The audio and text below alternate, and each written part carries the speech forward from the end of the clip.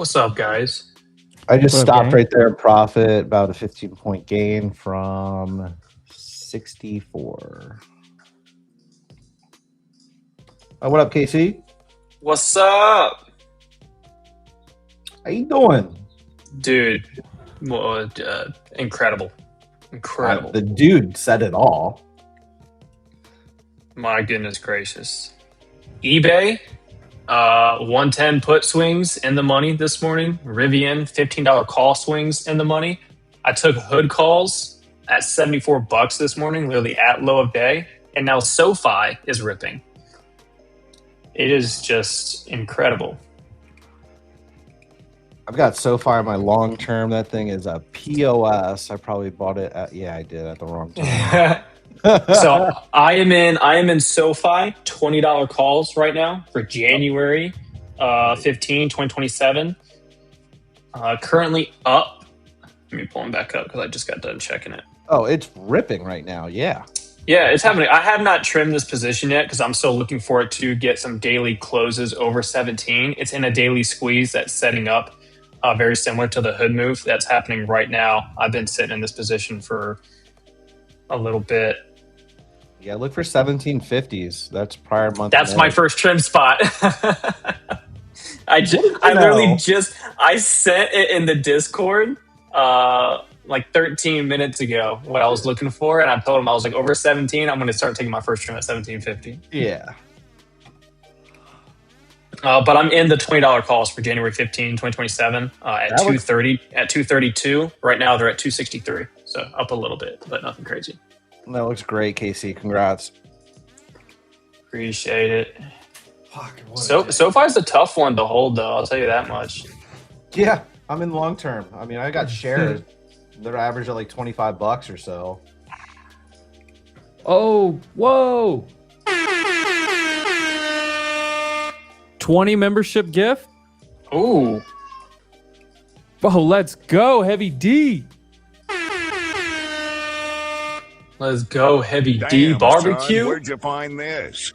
Does it just pick random people to give a membership? It does. Yeah. Sick. Dude, W's in the chat. Let's go. Let's go. Shout out to the Wolf Pack. Good God. Let's go, Heavy D. That's how I know Heavy D got paid on some trades this morning.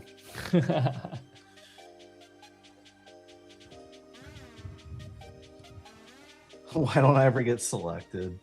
I know someone that always gets selected in all the giveaways. I swear he's got like a lucky rabbit's foot wedged in his ear. Shout out Fencer if you're in here. I know he's in Discord. Hope you're in the VC right now. Yeah, That's how you did. For some reason, I had that like weird luck when I was like a kid. Go sign up for raffles and stuff.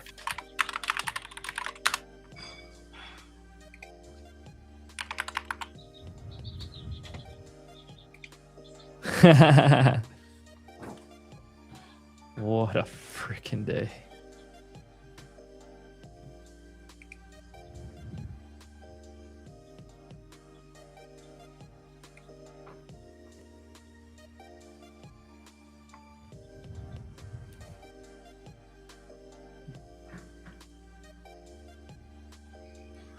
Dude, do I just keep adding back? I think that's the plan, right? Well, I got a feeling like oil's gonna run me over on one of these. Yeah. You get a little weakness right now, but and oil's gaining some momentum on the flip. Let's see what it does against that 90 again. Again, that's what I was saying. Like I just sold it here like 4 times. Yeah. QQQ just printed a 5-minute sell signal. Q's 5-minute sell signal. Yeah. Is Rizzo still? Yes, Rizzo's still short. Rizzo's calling the wire department. I just posted that SoFi chart on X. It's going to show that daily squeeze, bullish divergence, that gap fill above. So just looking for that daily breaking base over 17, enter into the gap. And then again, 1750 up to 18. Full gap fill is 1827.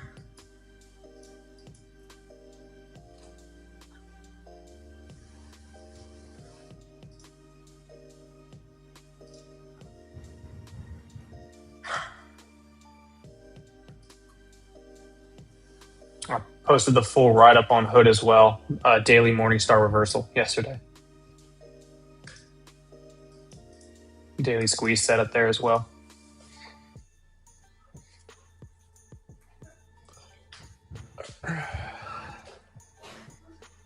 Mm-hmm. Mm-hmm. I did all of this while my Apple mouse was charging there for a little bit too. That's the scariest. Where's Heavy D? Heavy D, you're just having like a massive day?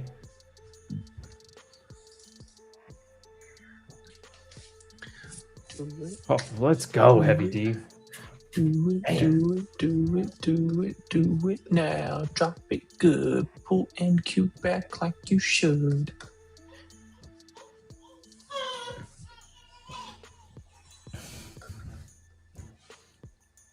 The Corvette is sleek. I actually like the Oh, color. dude.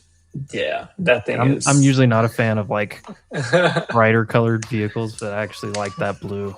It's called Lake. I think it's called Lake Blue Metallic. I think it's what it Lake is. Blue metallic. Lake Blue. It is a pretty color. I love it. Watch that 5-minute sell signal on Qs. At least just come back and retest EMAs. Yeah, it's about to hit the 9.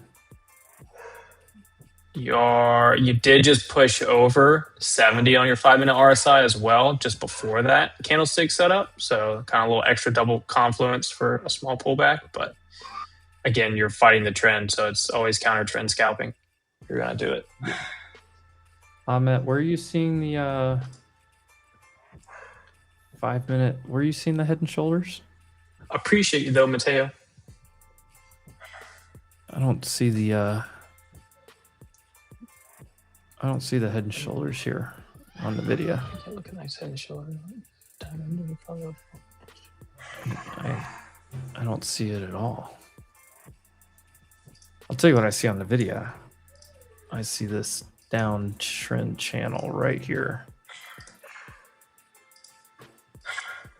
Let's see what's the best way to try to draw this? Something like that.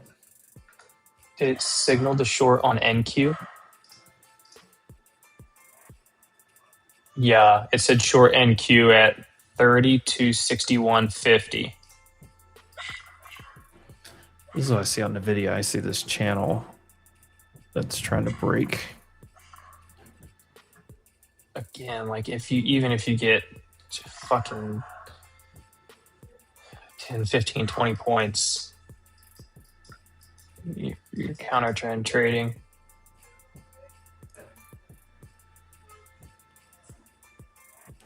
I'd look for a break of 50 coming down to 245. I'd say it's a trim spot for at least a counter trend scalp if it gives it.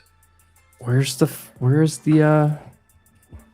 Ahmed, I don't see a Head and Shoulder On what name? on the video.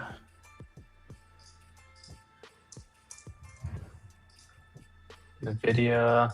Where's the shoulders and the head? On the 5-minute? Yeah, I don't. Even if I zoom out, I mean,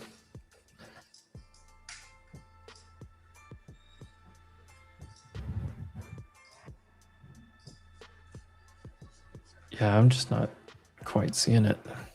I think that is because the Do it.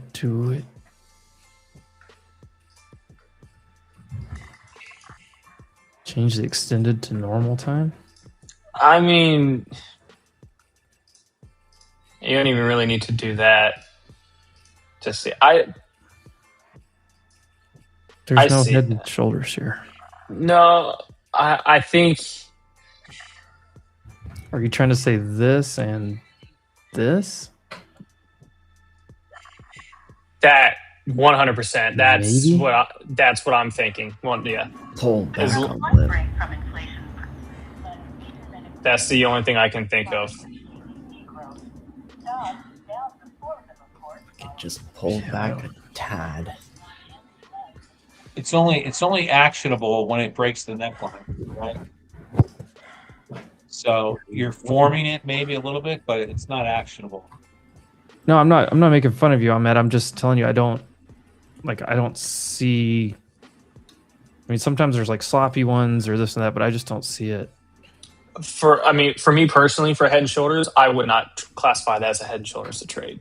That's just me personally. Just how often I look for Head and Shoulders to trade them, I wouldn't classify that as a Head and Shoulders. Yeah, and like the other thing I always tell people is the general. I'm long NQ right here at 277. Nice. There you go. My 5 Good minutes for a actually trying to print push-up a buy. over a It's trying to 5J. print a buy signal now too. The To inverse it. what I would show, like what I always say is I don't look for like bearish reversal patterns at the bottom of a trend. I look for them at the top of a trend. Like something's trending upward and then puts in a Head and Shoulders is what I would look for. When something's been kind of trending down, at least for the last few days, this is where I'm going to start to look for, something like this and a trend break. Hood new high of day. SoFi new high about to hit 17. Do it. I like front running Head and Shoulders. I actually don't play Head and Shoulders on the break. I actually trade it in two different ways. Then the break of the neckline of the Head and Shoulders, I front run a shoulder for best risk to reward entry, and then I let the neckline break. And then when the volume comes in and it breaks it, and it doesn't happen all the time, but if they ever bounce it back up to do the retest rejection, I do that for an entry. I love front running it though for the shoulder. That was like so much fun.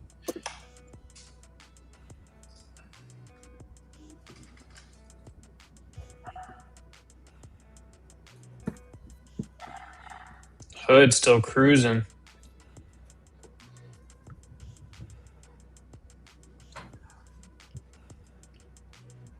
$225 to 410 here. Hood. I saw where the Hood like child account things or whatever, the Trump accounts or Yeah. the app went live today, or it's downloadable or something. I haven't looked for it yet, but Yeah. That 5-minute candle downside on Hood this morning is where I bought the calls, and then it started to bounce back up. And then I told Jordan, I was like, I'm in some Hood calls. I was like, off that low near 74, we're popping back up here to high of day. And then all of a sudden, it just started going, and we didn't know why. And then we finally saw the headline like 10 minutes later. We were like, hell yeah. I was short at 287 before, and I covered it at 260. I'm short again at 280 here. We're to stop at break even.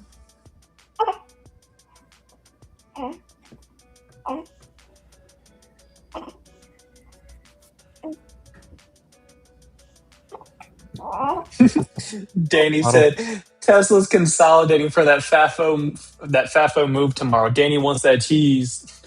Danny want that cheese. Get that cheese, Danny. Get that cheese, Danny. Truckers making them at night. Yeah, I mean, it's where it's at right now. Closing inside day. Tesla's right up against that upper trend line right now. Just shy of I just stopped out. That 10-minute candle flip red. There's the previous 5-minute buy signal did not close with the buy signal. And now it's flipping green, of course. Oh, Wolfpack still crushing it. Banana with the 5 gifted Let's memberships. go. Let's go. W's in the chat. Shout out to the Wolfpack, just crushing it.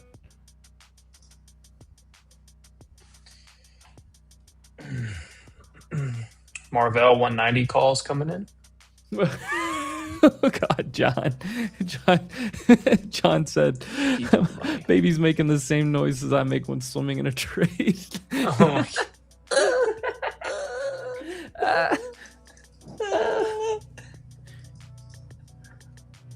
Oh man, yeah, and flow on the CRDO 340 calls or leaps for January 2027.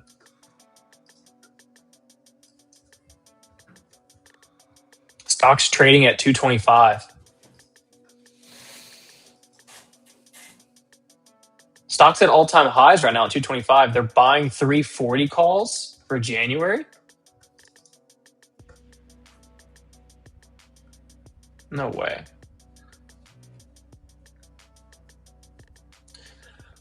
Let me see. They're buying and selling. They're buying and selling them right now. You have 7.4 million has been bought at the ask, and 5.2 million has been sold. 5-minute inverted hammer there. We're trying to get back up to the top. Wow, nice comment. Baby's making the same.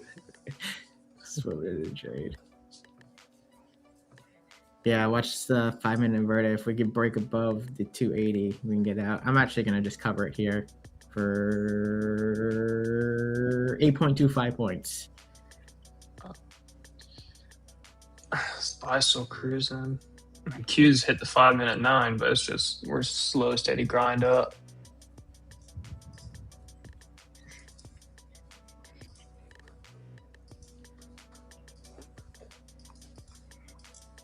oh, another one.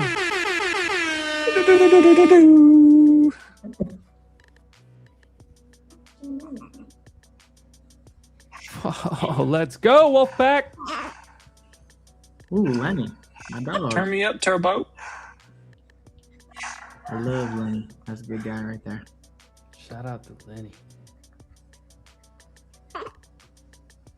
Big shout out. Shout out to the whole Wolfpack. God, we're just throwing W's everywhere, guys.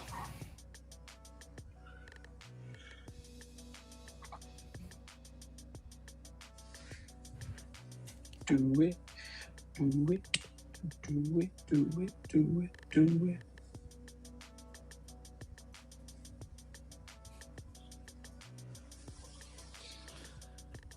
I just scrolled back and saw Heavy D said he was heavy in Snowflake 250s. Let's go, dude. Let's freaking go. Heavy D gonna buy a whole new barbecue restaurant. Oh, we got more? What is going on? 10 more from Heavy D? Oh my God. Let's go.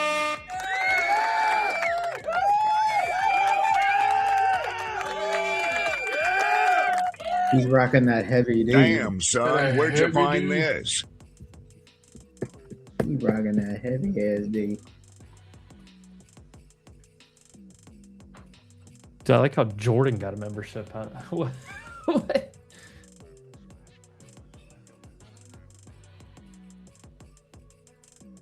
How was Jordan not even a member of our own channel? Hold on. Why is Jordan's not even a member of our own channel?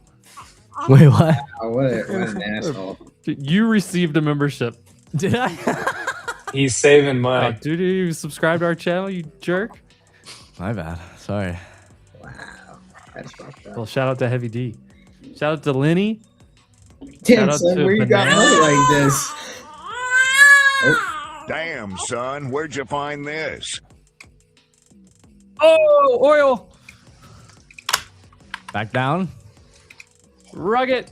Rugged. Oil rugging. Mm-mm. Jordy's gotta hit a Oh, donation. oh. Just donate back to myself. Oh, this is the crude draw that just came out.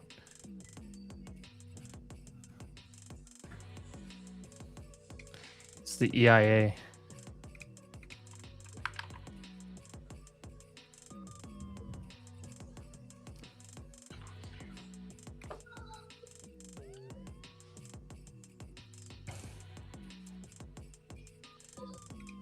All right, well, if you added crude against 90, again, there's another 40 cents. Where'd it go? 30 cents. Yeah, be accurate here.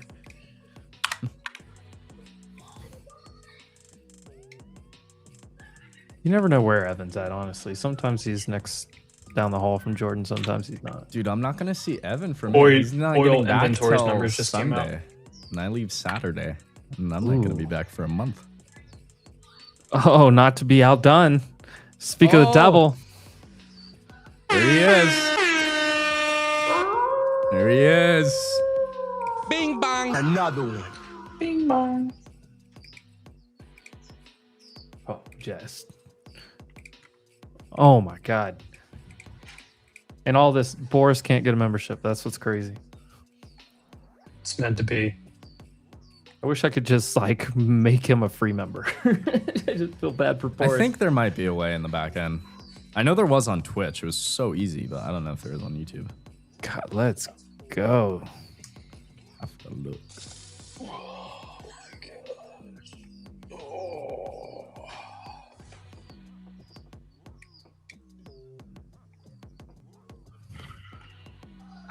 Short Boris.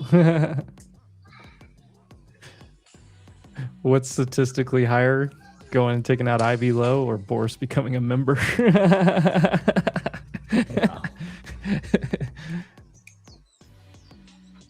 I need crude to rug.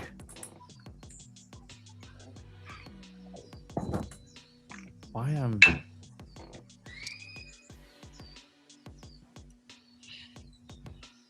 Oh, I'm in way too much.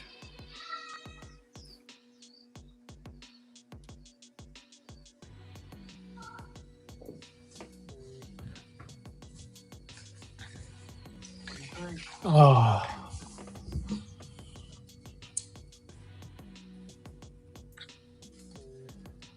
Fucking what a crazy day. Dude, for a short week, this has been incredible.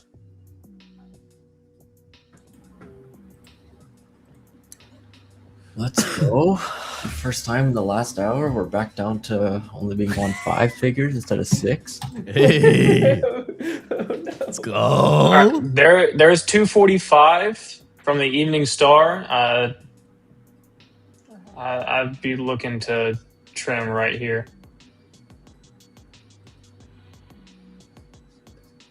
Big target downside on QQQ at 733.32. Your 5-minute 21 right now actually lines up exactly with previous day high. That would put N2 down closer to like 215. So potentially another 30 points.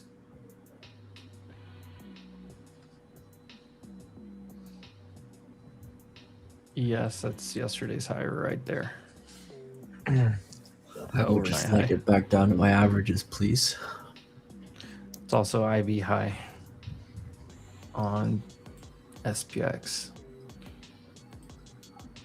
What, 22 points from the bot, from Sniper Bot? And it's when you're counter trend trading like this, it's. What are the W's for? The W's are for all the membership gifts that were just given out. How many were given? Like 45? I was gonna say at least like 40 or 50. Dude, Bitcoin's dead. I'm pretty sure Barbecue Man gave out like 30 alone. Yeah, dude. Shout out.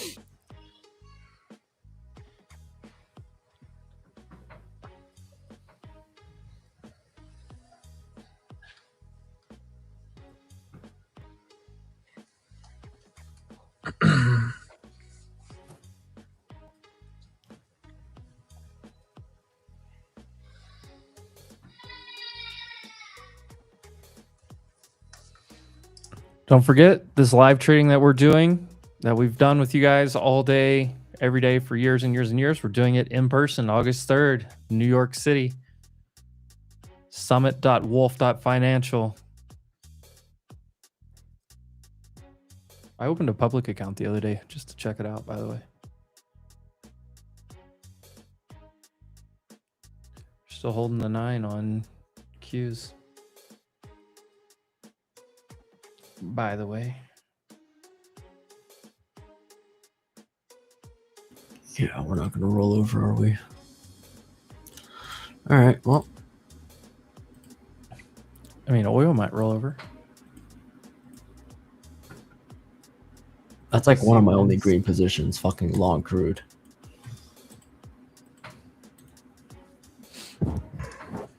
You're just trying to inverse every single trade that I'm taking. I swear to God. This, I tell you what.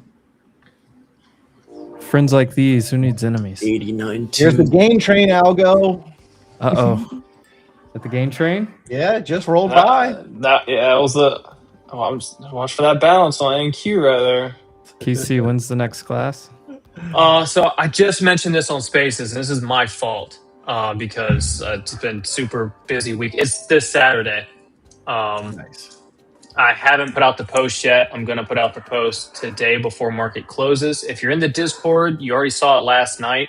But I did drop the link and a 30% off discount code for the registration for the mastermind class last night in the Discord. But it is this Saturday. So it's always the last Saturday of every month from 8:30 a.m. Eastern to 12:30. It is recorded, as always. So if you can't attend it live, you get the recording emailed to you. Every time I teach that mastermind class as well, you get access to attend every single one that I do in the future. I've been doing it for almost 2 years now, teaching this class. You get to attend all of them. I know Google's I haven't updated new store yet. Did you guys see Google owned Waymo posted our fleet is expanding. Meet Ojai, powered by our 6th gen Waymo driver. Dude, they literally just named it after my hometown. OJAI, Ojai. Oh, What are hi. we doing?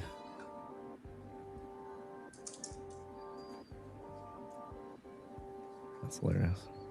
I know it says November on it right now because I haven't gone in and updated it. I will do it right now, actually.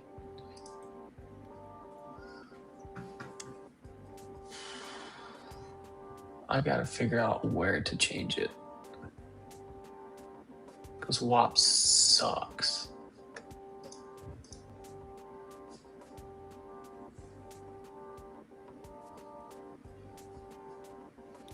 Can we ribbit? Rip it. I'm looking at a little 14 SMA scoop. Feel good. Why does it allow you to pay in Cash App? When the fuck did I click that? Scoop it. Scoop it. Let's go to 300. Scooping up dope in the crock pot. Let's not go to 300.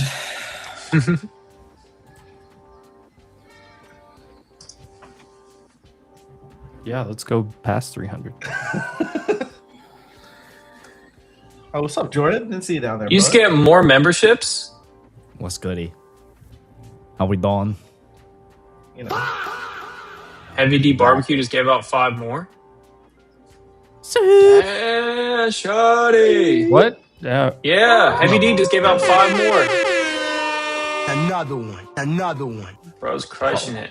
He was deep in those 250 snow calls then. This, oh my Bing God. bang. Heavy D Dude's is got- having a career day. Let's go.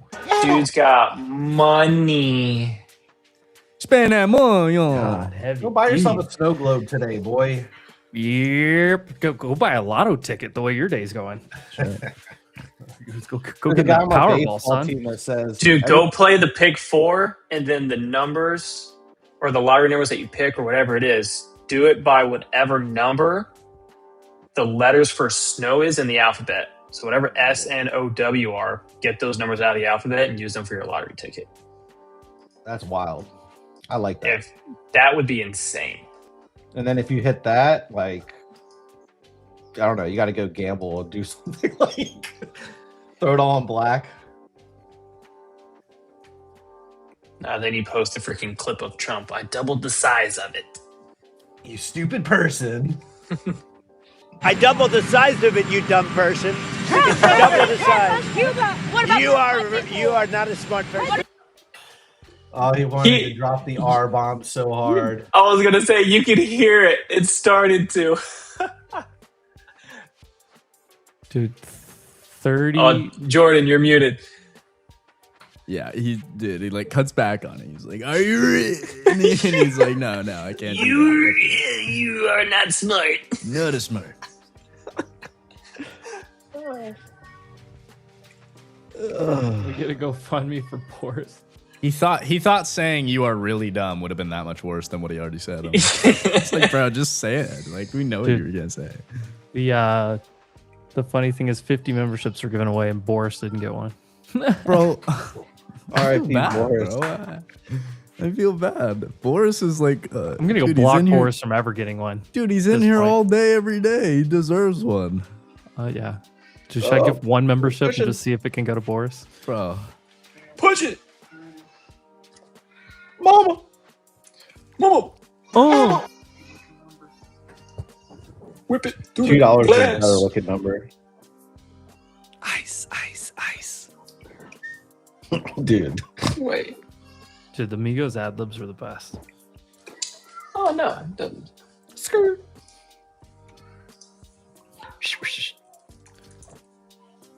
Bentley truck, yeah, that's my choice of ride. Skirt, skirt.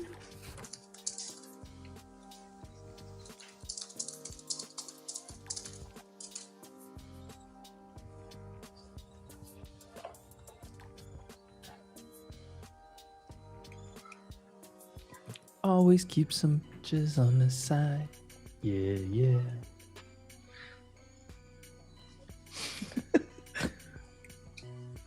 No one's bullying Boris. Yes, we are. I'll say yes. Yes, we are. Who is this Boris fellow? Why are we bullying him? Wow. Nightbot gets a membership for me.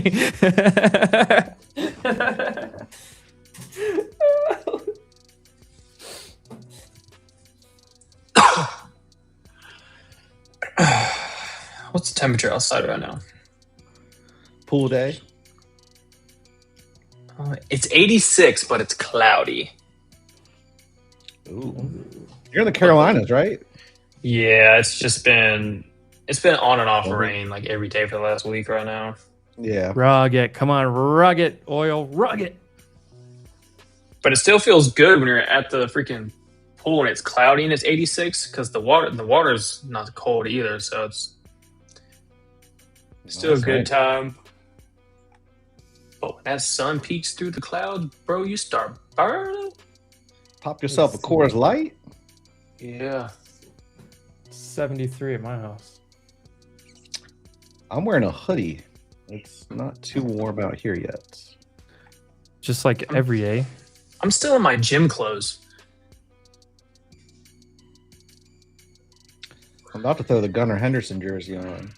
Oh, guys, I almost forgot I have an important announcement. Uh-oh. Uh-oh. What is it? Hold on, I Baby gotta number pause- 4. I gotta pause the music. Need complete silence, please. It's gonna be something so dumb. Just hold on. Okay. It's not gonna be serious. Hey, complete silence, please, sir.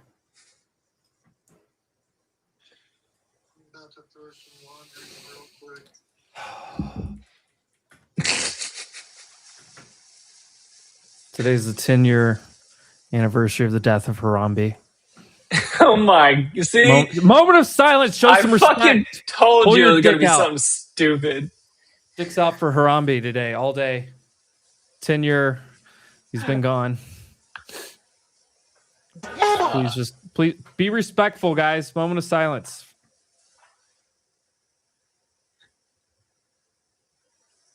Nah, fuck that. Thank dude. you. Thank you. Dicks out for Harambe. Dicks out for her. Another I've been one. sitting here with my dick out all morning, so Lower the camera. Prove it. He's gonna stand up. under the desk, sorry.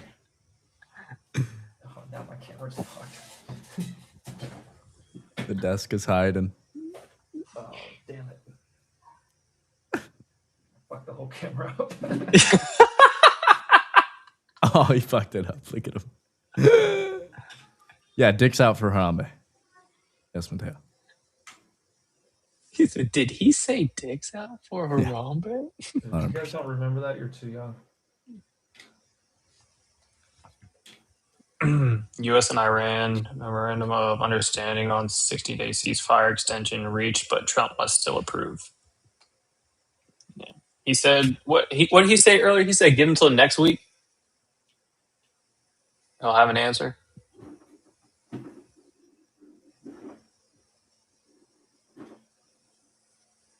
I say tomorrow or Saturday. Daniel said he needs a few days, end quotes, aka he has some setups in his trades. This is set up his trades.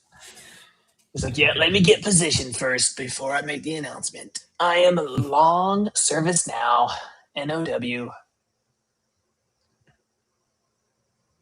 SoFi to the moon.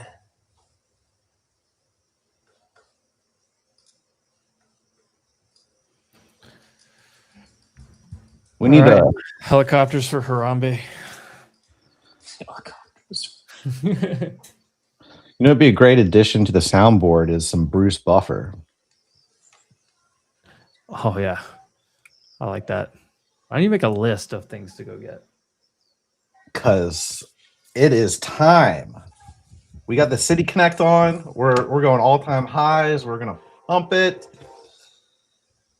Gunnar Henderson, 17 Dude, home runs. Let's go. 10 years, man. RIP Harambe, dude.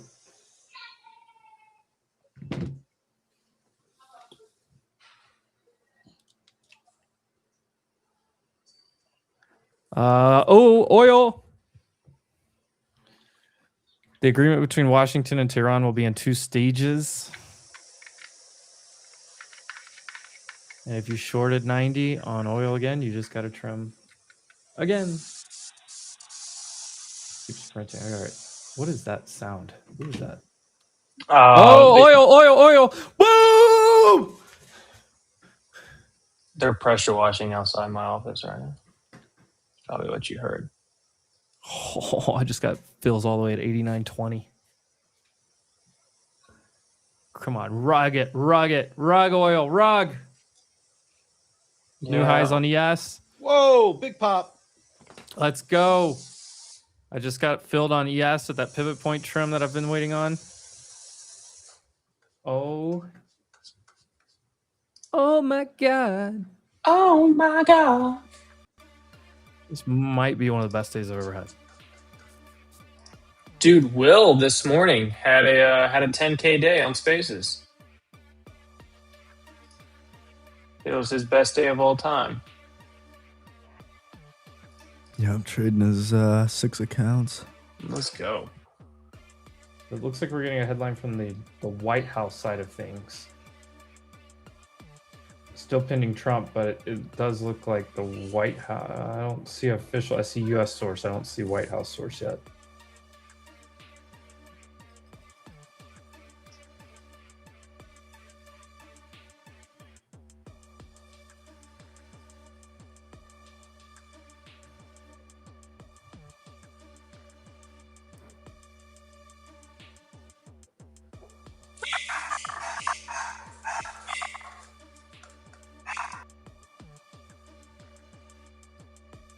I don't even know where to put my stops. Just let it just go, right?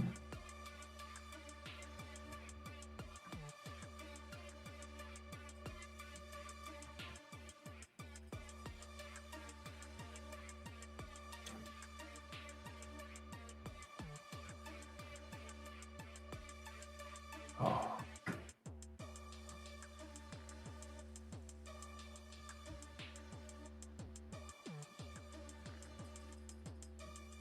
Yes, 75, 78 and a quarter. Okay.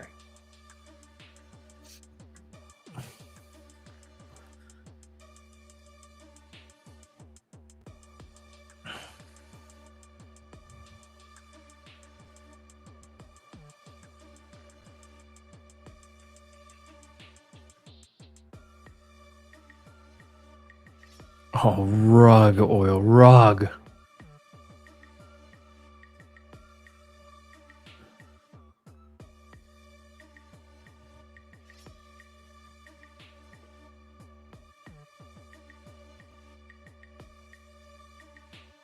Miami, you're in that oil short? Lego.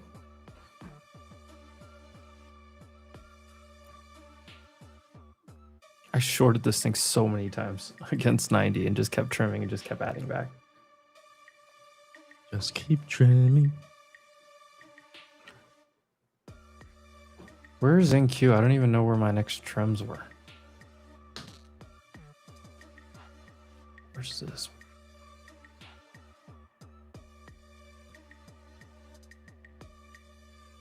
Where did I put it? Oh, I put it right here at 320. That's right. I only have... Yes, I'm looking for 10 more points basically, and I'm out.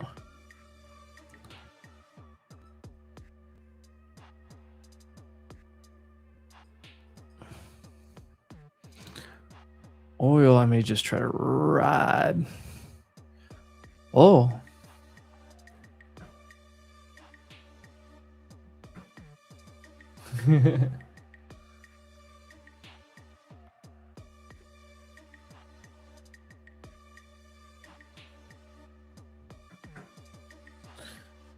What a freaking day, dude.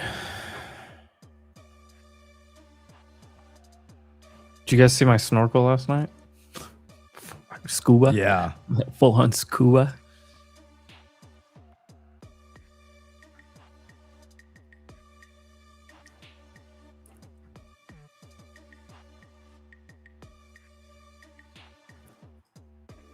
Oh, this looks gorgeous. Come on.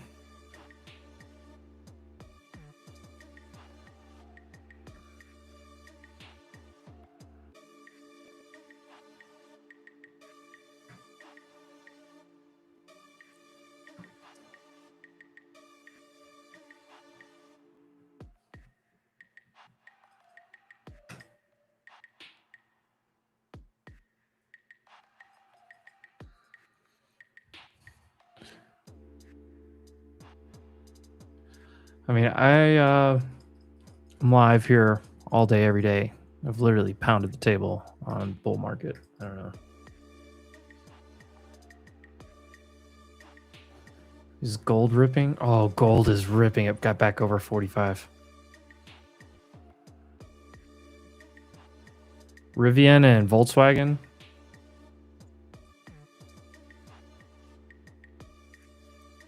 Expanding their partnership or something.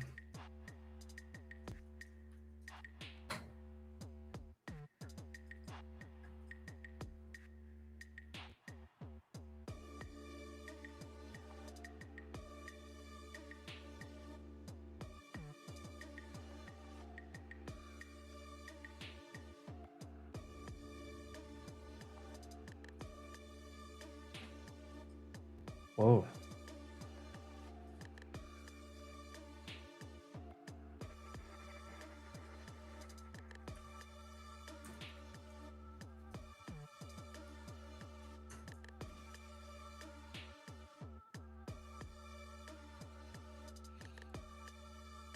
Yeah, soil, rug. Gold is ripping faces.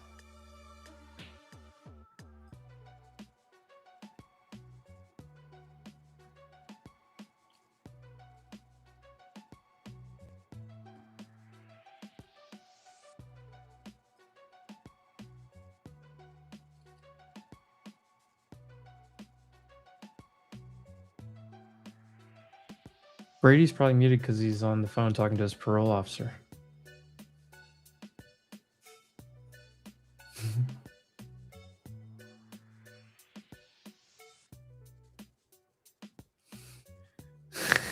Colin. Casey, I got your Father's Day gift ready here. Is Father's Day coming up? It's a rotisserie chicken container purse to celebrate National Rotisserie Chicken Day. Oh, hell yeah. I need that every time I go to Sam's Club. What a great answer. Well, one of the best answer you could have given. What a great American company. Not like Costco from the radical left, Seattle. That city is in shambles.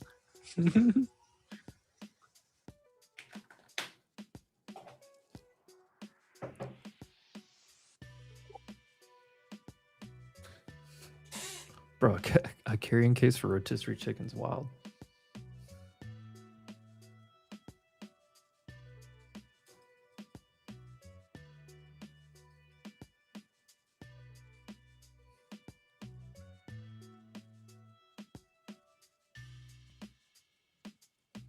Rivian in talks with Volkswagen Group to widen tech partnership. Holy guacamole! It is this Saturday, my friend. What is? He asked when the next class was. Oh, I thought you were talking about Father's Day. I was like, no, I don't think so. When is Father's Day? Like third week of What? June. What day is it on?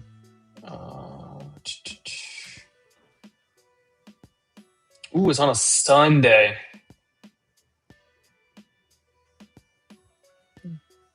It's always on Sunday, dude.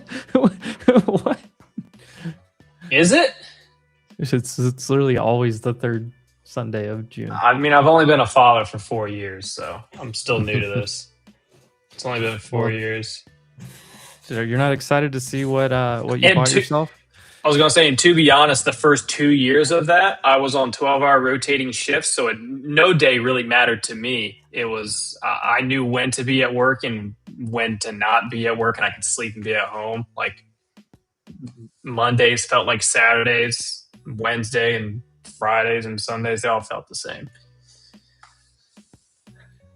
Dude, I just want to know who Brady's talking to. That's what I really want to know. She did say not to make any plans. So Does Brady have a little waterfall in the back going over here? Oh, you got a waterfall? You got a little plant? A little Alabama waterfall going on there. Party in the back, Brady. Let's go. Hey, I didn't know it was always on a Sunday. Sorry.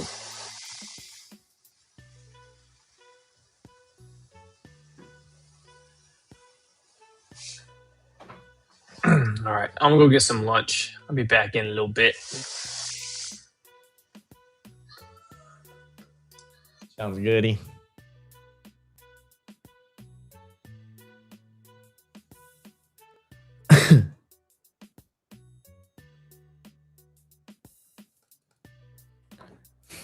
Dude, Boris, you are crazy. I'm talking to my family, bro. wow, Boris, be respectful. What are you doing? Brady, do you have a little Alabama waterfall in the back? Alabama waterfall. Oh, he's back to the He's back. he's back to the back phone in it. call. Mama Brady's planning out his next trip. I saw those payouts you're getting, son. You better come visit us in Bmore. You can stay in your old room if you want.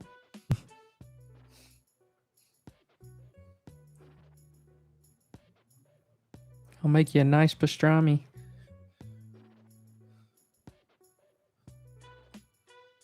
What's a Bama waterfall?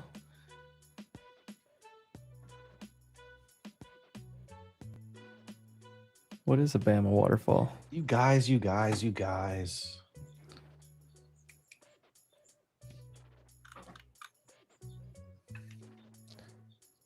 Yeah, I've been on the phone for a lot of the morning.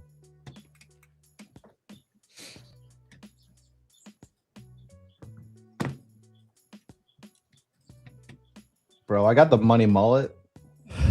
Let's go. Well, Let's see Alabama what- waterfall. It's the only way to do it, man. That mullet going, baby. Let's go. The money Dude, mullet and the cash stash. But I don't have the cash stash at the moment. Dude, you gotta be kidding me. We stopped 2 points away from that extension. And I just got stopped out at 98 on a long. Damn. Damn, where was this from? At 261 to 97?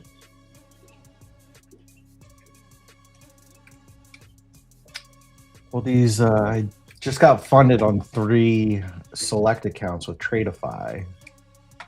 Oh, We got about just under $3,000 on each of them.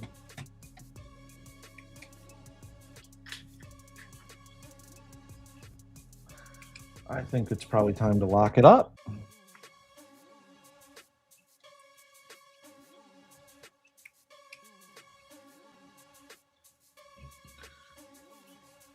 Dude, I wish I looked like Kenny Powers. La Flama Blanca, that was my original alias on Discord. I'm What not was even it? joking. La Flama Blanca. I was the White Flame. La Flama Blanca. Yeah, that was in Simba's OG Simba Stocks group. Oh yeah, way back there. Yeah, on like the Slack channel. So if anyone was in Simba Stocks and remembers La Flama Blanca, that's your boy.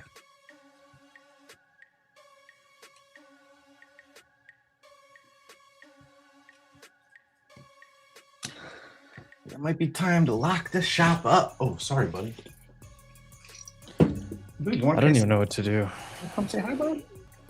Come say hi. There's the buddy. There he is. There's the buddy. There's a good boy. Jordan, hit the order filled button.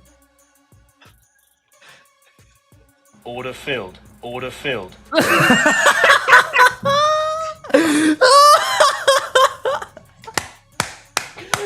Dude, he literally does stress out. Dude, even the dog stresses out when he hears order filled. He knows. He's been man. trained. It's like every time that Brady Come here, buddy. Come does here. order, he's like he knows when there's an order filled He knows. that Brady's gonna be stressed out for the next like 10 minutes on the trade. He senses it. Listen to him. He's pissed. He's like, fuck, dude, not again. Oh, that's the best. That was hilarious. Wow. Oh, let's go, dude. That was awesome. Dude, he looked and he was like, fuck. Yeah, he's going nuts right now. I got Oh, He I'm also so knows- sorry.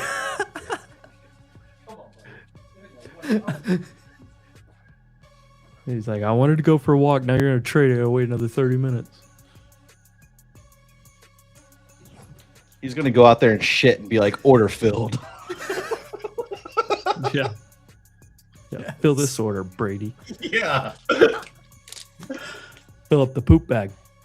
Bro, I've got too many bags. I'm looking at a bag right there. Like, too many. That I had for my That dog. was so funny, Jordan. That was so freaking funny. I had I had like the harness that like would go around your waist to walk my dog because he was a husky wolf mix and he was too strong. But I could just like lean my body weight against him and control him that way. But the on the like leash part itself, I had one of those little bags that had a whole roll of the little plastic bag things. I used to have to tell like people that were watching him for the first time. I'm like, they're like, hey, you know, do you have bags with you? I'm like, yeah. You should bring like 2 or 3 bags. Yeah, dude, I had like a roll dispenser thing. Yeah.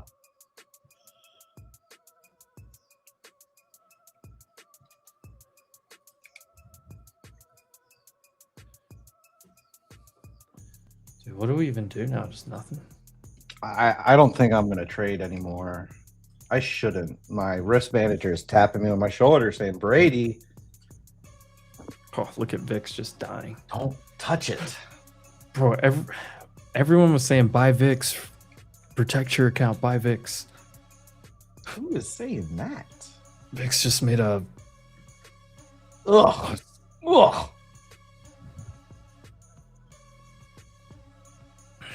Yeah, when's that? February? February just took out February's lows.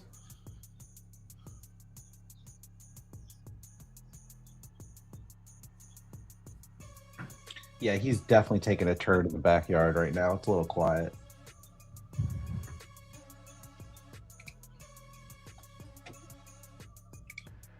Yeah, so that's disgusting. That's why you need 5 or 6 bags. Dude, you use one bag to pick it up and put it into another. You got to put it over your hand, like inside out. There's times where when he was a puppy trying to figure out his diet, I'm like, I'm not touching that down there, dude. I would have to like go into the beach and like make him shit in the sand, so he just cover it up.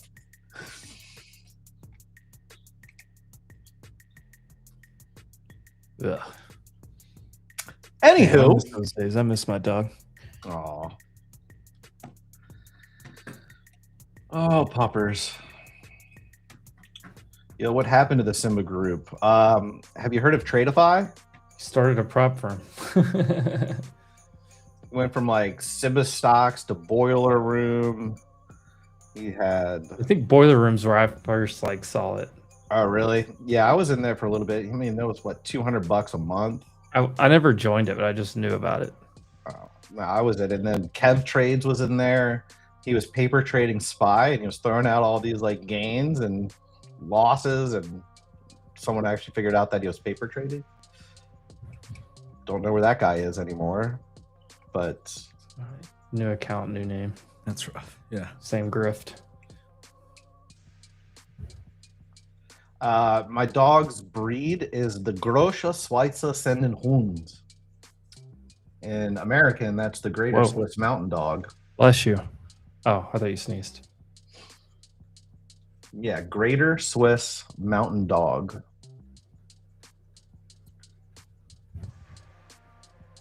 I just remember seeing him on Twitter posting his game saying we're the best years back. Brandon, are you talking about Kev Trades?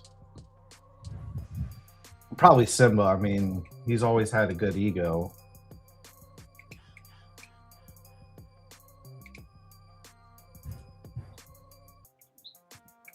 But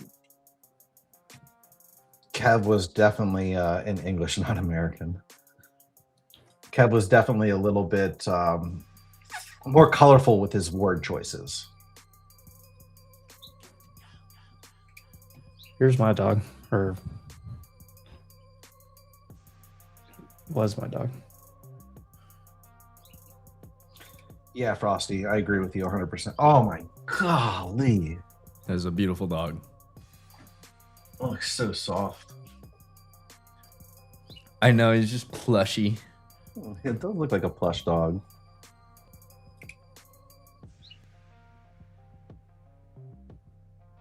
Aw.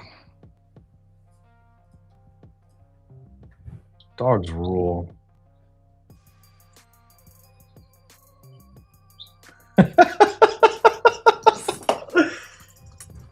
Oh, that's amazing, Rooster.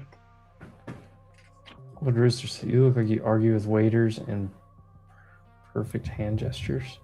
No, the other one. You don't sweat olive oil, but it's getting close. Yes. All right. Sir, Rizzo is Italian. I'm Italian. Rizzo is actually like true Italian because he can speak it and everything, but I would be the American Italian, I guess. So lasagna. What is this even? Rooster, are you bored? I'm bored. I'm not in anything. What does this even mean? With your height, a medium coffee is basically an energy overdose. Basically meaning you need more. You need a venti. What? I don't even. My height. Saying you're tall.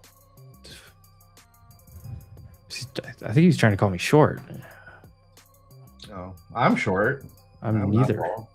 Rizzo is Japanese as well and does speak Japanese.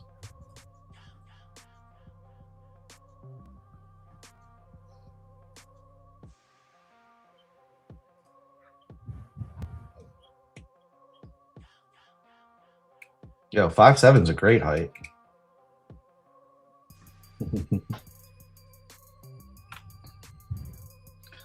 Oh, I keep looking at the screen, and this 14 SMA keeps coming underneath the candles, scooping these 1 minute candles. That makes me want to get into a trade for 10, 15, 20 points.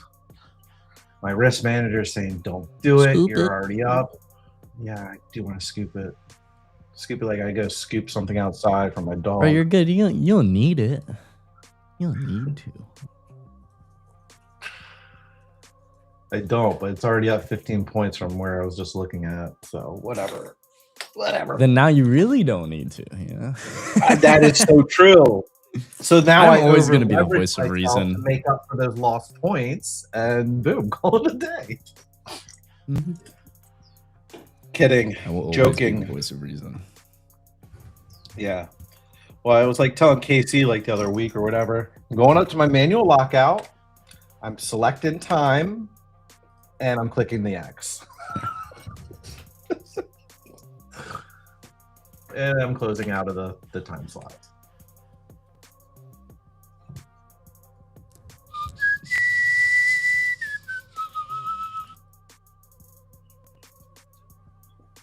We're nowhere near VWAPs on ES. That's crazy. So far gone. Oh wow, it's gone up. 20 points now, Jordan. 20.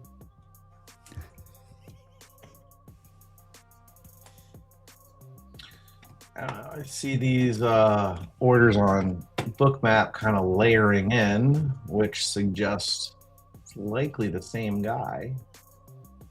Here at 50, you're at 73 maybe, you're at 25. Those are probably I just don't know what Rooster is even talking about. Well, I love Rooster's comments. What is he saying?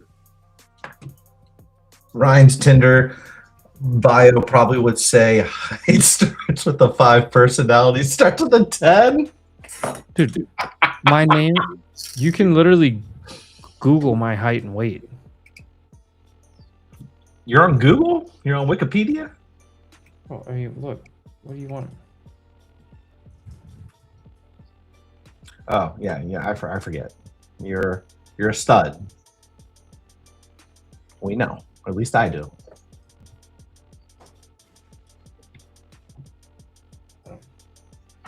Exactly. Yeah. What's that? Quartzon Enterprise?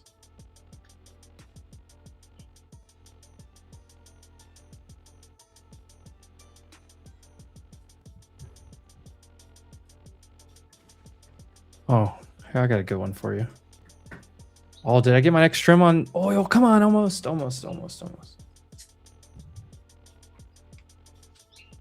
Oh, look who came back. Look who came back. Come here, bud. Come here.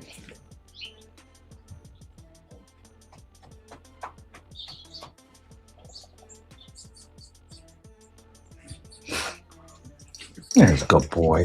There's a good boy. I'm not tall. I'm not short. I'm 5'10", flat-footed. 5'10" and a quarter, I think, was my official height.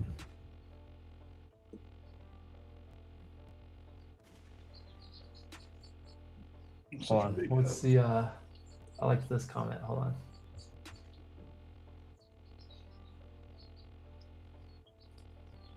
What's my ring size? You've heard of 2 Chainz, right? They used to call me 4 rings. I just got a trim on oil, 8850. Damn, son. I've got a high school state championship ring for baseball. That's about it. Fits on my pinky.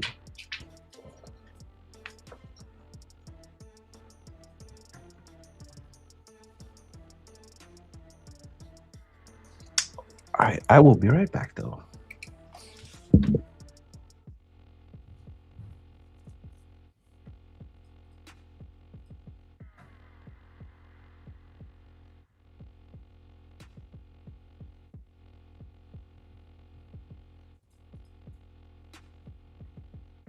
Rooster, you're just talking out of your ass at this point because I'm literally, you can look it up.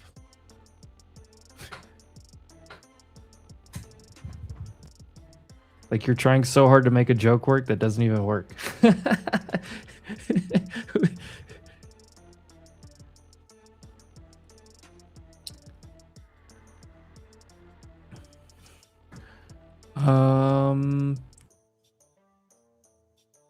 Yeah, CL trimmed right here, previous day's low.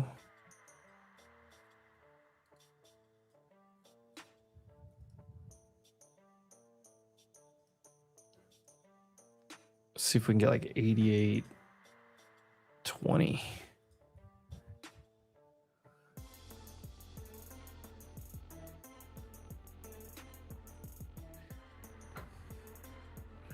Rooster, I know, I get it. I love jokes. I have so much fun with jokes, but like make your jokes good. Like just like be better.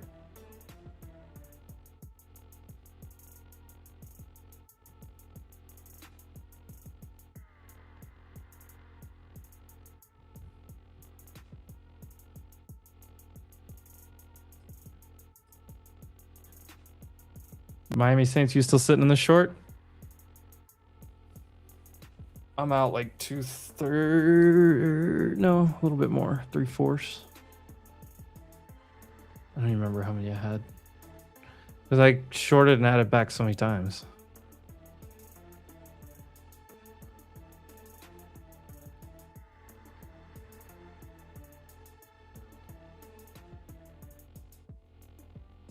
You're all out right there? I want this thing to crush.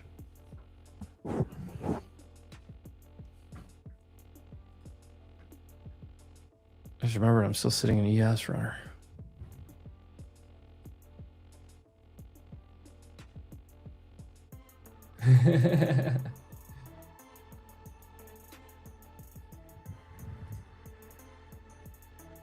Why are you guys exiting when we go to new? We're currently making a new all-time high. It's called trimming and taking profit.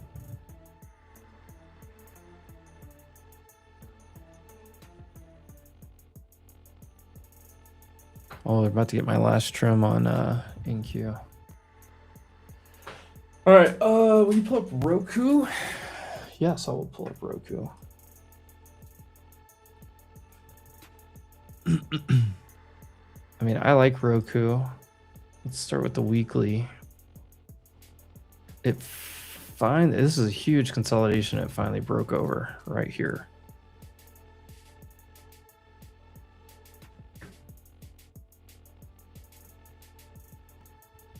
Let me see where your next 129. So right here, this is kind of the next. I couldn't skip this. Siri, why are you talking to me? Stop.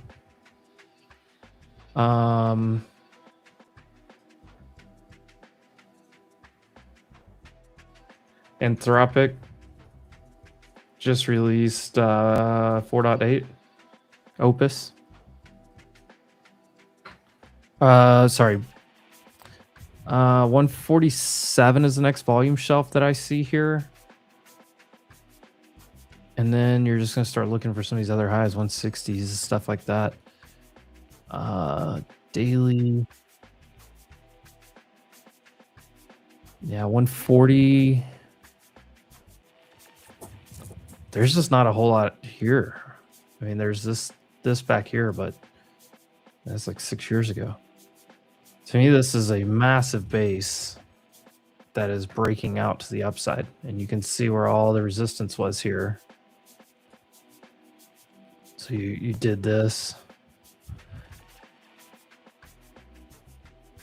I mean, I just think you try to stair step out of this, or maybe it could get a big ripper. I like this chart a lot. How is Roku still? Roku is really big. Roku is built into a ton of the like affordable brand TVs. Like, yeah, you may get a nice like Samsung frame or whatever big TV in your living room, but a lot of people for their bedroom, for their bonus room, for their outdoor patio, whatever. Next trim on oil just hit from my average is 89.93 now to 88.2.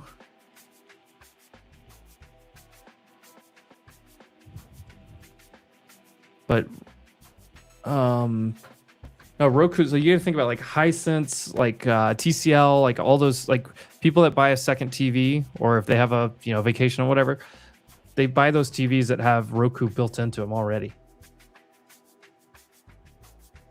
So there's like, and especially, and you got to think outside the US as well. But like, even in the US, it doesn't matter either one. Roku has, it's a very simple UI. It's built into a ton of those partnerships, those TVs for like the smart TVs. And it's usually those affordable ones. So like, yeah, once again, you may buy a super nice TV for your living room, maybe a second one for your bedroom, depending how well you're doing. But yeah, think about, okay, there you go, like hotels. Think about like Airbnbs. Almost every Airbnb you go into, what kind of TV do they have? Yeah, generic, basic, new TVs, Joe. That's exactly what I'm talking about. They have Roku built into them. Oh yeah, I forgot about the Netflix chart. My bad, Izzy. Netflix does not look good overall. I mean, it's fine like in the bigger scheme of things, but like just shorter term, this is a pretty ugly 200-day rejection. And then you came down here, you tried to hold the 50-day, lost it, back tested it, rejected, and now you've got just down sloping shorter term moving averages just pushing this thing. You still have an open gap here. Technically there's another one down here, but you never really got down here to this like 84.5 to fill that gap. But if you zoom out, let's go to a weekly.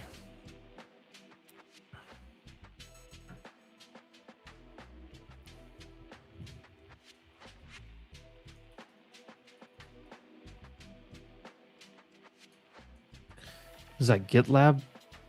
Hold on, I just got a headline.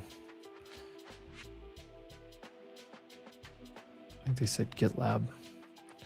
But Netflix, so like on this weekly, I mean, you have this down here, obviously.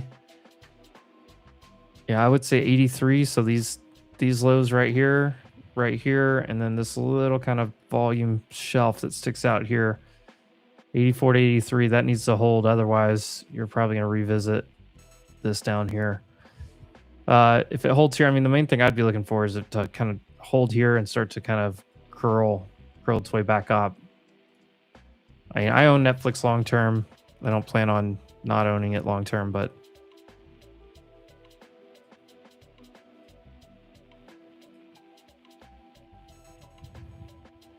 I mean, if it comes down here, I'll just buy more.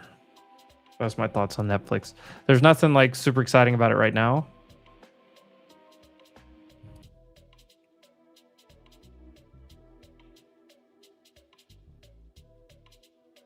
But yeah, I like it.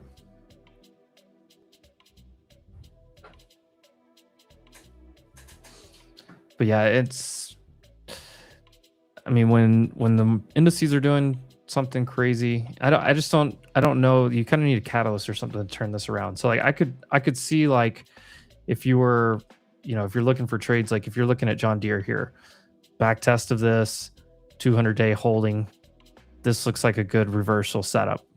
This looks like it has something that's going to take it upside on John Deere, for example.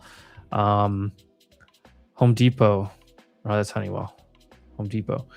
Home Depot, huge sell-off down here, worries about the consumer, worries about housing, stuff like that. Came into a huge level down here, huge point of control level, and bounced hard off of that and trying to work its way back up. So I like an idea like that. Something that like it's down for a reason, maybe like rates, consumer, stuff like that can turn around. So like we know a lot of consumer stocks have turned around. Apparel, so like Nike, you're getting a big turnaround on Nike here into a gap. So like some things like that I would be interested in that maybe aren't moving with the market. Outside of that, I mean, I'm looking at, tech stocks, maybe software, I guess could be fit in this category too, but I don't see what the catalyst is on Netflix right now to turn it around. I mean, let it base out, maybe. We'll see. Does Harambe have a crypto coin?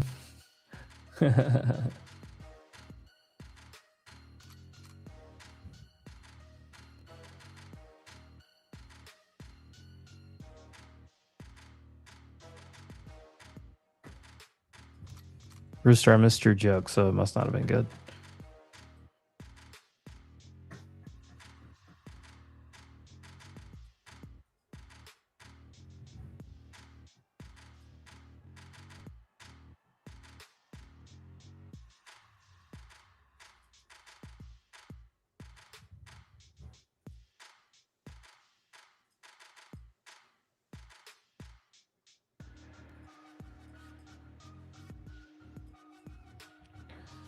Come on, rug. Just rug oil. Just get out of here.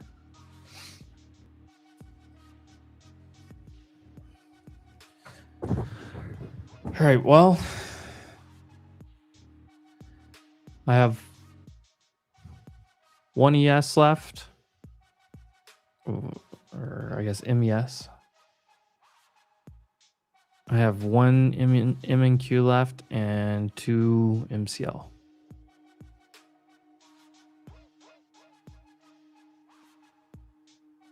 And I don't know if I'm even going to take another trade unless we get some reason to.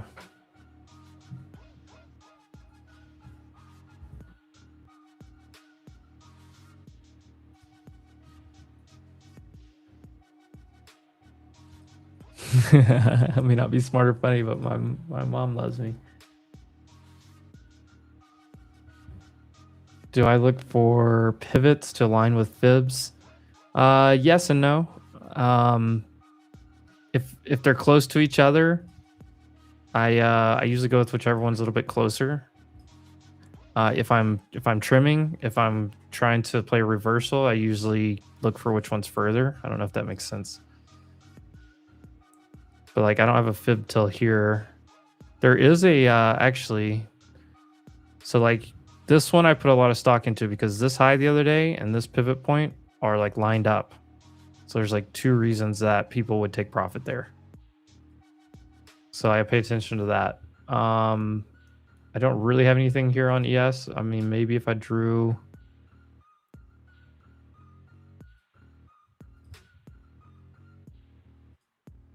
I usually look for them to line up with like key levels and or fibs. Yeah, I don't really have any huge confluence here. But you will notice like on this one, we popped up into this pivot point and then chopped around it for a little while.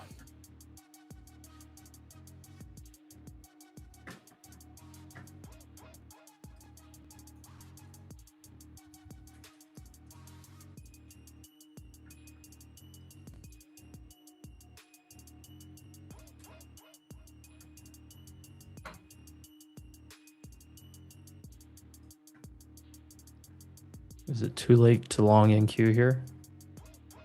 I mean, for risk reward perspective, yes. Does it potentially work? Yes. Also, yes. It's got to come back to the 9. I bought mean- it at the 9 at 12.55. Below, right at 298. I actually bought it again below at 285. So I'm scaling out on these little We're up pops. 560 points.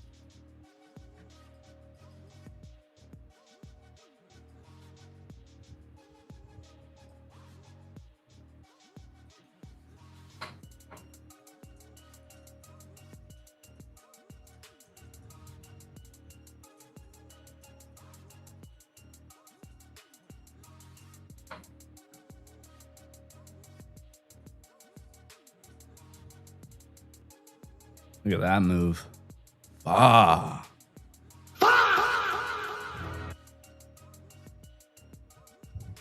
I just heard my emote from across the room. Mm-hmm. Oh, wow. We're at 3:30.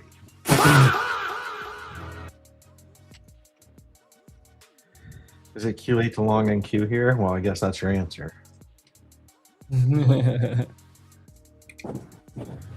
Holy shit. And it fucking stopped me out at 297. I mean, honestly, my answer would be yes, it's too late. For me personally, it's way too late. There's nothing to do right here for a new trade. for me. And probably for like 20% of people.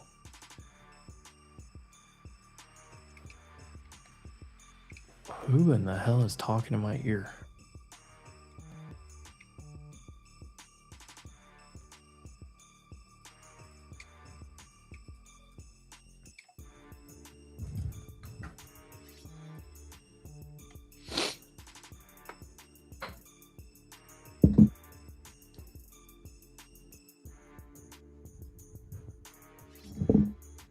Stepping away again for a little bit. All right. What just happened to my...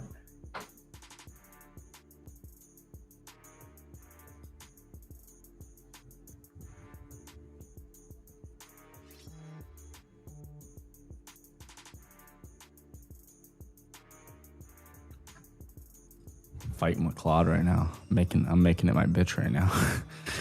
Are you? Yeah, dude. Telling it, no, you're wrong. I need this correcto mundo. You're gonna figure out how to do it.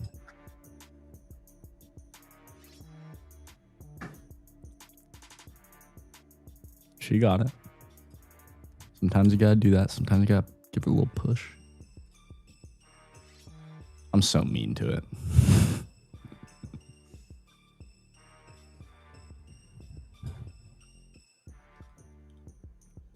It'll give me something I don't like, and I'll be like, that was so horrible. Like, god awful. Worst thing I've seen. You did this wrong. This was horrible. Make this better. Does better, though. It works.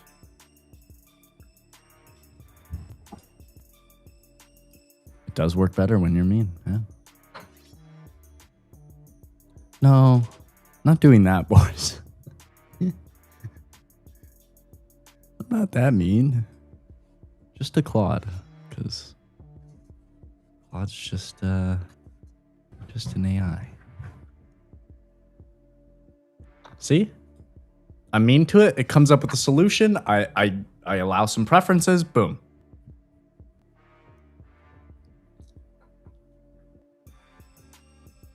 I give her a little push.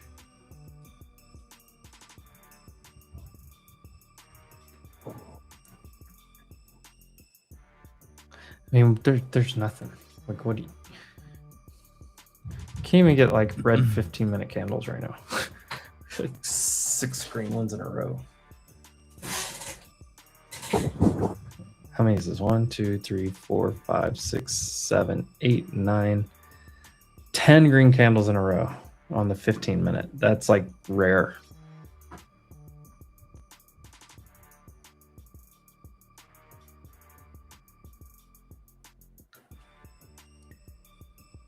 Oh, I'm about to short like very, very soon. Are you? Mm-hmm. Gonna be a bad boy. What are you going to short against? It's gonna be MNQ, and I'm gonna do somewhere in the Like 50s or 80? 50s, I believe. Where's-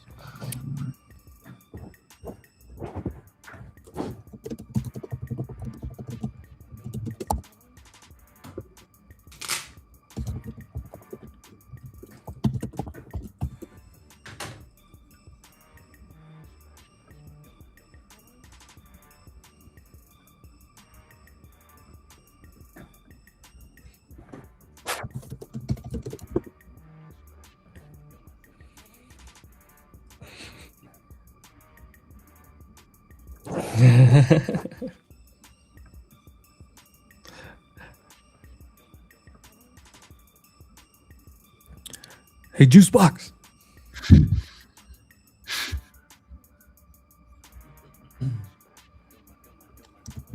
crazy. We are just now about to hit 1% up on Qs.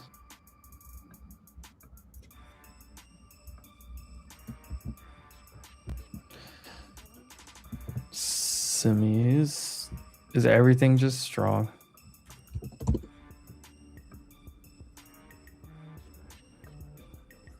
Except for my computer right now.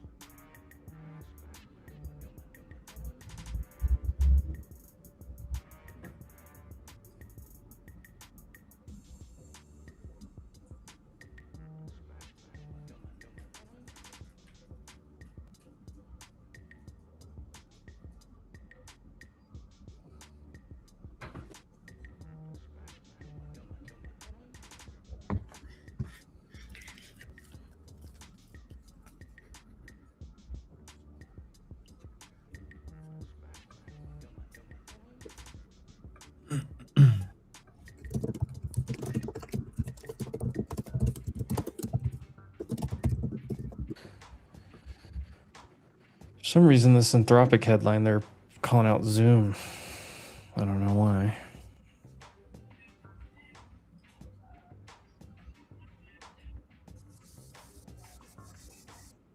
Also, I don't know why my internet goes so.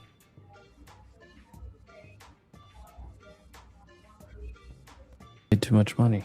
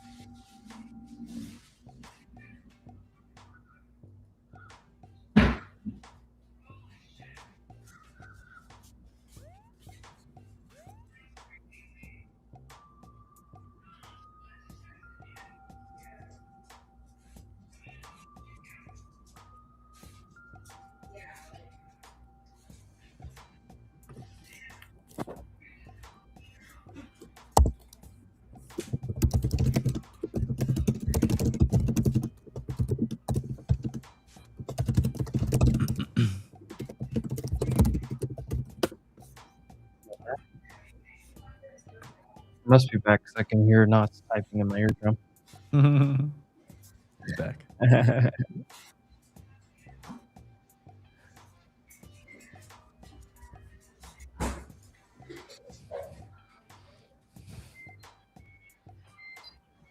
Dude, what are some of these poly markets?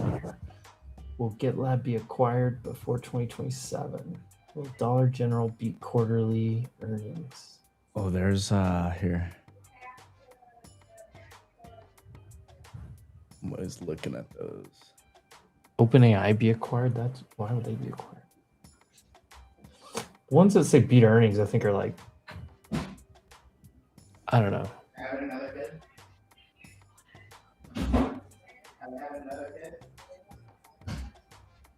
Will Victoria's Secret beat earnings? No.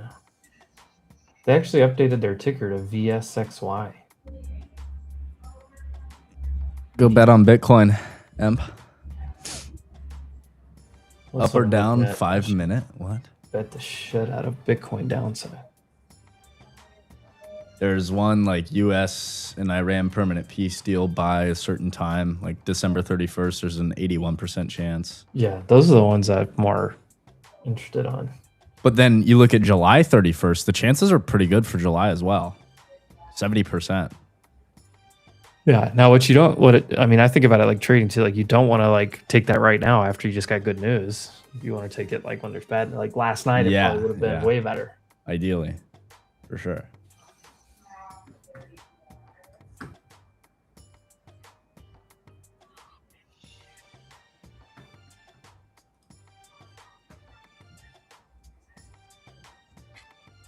Will Octa. See these earnings ones I'm not like, as excited about. Here we go. Well, silver hit 35 by the end of June. No. There was one if oil would get back over 100 this week, which I posted about. I saw one yesterday. It was like, will this like happen by the end 50-50. of day? And it was 50-50. I was like, yes, this is the kind of coin flip I want to take. I wonder actually what that oil one that I was looking at is at now. Well, silver hit 45 by the end of June. Where is... No. We need to get up these targets a little bit. Will it hit 60 or something? Will crude oil... There you go. Will crude oil hit 85 in May? I like that one. All right, one more close that. Yeah. So I did that one, but it was for this week specifically. There you go. Will crude hit a high of 100 in May? Well, that's just free money. Just say no. There's only 2 days left in May, right? One trading day, I guess, technically. But Sunday's the 31st.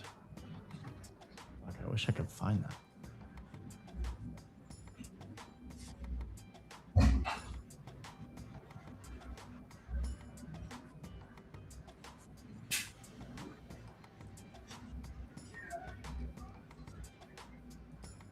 You can do like Bitcoin above a certain price on May 28th. But that obviously already played out. But like they have those. Oh, I'll be right back. I like those.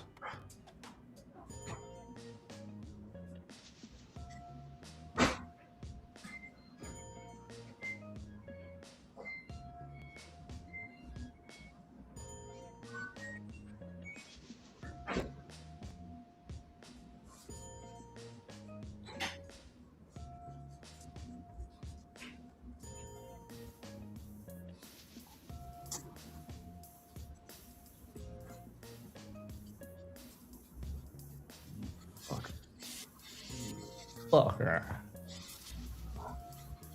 Dang it.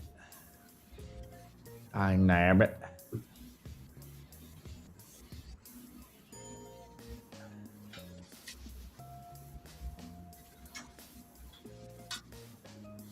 I'll just select it, please. Oh, there we go, sir.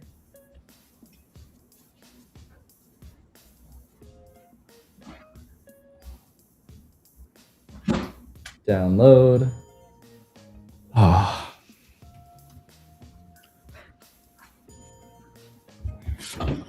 Airdrop to mi teléfono.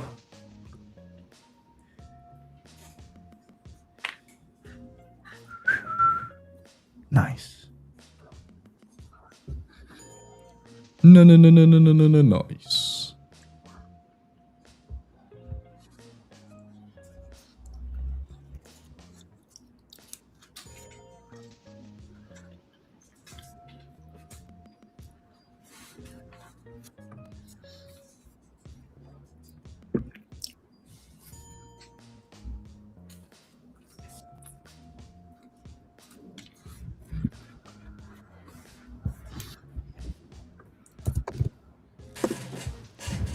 I'm about to heat up some lunch or something.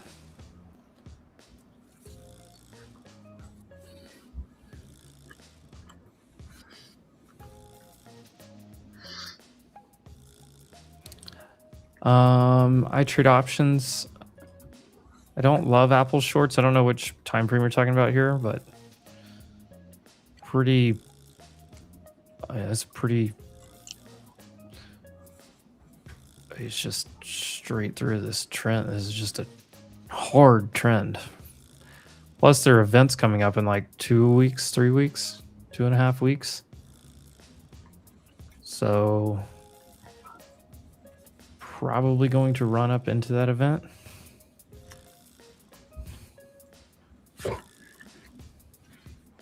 If anything, it maybe goes sideways and then pushes up after, into next week, late next week, into that event. Whenever that event is, that WWDC.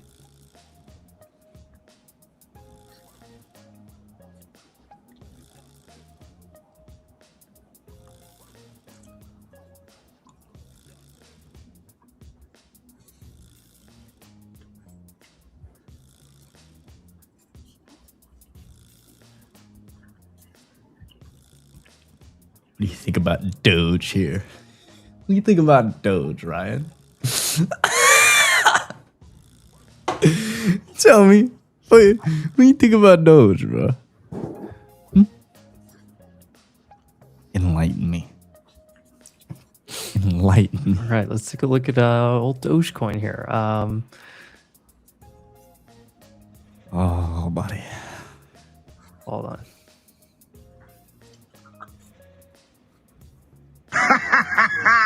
Someone has to fucking flip the burgers, dumbass.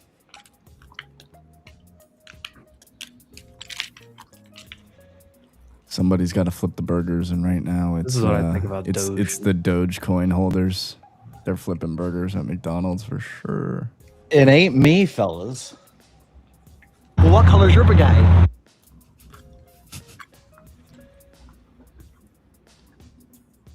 Here's the Doge chart. Jordan, in case you wanted to see my updated analysis.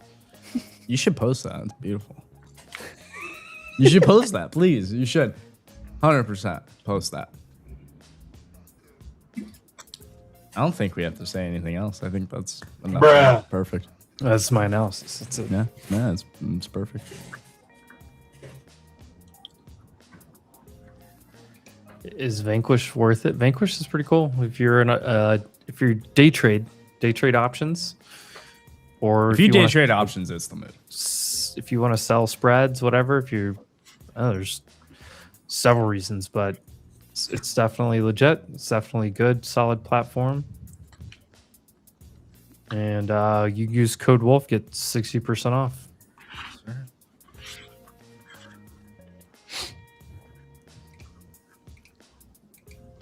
Haters? Yeah, I mean, yeah, definitely. You could classify us as haters on Doge, I guess.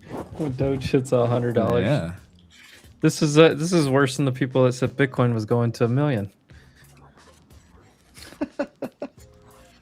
Kathy Doge- Wood. Doge couldn't even get to $1 at the peak.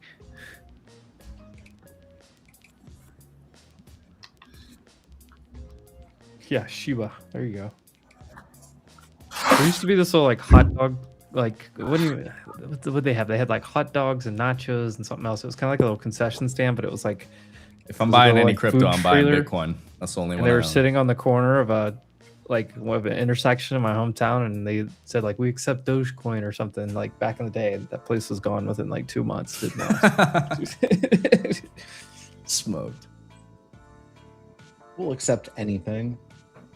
I will only buy Bitcoin. Maybe you can make a case for Ethereum, but like if I'm buying any crypto, which the crypto that I'm buying is a very small amount compared to like what I invest in like my other assets. But if I'm doing it at all, it's gonna be with Bitcoin. Personally.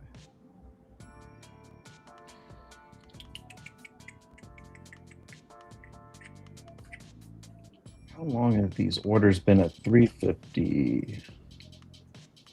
About 9 a.m. Boris, this is the best comment you've put out all day. He said, I noticed high IQ people are called haters in 2026. I don't know. I got a lot of haters that are not high IQ.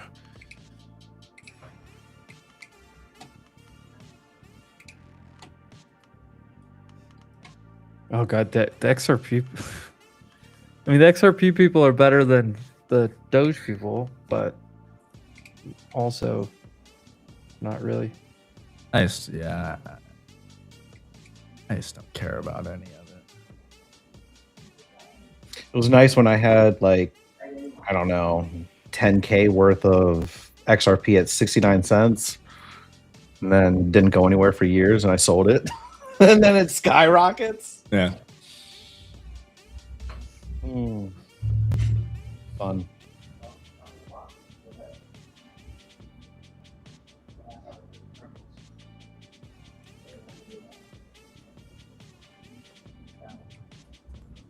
Do we long this?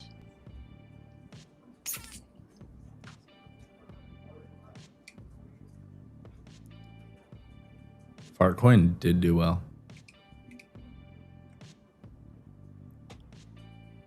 Fartcoin cooked. All right, I'm gonna long this right here. Just got filled at 17.25. 21, 21, 21. Is that what we're at? On ES? And yes, NQ? you can't even get close to it on NQ. which is why I'm like, I'm trying. I'm also up about 3K on the day, so See? playing with little profits. ooh, do I want to go heat up food or I want to just put a little lip pillow in first?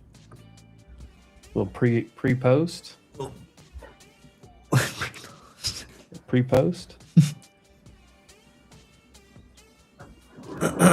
NQ is definitely a little bit confused. My thesis behind this, we kind of came down to the 9 EMA on the 10-minute, 2 red candles. This one's green. The only thing I don't like about it, I bought towards the top of this so far, but I'm hoping that this candle continues to push and supersede the value of last body candle of the 10-minute, which is at 21. Right now, it's not doing that.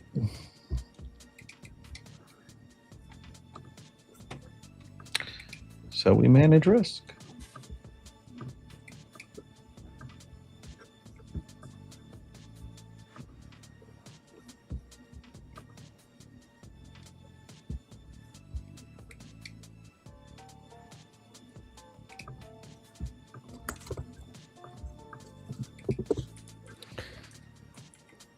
Leave so this will move. Yeah, I'm probably killing it. No, it's if we need a headline, then I gotta go make some food.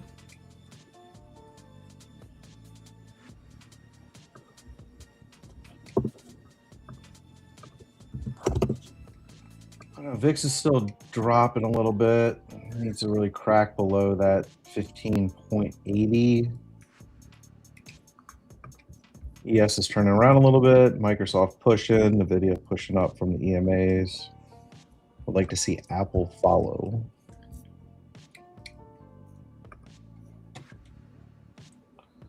Looking at Bookmap, we've got this band of liquidity right above us at 25. And then Tree 50, Tree 62, and Tree 75.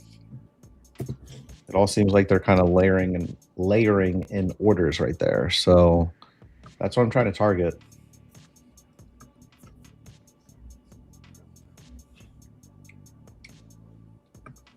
Order filled.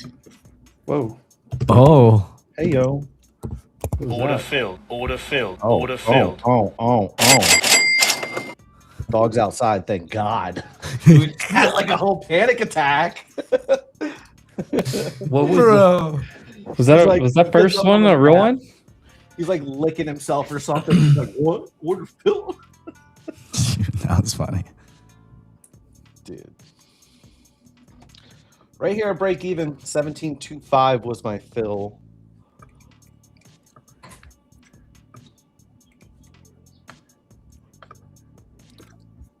Hoping we get this 14 SMA scoop.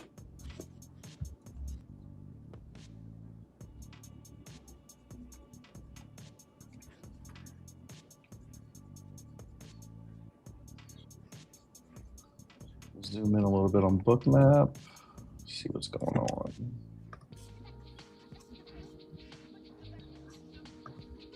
Put these buyers right here.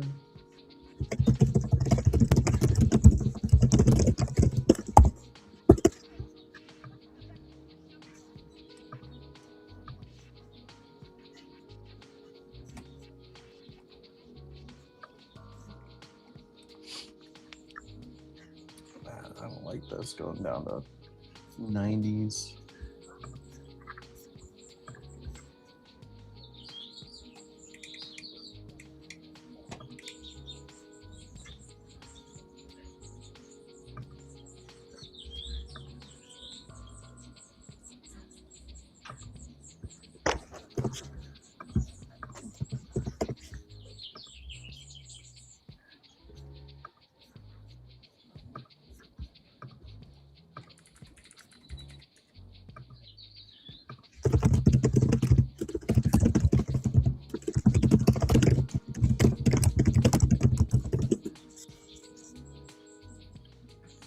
What's this 14?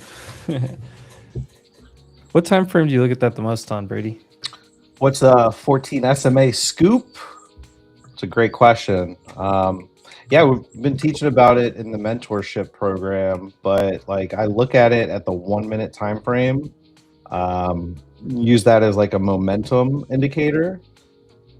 Usually when it's kind of coming down and price is also kind of going up, you tend to kind of get this little scoop action, like the indicator is going to kind of turn around like a U-turn almost. So I like to call that the old 14 SMA scoop.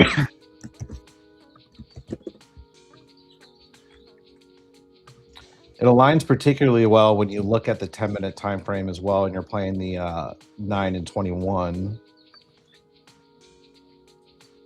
Either or EMA works. So I was looking at the 9 and seeing some momentum off of that.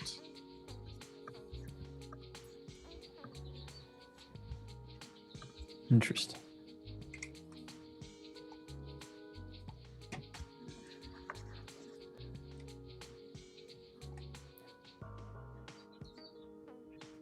But when we get really, parabolic moves, you'll to the upside or downside. I mean, the thing will be pointing straight down or, just straight up. And when it really connects with a body candle, you tend to see some reaction on that candle.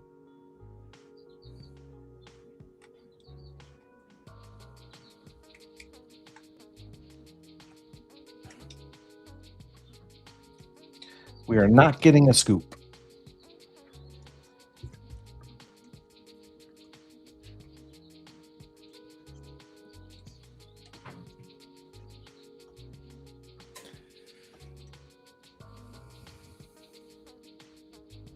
My stop is below the 90s.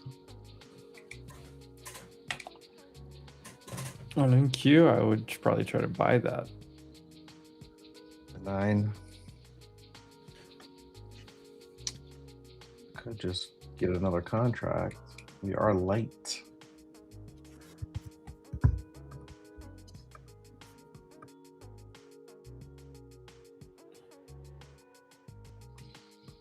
Yeah, not the greatest entry in the world, but all good.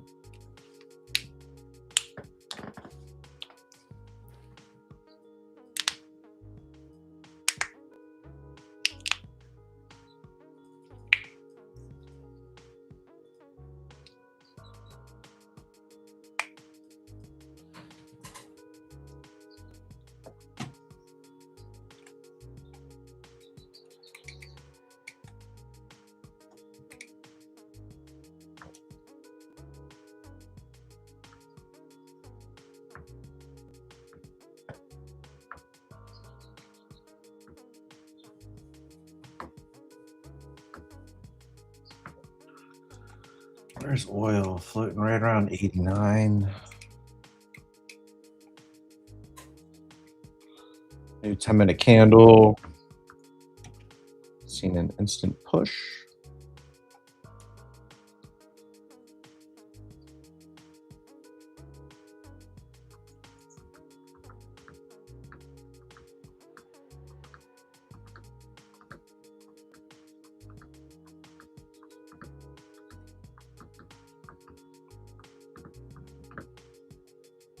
Let's go up and smack that liquidity. Let's go.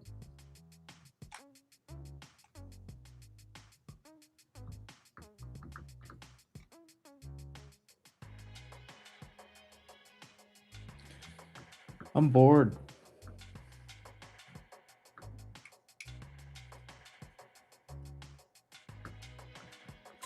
We need a Trump press conference or something. We got Scotty B talking. Is that what I just read? God, Scotty B.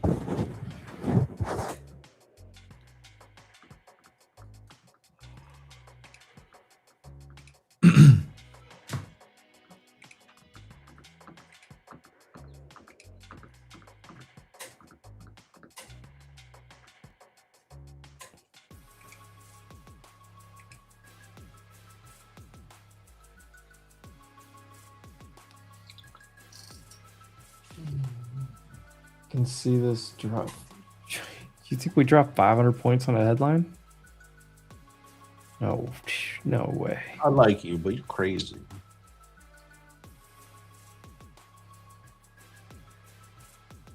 I mean, is there a way? Yes.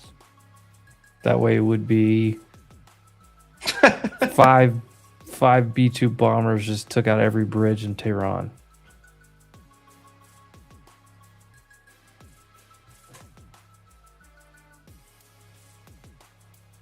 APD?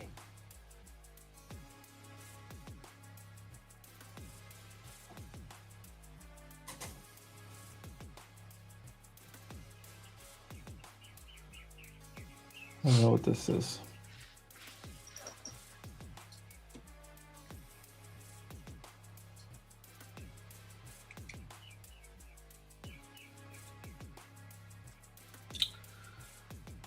All right, what are we gonna do right here?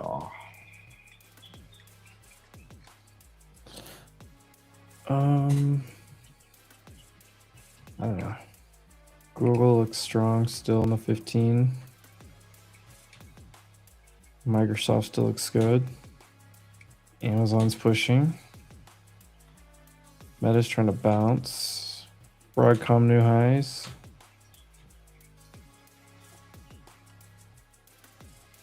Software's still ripping.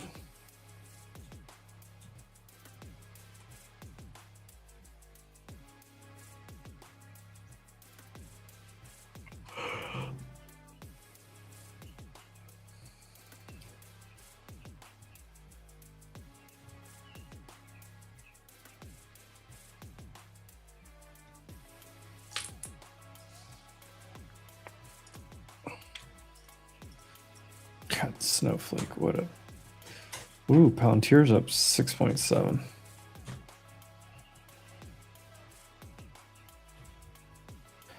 Hood, new high of day.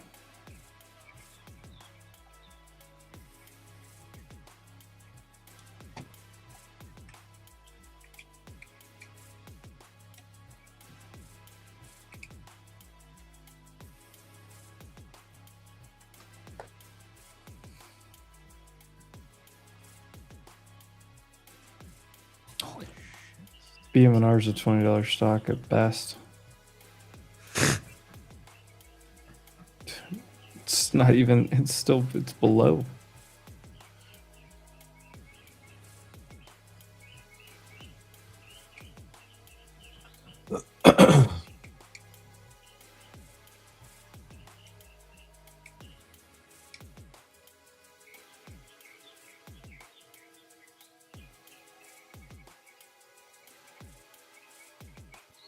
What's a red Doherty?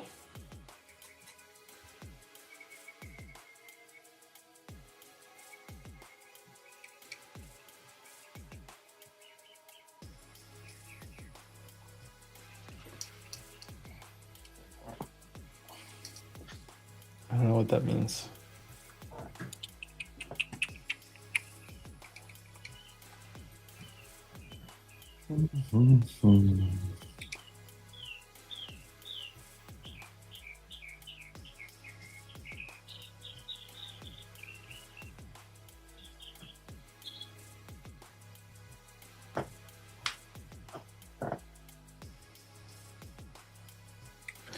Well, there's NQ at the 21. Yep.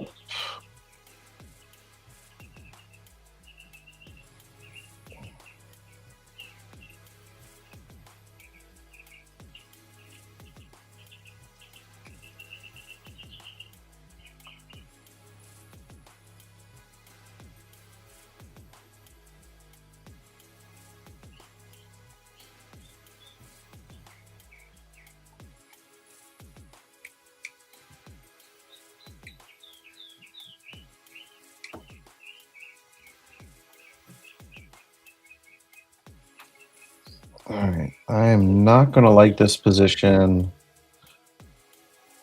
Really under 75.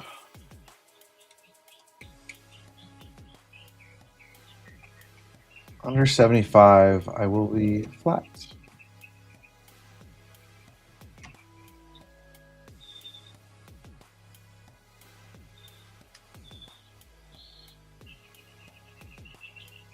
Just stop being a scaredy cat and buy it right here.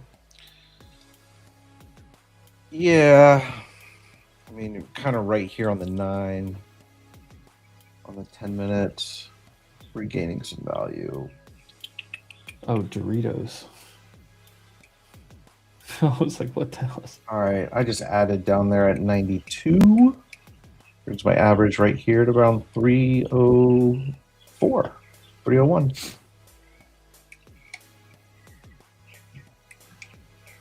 Well, there's a free 10, 15 points already.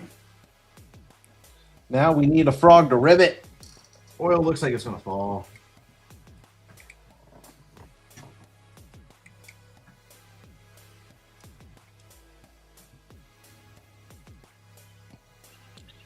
Yeah, I like to see this 10-minute candle push through the 310s up to 320s.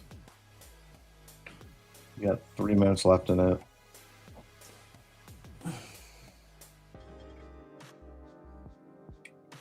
$14 SMA trying to scoop this candle.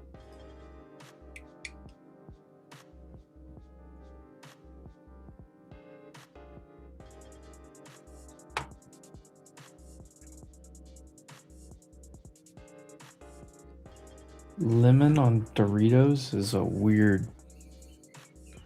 Lemon on Doritos?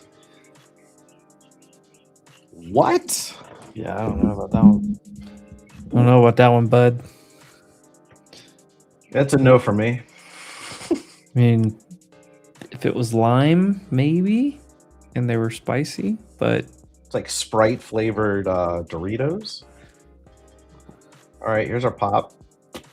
We're in profits, a good 10 points. Thanks for the ad on that, Emp. you're welcome. I'm looking for 318? 318, 320 is the trim. Yep. Here we go.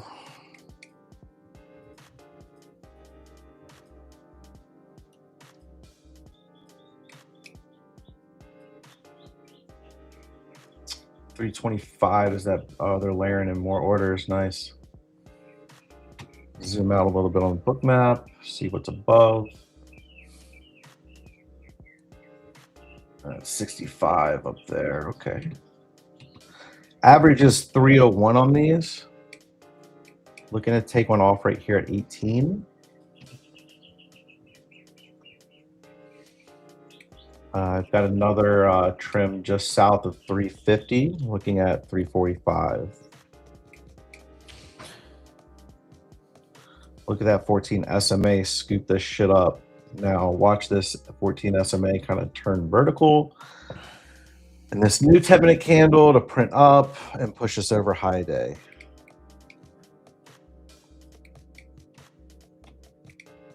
That would be utopian trading. Does it always happen like that? No. Well, what happened here, Shy? 250 profit instead of 3,100. Made some mistake twice. What did you do? I'm sorry, I missed that. What? Let's talk about it. Oof. Closed the day with just $250 profit instead of 3,100. Made some mistakes twice today. Okay, well, let's talk about it. Yeah. Yeah, which mistake? What was the first one, and why'd you do it again? And I know some of you are talking about Palantir. Palantir, I mean, here's your, it's pretty clear what you have to break.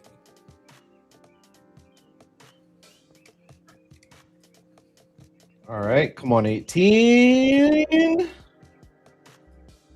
Literally, this is the spot. There we go. All right. Break, and now Is we're that looking at 45. Is that an easy 35 points there on NQ? If you just bought to 21? 30 points? Let's go. Got run over with shorts and ignored mental stop. Yeah. All right, what was it? I hear that. He said he got ran over with shorts and ignored mental stops. So my question would be like, how many times did you try it?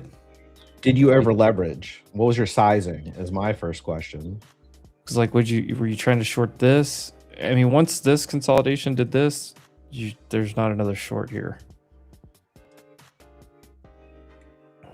I'd be curious to know, like, how many times you tried it, where you tried it. The 14 SMA scoop also it's happening right now. Just was a little late to the game. A nice average into it really helped. Because I would just be floating above break even right now on the original entry, which was up at like 317. So just kind of look back and, you know, learn from your entries, learn from, you know, what can you do better.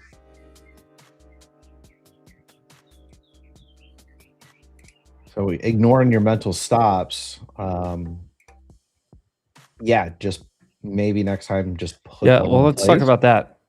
Let's not ever do mental stops.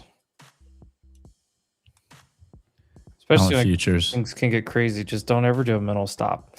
When you enter with a bracket order that puts, even if it's 300 points of room on either side or something, enter, put some type of bracket around every position you ever have. And then if you want to, you know, then adjust it. Once you enter the position, say, okay, I am wrong if price goes past this spot.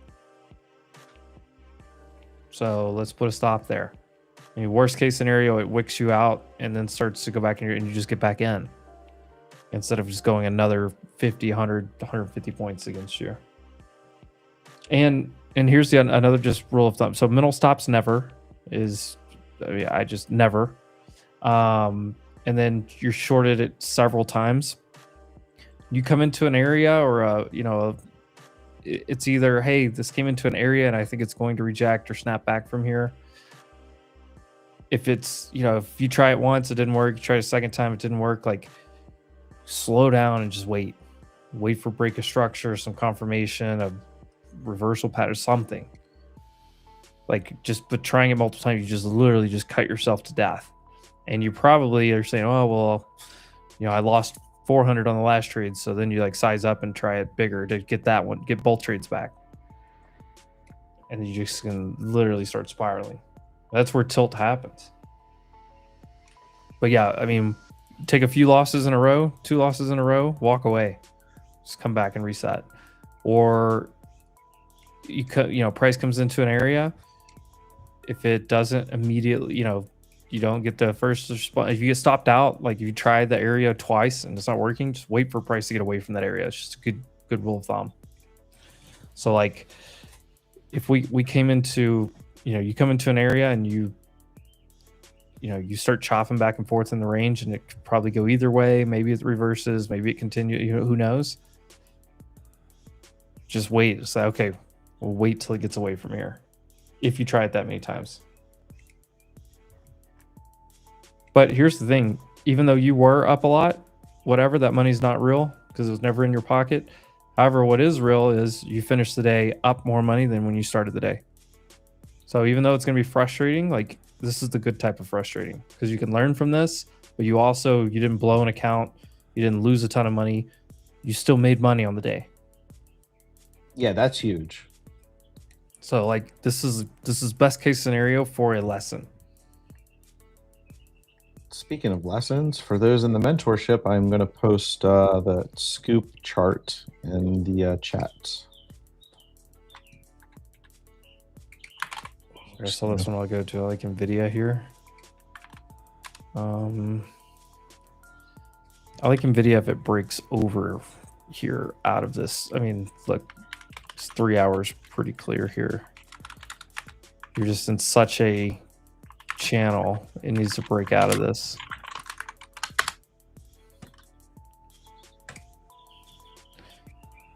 So like right now, here's a great example of just market structure for NVIDIA. And I can zoom out even further if I need to, but like here's the last, what, 1, 2, 3, 4, count today, it's 5 days. Here's a high, here's a low, here's a high, here's a low, here's a high, here's a low.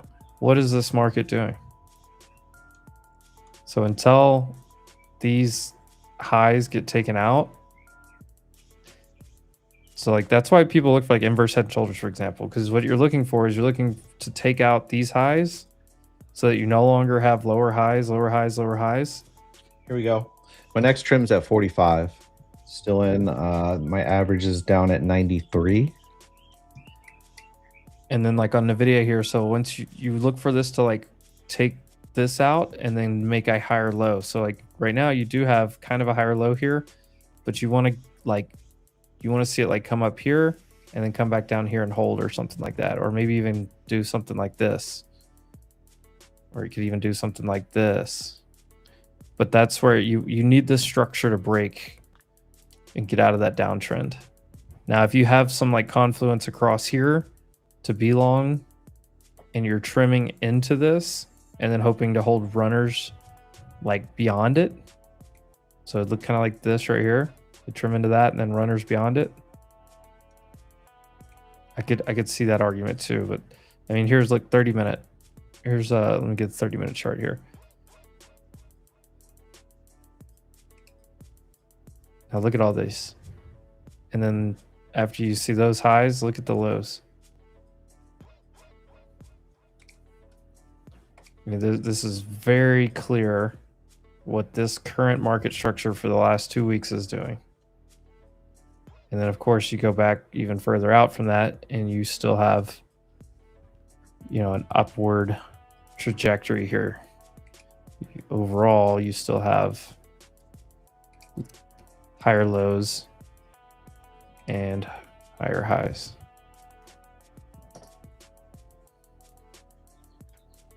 Now, if you came back up and did like a rejection here, like this, then yeah, there's your, you know, that would be your change of structure that way in the bigger time frame. Gain train just rolled through. What are we doing? What's Tesla doing? Tesla looks good here. Yeah, afternoon move. Pretty high and tight flag here. You get a little push. Wow, Microsoft. 443. Microsoft finally do it? Oh, Stephen Hawkins. What are you doing? Mr. Hawkins just showed up today for the first time. VIX absolutely just dropped. What's going on, guys? What's oil doing? Oil did nothing. Okay.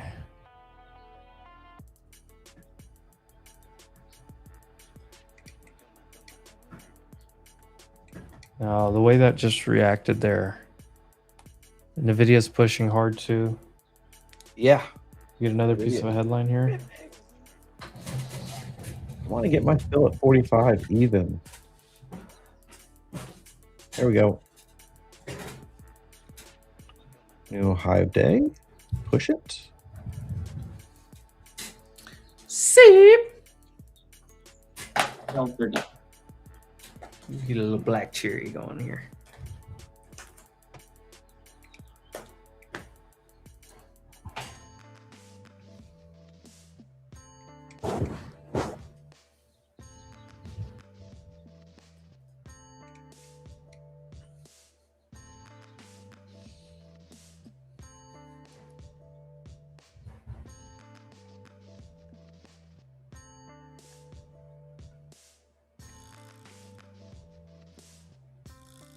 Your last one's at 37 or 376. Okay. I just got back. I had bids in at 90 down to 85. Yeah, right. It's 21. It worked nice. Yeah. That was my ad from Scaling him. out. Nice. And yeah, that what was it? 390 or 376. Yeah, that's resistance up there. So perfect pivot point exit.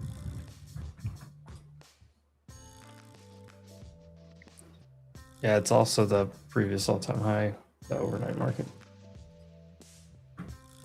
Yeah, it lines right up with, what is that, R2? I don't know. R1 or 2? 2.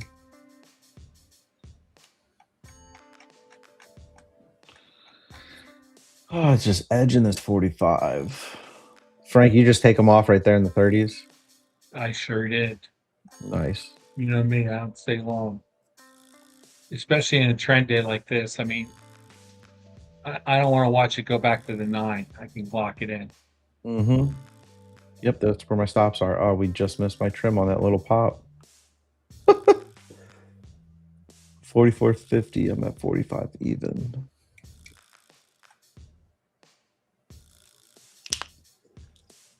Of course.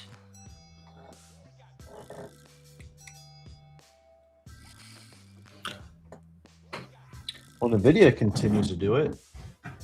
Apple's just falling. Nvidia's ripping. Nvidia just blew out. It's still going. So now you're really starting to get this trend break here.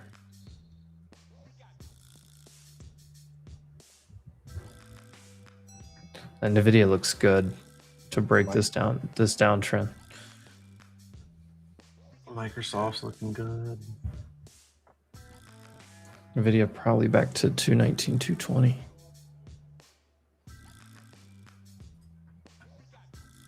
Am I still short? Yeah, I still have one piece of oil short. I didn't add anything. I probably should have added more right there on that pop into the 89. Do you see this Grinch finger on NVIDIA? My God. That's what I'm saying. Oh my Lord. 215.50. That's the bottom of a zone I have that goes all the way up to like 218. This thing could really get going. I don't see any news. The news is they didn't want to fill me at 45. The news is bull market.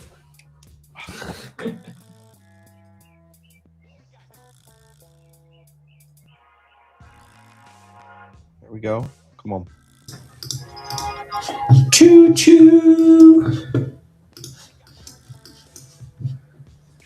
Just need the train game. Jordan, So yes, sir.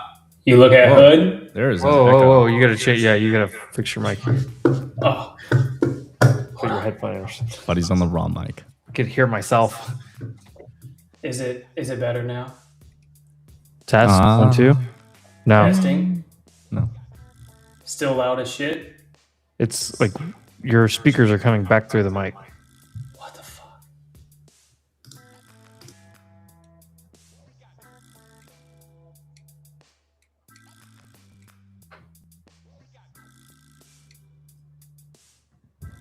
Are you wearing your AirPods?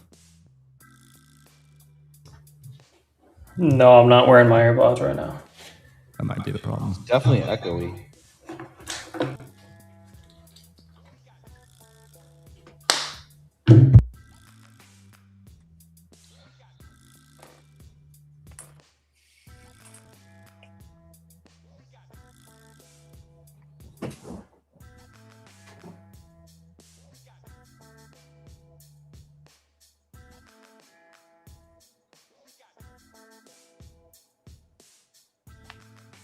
All right. Just trying again. Trying again, sir. Trying again, sir. Hood, baby. There we go.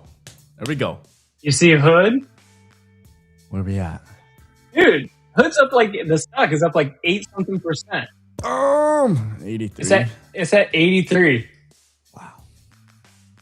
About to be a $10 move. All right. Well, I just my got goodness. one of my stops taken out right there at 25. Oh my goodness. JetBlue Spirit Airlines headline. Still in from 295. Great trim spot up there, Frank. Great trim spot.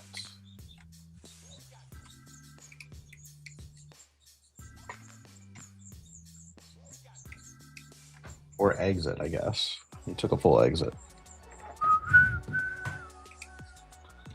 And my last one's just under 20, so I will be flat if we get under 20. All good in the hood. Another one. I'm pretty close to just hitting the flat all button for the day. Oh yeah, I mean this is my last trade, right? Is it? Exit all positions and cancel all. That's my. I my mean, favorite button. I'm up pretty nicely, so do we push it? All right, I just got stopped. Now you can hit me with a fa because it's going right back up.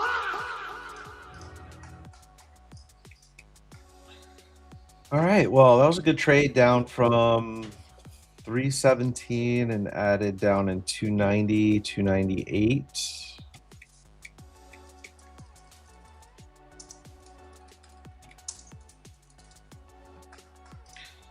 Now we're flat.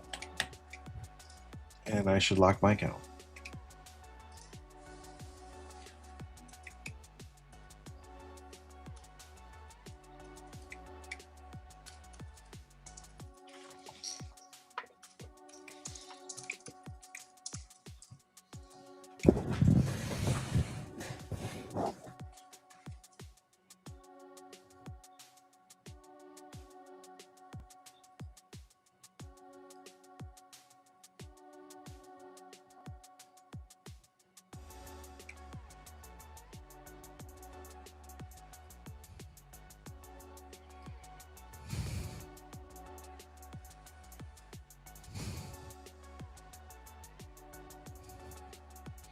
Yeah, I'm just tightening up stops here across the board. Yeah, that last $150 is one of the toughest for whatever reason. About to get an hourly close.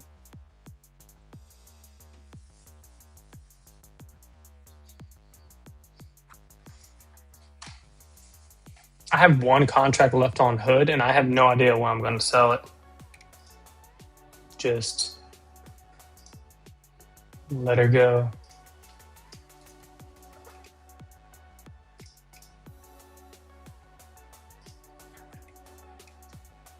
About to have a 10% day. You're about to have 10% day? Hood is about to have a 10% day. Oh. My account that I traded Hood in is up 8% for the day on the entire account. Nice.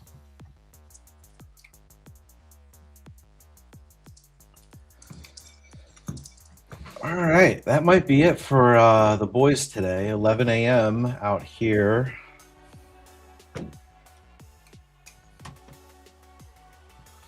Why do we trade? So we get the flexibility and freedom to enjoy the things we like to enjoy. So I'm signing off. I'm probably going to do the same here in just a few minutes. Because it is now 88 degrees and full sun outside, and my family left me to go enjoy the weather at the pool. Oh, like, see ya. Go make some more money. Yeah, right. Upgrade the golf cart a little bit more. They're like, nice trade on Hood, Dad. We're going to go to the pool. So nice. All right, well, I'll catch you guys on the flip. Peace. Later, Brady. Hey, Brady. Later, Brady. Later.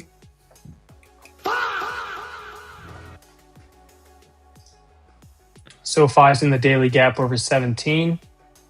Anyone took the calls with me, the leaps for January 2027 at 232. They are at 272.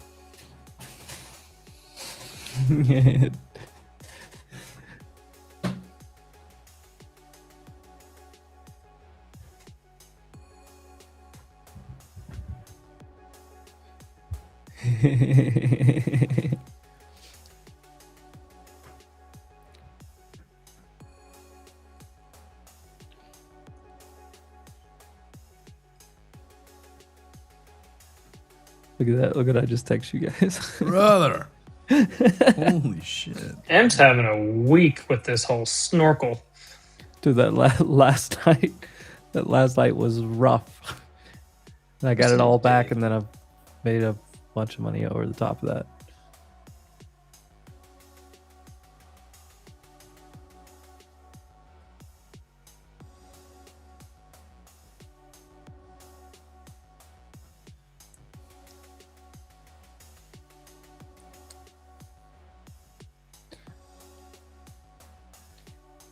What does this look like for the whole week?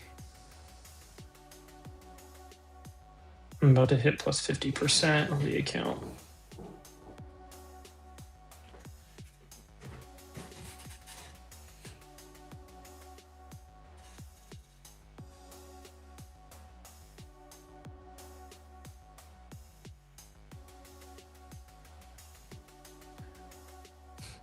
Well, you put the whole week together, it looks a little different, huh?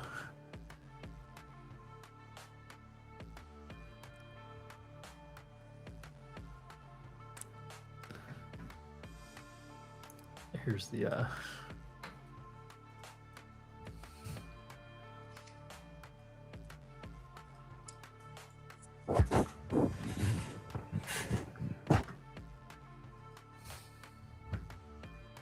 Oh, another one. Oh, that's the whole week. oh, nice.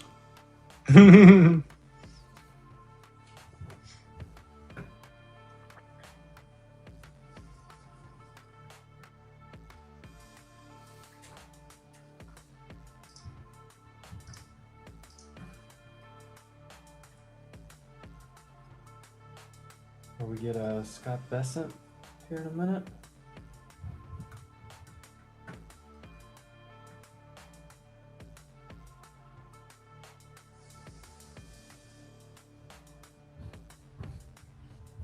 The good news is I'm up more than the payout that I even took.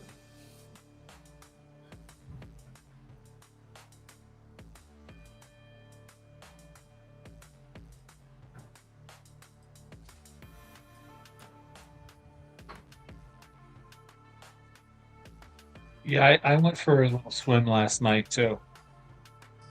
I was down like 8 G's, and then now I'm up 6,500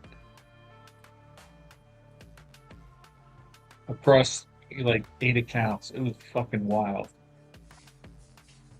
I'm kind of tired. The funny thing is, I was like, I'm never trying.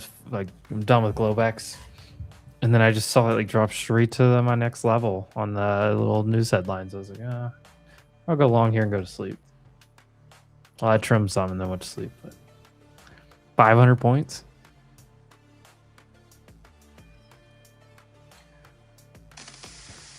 Yeah, that is some trade. Awesome.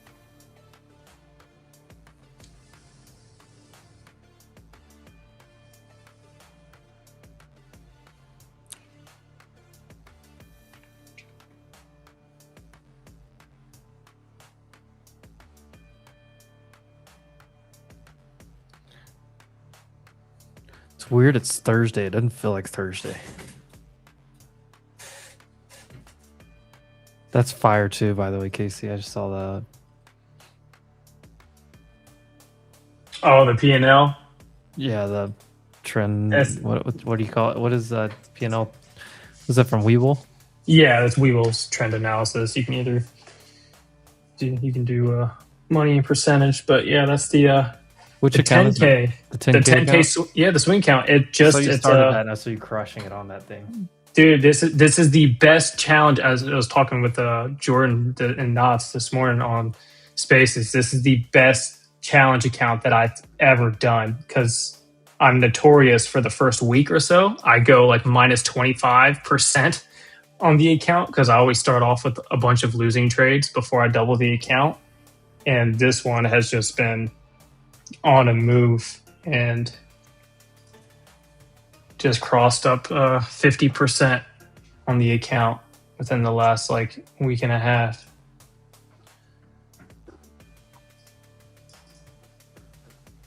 Absolutely. I don't know how to pronounce insane. your name. Gosaravan? Gosaravan? Go Sarah Van. Sarah? Go Sarah Van? So if I turn off these here, let me go to like an hourly chart here first. So this right here was your high 29,782.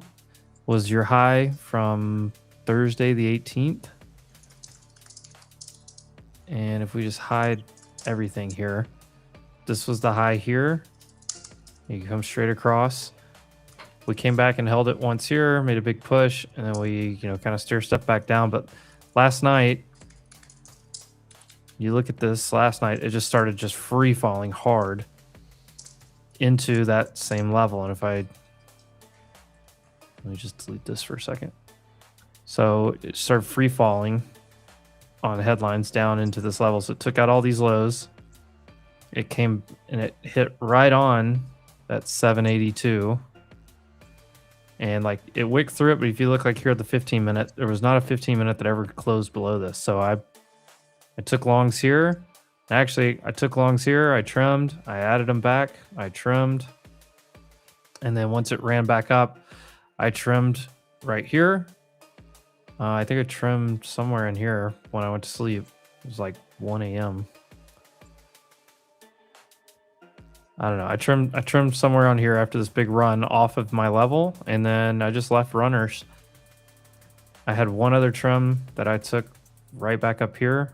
I'm sorry, I had two other trims because I trimmed one here and I trimmed one at like, I think right here, previous day's high, which was like 400, or was it 300 points, 400 points? I don't know. And I just left the one runner that I got long last night down here, free runner, and it just kept going. There was no reason to ever get out. But it was pretty simple. Just, hey, here's the previous, pullback and the previous high. We broke out of that. We back tested it once overnight. What was that? Tuesday morning, I guess. So kind of in the holiday day thing.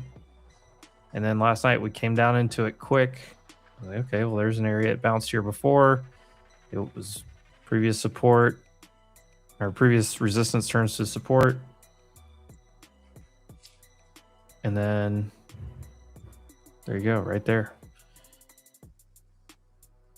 Plus, we'd already fallen pretty big amount. So I was confident we'd at least get the bounce back to here, and I was really hoping for this. Good afternoon, everyone. I had no idea that we were going to go this high. Good. But I'd like to say it's a pleasure to be I was here in the today. position. This is There was no reason to get out, warm-up so I for just held it. my Senate and House hearings next week. Short now and get 2,000. I don't want I don't think anyone we're going down yelling, 2,000 reclaim points. my There's time. nothing that tells me we're going down 2,000 points Let's right start now. out with Trump accounts. Trump accounts, I believe, are the most important benefit for young people since the GI Bill. Today, the app is now available on all major platforms, bringing the president's vision directly to American homes. Nearly 6 million American children have been signed up for Trump accounts, which will launch on July 4th. And I would encourage all of you to go to trumpaccount.gov to sign up. We had a historic tax filing season. We passed the largest tax cuts in American history. Oh, M got rubbed. An increase from last year, and importantly, very importantly, 62 million returns, 44% claimed at least one of the president's signature tax cuts. No tax on tips, no tax on overtime, the reduced taxes on Social Security benefits. 85% of our seniors paid no taxes, and the auto deductibility on loans for American cars. And to remind everyone, Democrats, every Democrat voted against those programs. We've had sustained and resilient GDP growth. Real GDP has risen 2.6% over the past 4 quarters. Atlanta Fed's GDP now predicts 3.8% for this second quarter. The U.S. energy dominance. Part of our resilience Just stems from our energy dominance. Natural gas just is when I down, stopped out of the rest of I believe, my and the oil futures market short, is showing us my oil last will be one. lower than pre-conflict levels. Only thing I We are have more is resilient to energy price fluctuations due to well, I'm President closing out of Trump's everything. I'm leaving energy one in dominance yes just and to the see if we can regulatory get agenda. that new high The of day. United States is now the world's Ready a new largest high of energy day. exporter. The United States has never exported so much energy or produced so much energy. Main Street prosperity, the average 401k is up almost $30,000 Since President Trump's inauguration, President Trump RX has already saved Americans over $600 million. I'm sure all of you will want to report on that.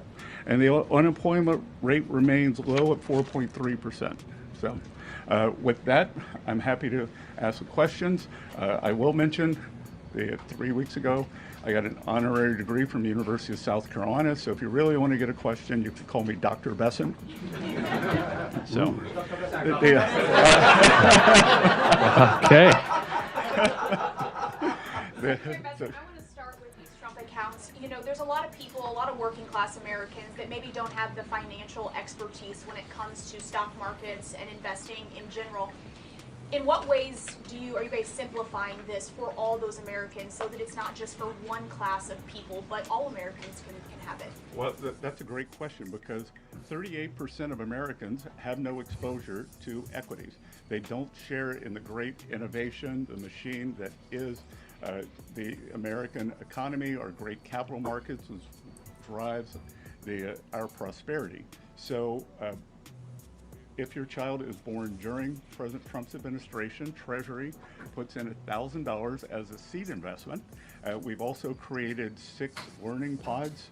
So you can go online to the app that went up today and learn. And I think that this is going to be, I've been a big proponent of financial literacy, and I think this is going to be one of the greatest real-time financial literacy educations in history, because it won't be, there's a street in New York called Wall Street. This is what I don't really understand what happens there.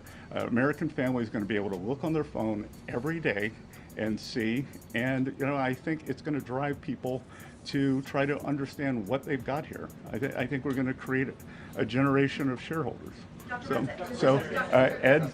Thank you, Mr. Secretary. I guess first, well, we're starting to see this disruption of the oil supply and through the Strait of Hormuz affect economic data. First, is there a deal on the table for a 60-day ceasefire to continue that? And then second, how fast could inflation then recede or retreat, or is inflation sticky? Because the PCE was at a 3-year high. Well, first of all, PCE today, month over month, was 0.2, which was, we're looking at decimal points, but the estimate was 0.3. So 1 month doesn't a trend make. And what we've seen is actually oil prices are down about 10% in May. There are almost 2,000 ships waiting to come out of the Gulf. And I think the oil market is going to be very well supplied on the other side of this, and that we could see prices come down very quickly. We saw the UAE leave OPEC. So I would expect on the other side of this that gasoline prices will follow. Is there something on the table? Sorry? Is there an agreement with Iran on the table? The teams have been going back and forth, and President Trump has made it video very clear, retrace that talked move. about it at the cabinet meeting, that he has several red lines, and Iran has to turn over their highly enriched uranium. They cannot pursue a nuclear weapon, and the Strait of Hormuz, back to your question on energy, has to free transit. Navigation of the seas has to be free and open as it was before. So he's not going to take a bad deal. He's going to make a great deal for the American people. So, Peter. Thank you, Dr. Besson. Yep. How long until we see your signature next to President Trump's face on a $250 bill? Well, again, as Treasury Secretary, I have 2 mandates for U.S. currency. At present, no living person can be on U.S. currency, and the currency must say, "In God we trust." So right now there is proposed legislation in front of the House, in front of the Senate, to change the first requirement so that a living person, Donald J. Trump, could be on a $250 bill. So it's all in the hands of the, it's all up on Capitol Hill. So at Treasury, we prepare things in advance. So we have prepared in advance that if the legislation is passed, but we will stick to the law. And something that came up yesterday also at the cabinet meeting, President Trump said, Oman will behave just like everybody else, or we will have to blow them up. Are you guys back there in the West Wing making plans for a new war with Oman?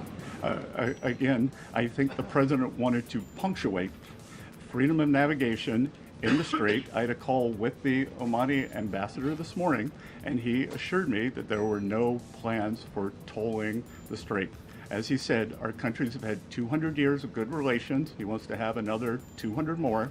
And I told him that this was a non-starter, and he did not want to risk either the Omani individuals or Omani financial institutions getting sanctioned. Thank you,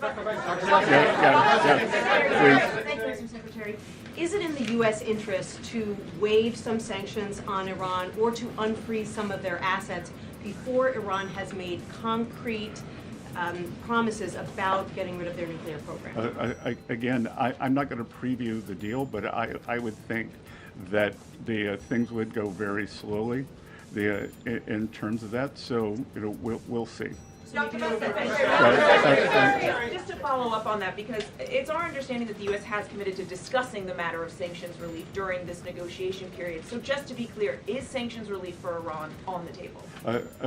Again, it is a multifaceted agreement, and nothing is going to be on the table until we see the Strait of Hormuz open and the Iranians agree that they have to turn over the highly enriched uranium and that they can't have a nuclear program. And to be clear here, that this administration, President Trump, has done something that no other administration is able to do. We have gotten the Iranians to talk about their nuclear program and to perhaps commit to not having one. That has never happened before. It had been off the table. So I think when you look at the results of the kinetic action of our economic pressure, it has worked to bring them to the table and have a discussion on this. Mr. Secretary, I just want to follow up. You said that the teams have been going back and forth, but can you confirm whether or not a tentative agreement has been reached in these negotiations with Iran? Again, everything depends on what the president wants to do, and President Trump is not going to make a bad deal for the American people, for the U.S., and he was very clear at the cabinet meeting on the yesterday what he wants. Secretary, Kara from Lintel TV. I'm sorry, did I steal his question? Because I'm not that person. No, it's you. Okay, thank you so much. Thank you for taking my question, Kara from Lintel TV. I really wanted to get your thoughts on digital currency. A lot of our viewers are increasingly worried that digital currency could one day be used to track people's spending or limit personal freedom. What's your philosophy on that, and what safeguards is the Treasury and its administration putting in place to make sure new digital payment systems protect Americans' privacy and freedoms in the future? Well, so this administration has been very clear. There will be no central bank digital currency, which I think would be the first step toward tracking. So we have taken that off the table. We passed stablecoin legislation, with bipartisan, and the Clarity Act is now up on the Hill, and I think it has bipartisan support. And the most important thing we can do is to make digital assets come into the United States, make the U.S. the home.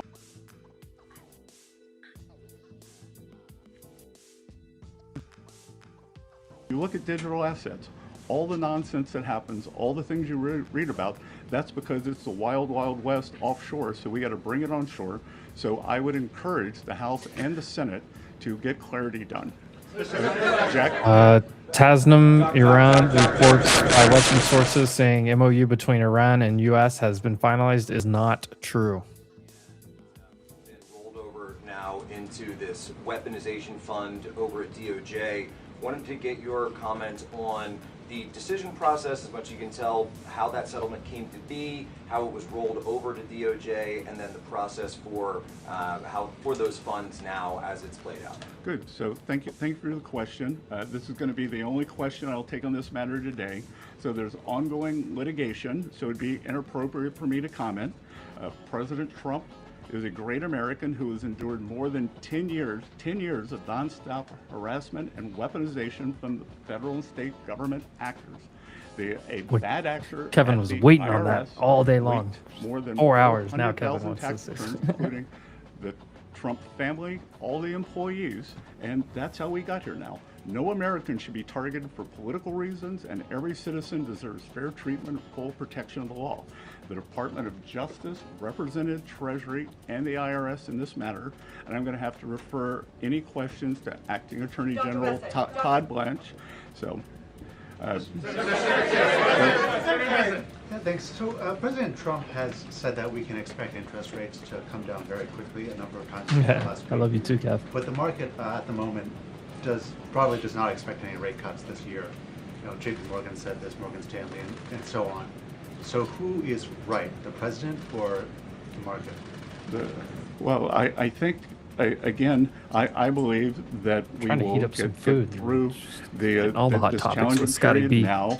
On higher prices. On the other side of this, I've said publicly that I think we'll be back to substantial disinflation. But most importantly, I think we've got the Warsh Fed now. It's a new day at the Fed.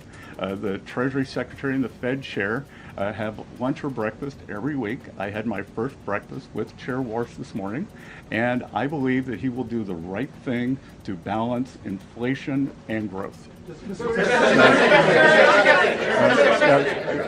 Secretary, thank you, Secretary Bessent.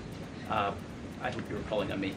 Yes. So I'd like to ask you if you could provide a little more detail on what you're doing to shut down Iran's airlines, and also on sanctions relief. A senior administration official briefed reporters over the weekend that sanctions relief will be commensurate with nuclear concessions.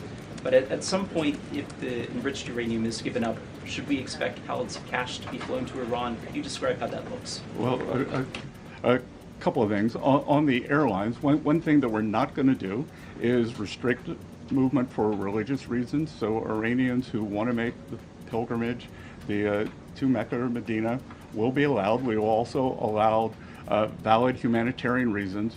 But the other thing we can do is that when these airlines fly, they have to be refueled. They sell tickets. They pay landing fees. Anyone who accepts those, we will sanction. So they should be very clear that the state-owned Iranian airlines, they are outlaws and cannot do this. Secretary. Since you're the White House briefer today, I know you've been asked this already, but I'm wondering if you can just confirm on the record that there is a tentative deal that has been agreed for a 60-day extension of the ceasefire and then a continuation of nuclear talks. Again, it's always a mistake to get out ahead of the president, so it is all going to be the president's decision. I think that we can see that the president very clearly stated his three: the open the strait, highly enriched uranium, no nuclear program. So are those things part of the temporary deal right now, sir? Are those three aspects that you just outlined part of the temporary deal that has been agreed? But if there can be no deal without those, why would there be a deal without those? Mr. Secretary, thanks so much for taking the time. President Trump at the cabinet meeting said he thought that reducing fraud would help to balance the budget. You put out the goal of getting the deficit to 3% of GDP. What's your timeline for achieving that? And how do you think what can you say to make the markets, given where rates are, like kind of process kind of what your plan and agenda is? Well, the GAO numbers, not my numbers, believe that there's about $500 billion a year of fraud. So could we very quickly get $250 billion of that? The budget deficit is approximately $1.8 trillion. So that would reduce the deficit substantially. If we could get that $500 billion number, I think it would engender confidence. You'd probably also go into a virtuous cycle. All right, guys, I'm headed out for the day. I'll see you guys tomorrow for the FAFO Friday live stream. Y'all have a great rest of your day. Take care. Love you, Casey. We actually had Love you guys. fiscal contraction. Just to remind everyone, we inherited the worst budget deficit in history, when we were not in a recession or not at war, 6.7%. We brought that down to about 5.5 or 5.4% this year. I think we can stay on a good trajectory. Mr. Secretary, without an executive order, does the U.S. government have adequate defenses in place to address the risk created by Anthropic's new AI models?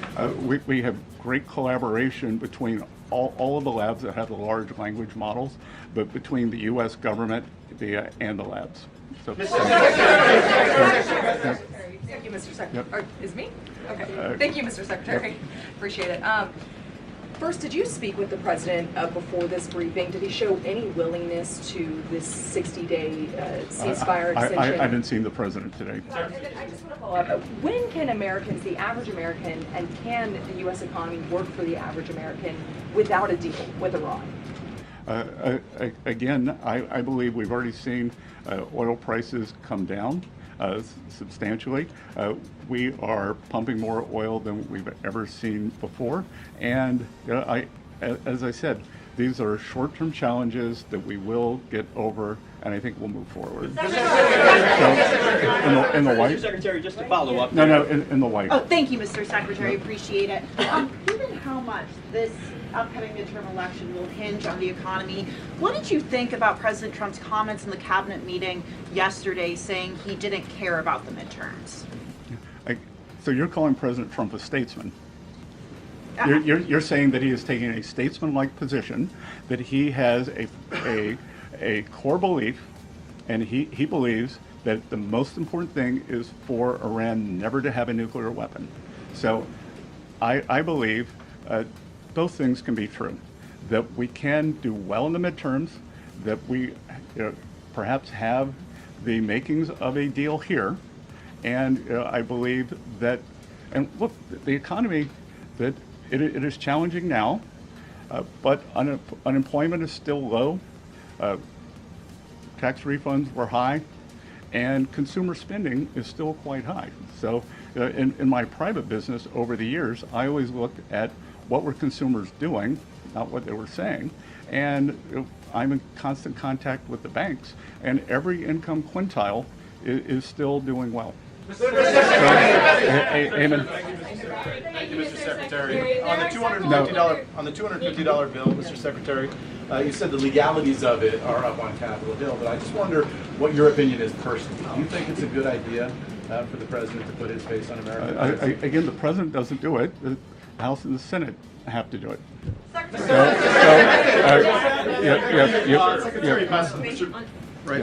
Secretary Bessa, what are the remaining assurances that President Trump needs to see in order for him to sign off on the agreement with Iran? I don't think it could be clear. You're following in the footsteps at the podium there of Secretary Rubio and Vice President Vance. There's been quite They're a lot of talk extending about options trading presidential into after ambitions. hours Does your for some options contracts. CBOE. No, I think it just means they've run out of things on the food chain. Post-market and pre-market. There's been some back and forth over the last several days, and also with the U.S. attacking Iranian drones yesterday. This morning, CENTCOM put out a statement that Iran had launched its ballistic missile toward Kuwait, calling it an egregious ceasefire violation. How can the administration still argue that a ceasefire is in effect? Again, with the Iranian government, we did not have regime change, but we changed the regime. As President Trump said at the cabinet meeting, as we've said other times, the first layer of leadership was eliminated, the second layer, and we're now at the third layer. And the way to think about it is the Iranian government, such as it is three pillars. It is the elected government, it is the IRGC, and it is the clerics. And they are having trouble communicating. So we are being patient. We do not have unlimited patience. President Trump always prefers a peace deal. So everything we have done thus far has been defensive, and at present, that is what we will continue doing. But if President Trump doesn't think he can get a peace deal, then kinetic is back. Thank you, Mr. Secretary. Are you hopeful that the oil prices will go down once this conflict is over, given the fact that the Strait of Hormuz remain closed, and by the time this oil gets to the major markets, could be 2 or 3 months? Again, we see that the market, I believe, is very well supplied right now. The market seems to be going into balance for itself. So I think that as the Strait opens up, we're going to see this burst of ships come out. So we may actually see how quickly can it be refined, how quickly can it get to its destination. Thank you so much, Alina Shirazi from the Daily Mail. You wrote resilience on your cabinet note meetings. Several times the photographer zoomed into it. Are you trying to keep the president calm? Are you trying to keep yourself calm? Why did you write all those notes? So people could look over my shoulder, photograph them, and think they got a scoop. So, Is the United States considering a reconstruction program for Iran if a deal is signed? Again, I think we got to get to the deal before we get to the other side. Before we get to the you in the pink. In the red? No, in the pink. In the pink, thank you. Cristina Londoño with Telemundo Network. Mr. Secretary, how effective do you believe the current Treasury restrictions have been in pressuring the Cuban government? And also, if you're in the room when those talks are being held, are there any plans to either tighten the sanctions or to ease the sanctions against the Cuban government to get some type of change? Again, that's going to be up to the Cuban government. That they can go up, they can go down. That we've tried to get humanitarian aid in, and the regime rejected it. So because they wanted to go through their corrupt system. So they could go up, they could go down. Carrot and stick. Secretary Rubio doing a fantastic job of managing this process, and we at Treasury are working with him. So, in the red. Reagan Reese with the Daily Caller. I want to ask you about Antifa.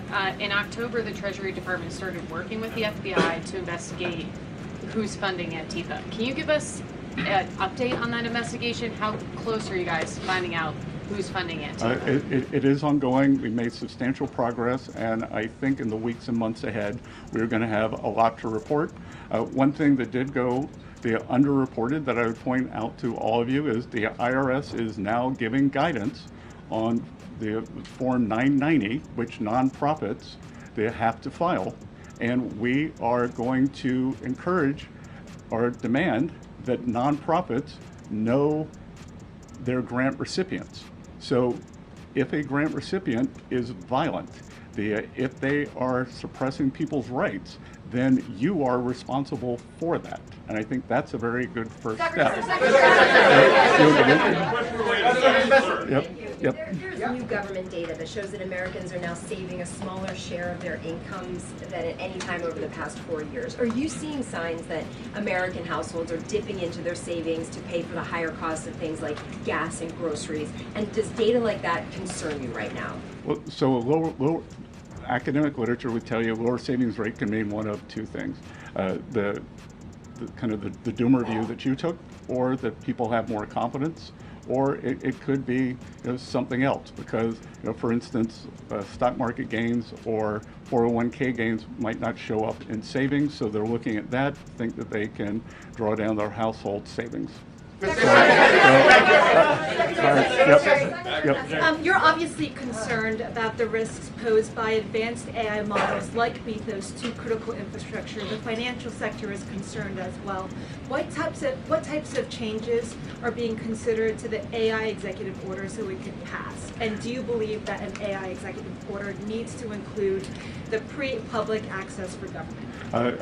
Again, we're working very closely with the large language labs. They've been excellent partners, and we are going to get a solution that solves for the maximum calculus. What we want to do, the U.S. is the AI leader in the world. We're an AI superpower. China is second. They are trailing substantially.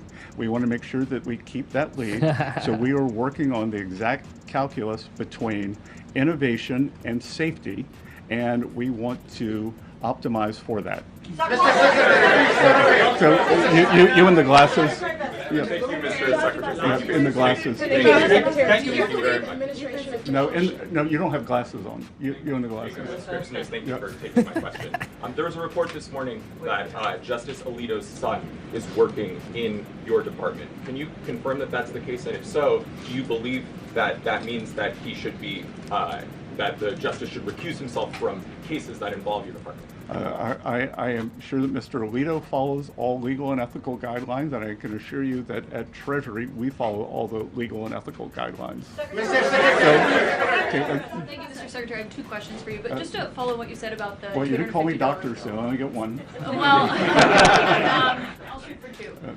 You said that it's up to Congress if the president's face is on a $250 bill, but it is actually the Washington Post that's reporting two political appointees from the Treasury Department who have asked agencies to be ready to do that. Do you think politically it's a good idea to put his face on a $250 bill when people are struggling to afford gas and groceries? I don't really understand this Washington Post article. That who hears from the Post? Yeah, terribly written, terribly edited. Because basically what it says is that Treasury is following the law, and that we've created the bill, and that it's up to Congress, but that we follow the bill and it's up to. I didn't really understand what the story was. So, but anyway. Appointees aren't involved in that, two of your political appointees? Yeah, of course, but we prepare for everything if it gets passed. Just like we were ready 6 months in advance for the one big beautiful bill for tax guidance. So we have to prepare in advance. You can't draw something up the day before. Politically, do you think it's a good idea though when people are struggling to afford gas and groceries? Look, I think it has. I think that it's bifurcated. Do you think we should have a 250th anniversary, the celebration?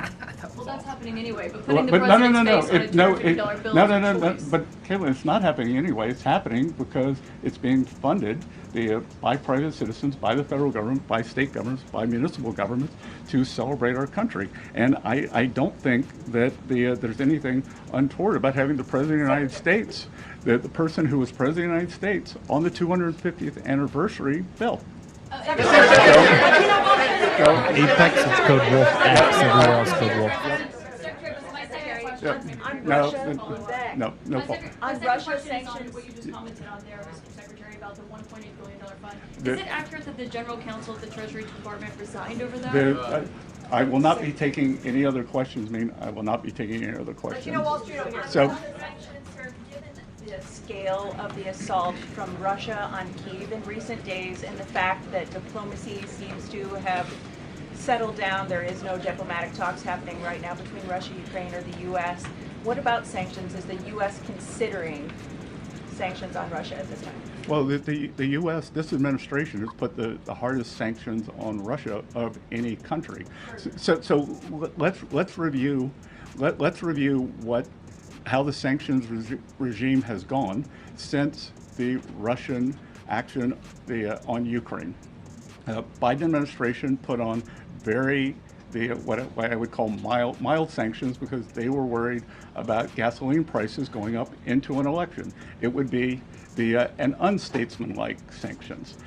Probably the worst national security advisor in the history of the country, Jake Sullivan, in an act of bravery on his way out the door in January, they raised the sanction level on behalf of the Trump administration. We let those in situ when we took office. Fast forward to October, and President Trump instructed me to sanction the two largest Russian oil companies, Lukoil and Rosneft, which we did. No other government has done that. So no one has done more sanctions than the Trump administration on Russian oil.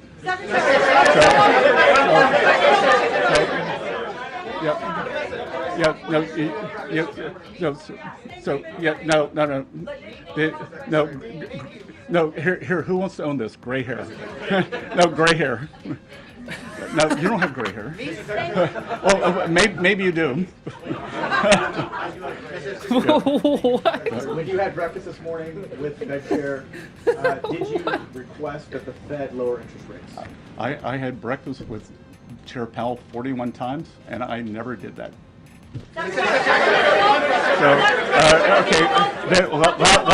Last question. Thanks, sir. Governor Gavin Newsom has floated this idea of a 100% state tax on Californians who receive money from President Trump's anti-weaponization fund. Your response to the governor's call for 100% tax? There's no cure for stupid. Okay. Thank you all.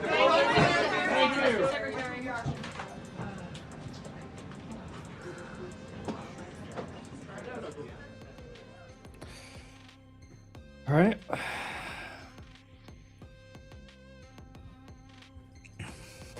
I like Bessent. Honestly, between Bessent and Rubio, Bessent and Rubio should do those every day.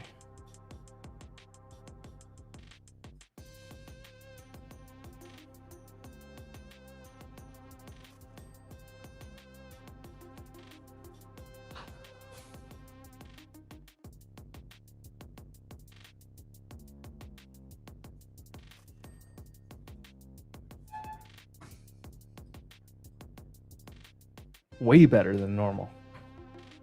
All right, now that that's over,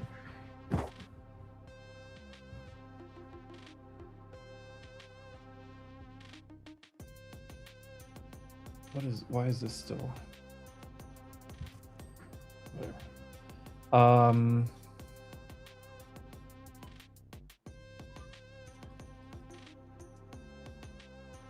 That's why I said Miami. I was watching Rubio the other day. I was like, I like this guy.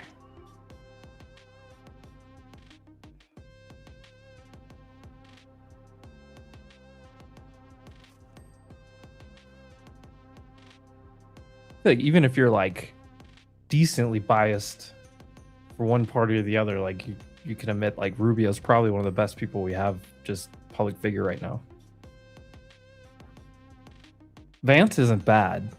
I mean, I get maybe you dislike some stuff, but as far as just like how he carries himself and does stuff, but whatever. I liked when Rubio did it. I really like Bessent.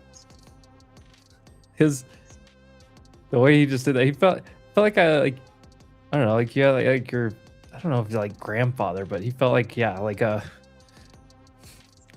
grandpa just talking all nicely to you. It's really smart. Dr. Bessent.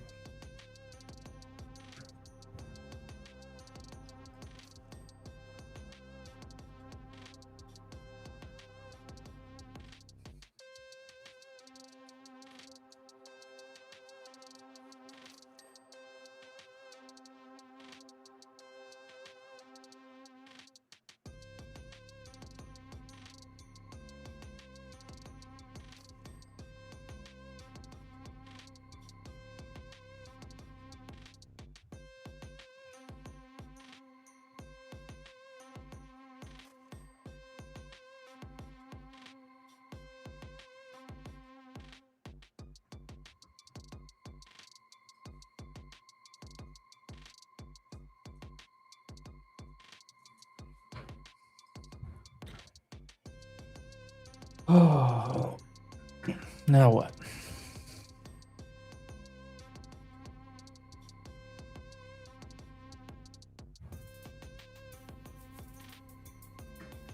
Thoughts on APLD?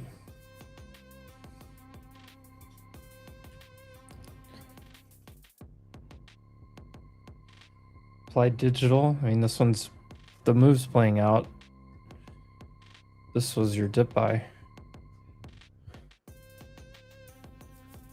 I mean, if you're an all-time high buyer, you're an all-time high buyer, but you just had an up move, 2 inside bars, and then yesterday at the low off of the 9 EMA. If you were aggressive, you're an aggressive buyer, you would have bought yesterday. You don't buy today.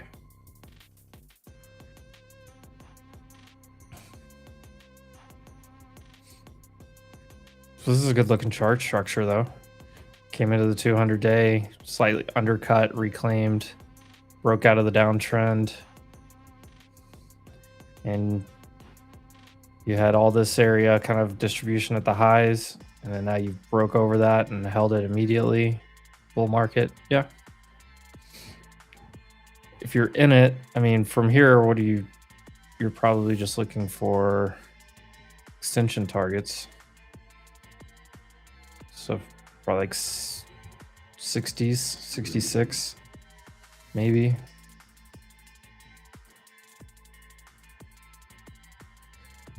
Yeah, without knowing anything about the fundamentals or anything else around the business, just from the chart perspective, it's a good chart. I'd probably look for like mid 60s next.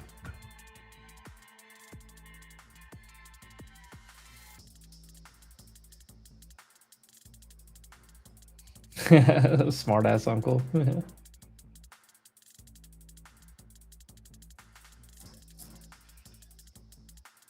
I'll take a look around all the names here in just a second. Just catching up with the chat here. OUST. Ouster. I mean, what are we talking about? This thing's up like crazy.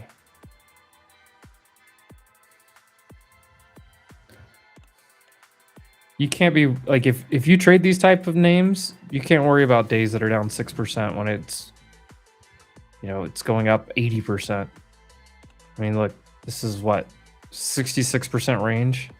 It literally just ran 60% in 5 trading days, 6 trading days, 60% move range. You pull back, I mean, even if you pulled back to here, you're still fine.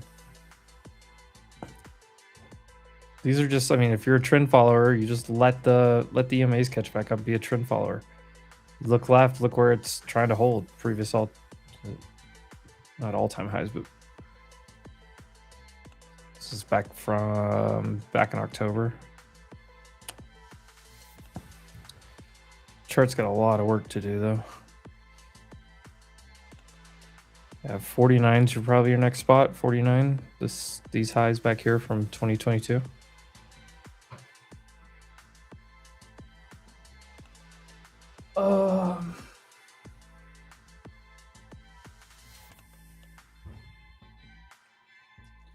Nothing better than sitting on my porch in my pajamas, watching a late spring storm roll through while eating pizza. Just because I know where you live, I agree 100%. You just watch the storm rolling over the Ozarks. It's one of my favorites. I love a good little spring storm. I don't know if you guys watch SNL, Hormuz Jet. I loved Will Ferrell on SNL back in the day. I love Will Ferrell in general, but I really loved him back in SNL in the day, but I haven't heard of this one. I'll have to look that one up.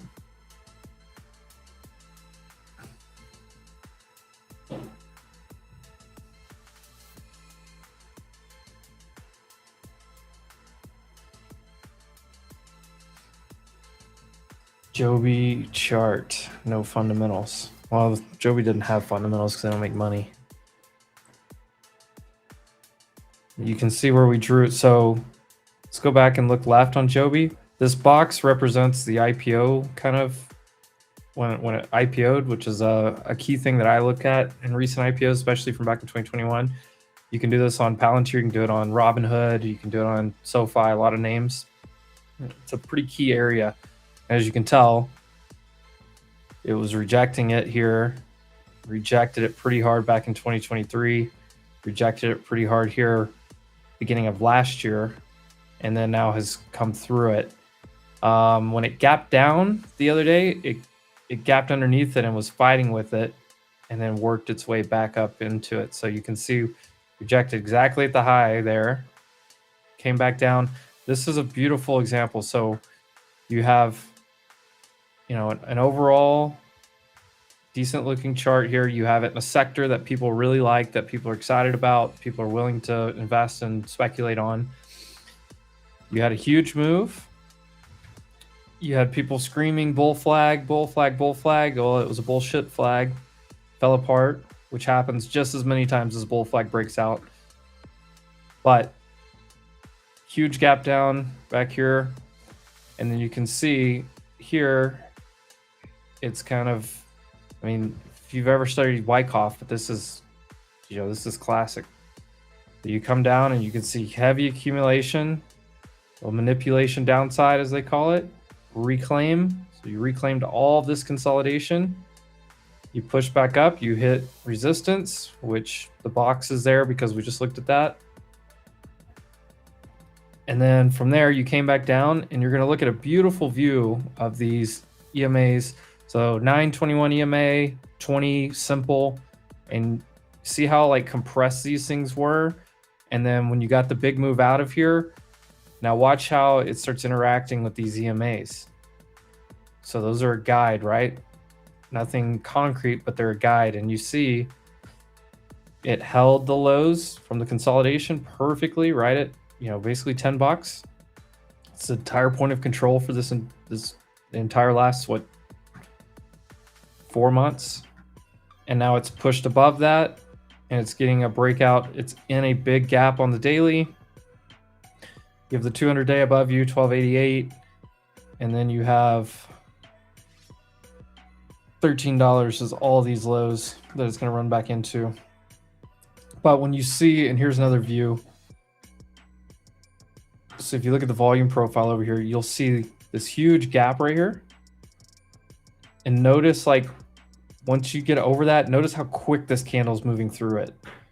So once you start breaking out into that, there's just a bunch of hot air here. So price can move quickly through this area. So this is a great look to get continuation. Now, you also have the entire like drone, everything drone related is, I know they're doing eVTOLs or whatever, but everything kind of in that whole area, defense, aerospace, drone, whatever, all of that is running like crazy today. But, just in general, the whole sector is. So there's that.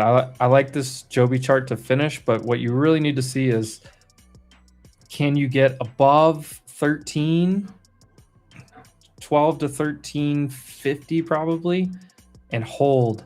Maybe you run to 1420 and come back in, and then you need to hold, and that would be the reclaim of this balance up here that you have on the daily.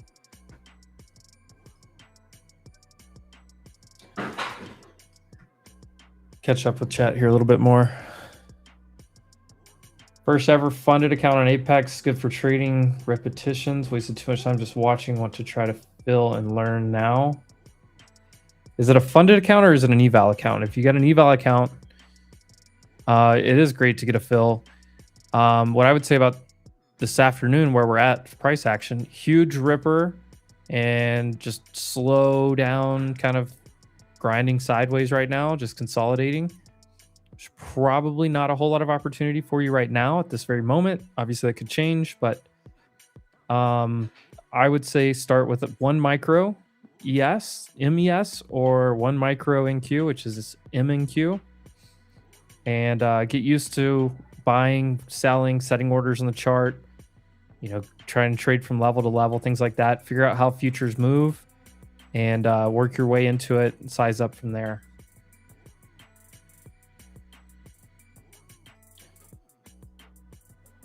Ooh, I did forget that we have earnings this afternoon.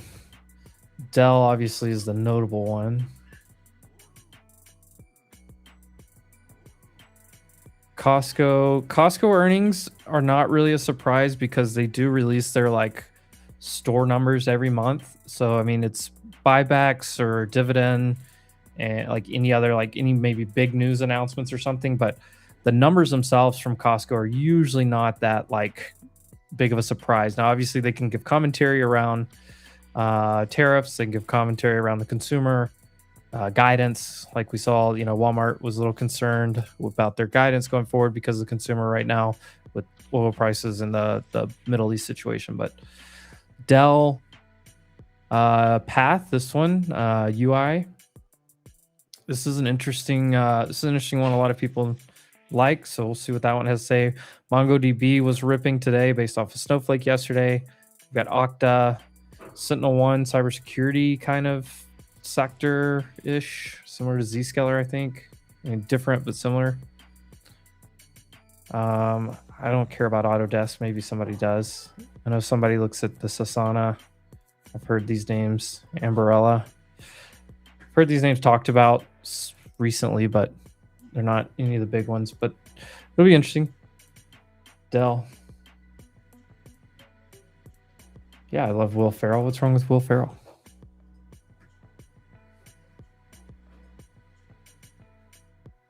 Dude, Data J, have you ever seen the video where, damn it, what's that drummer's name?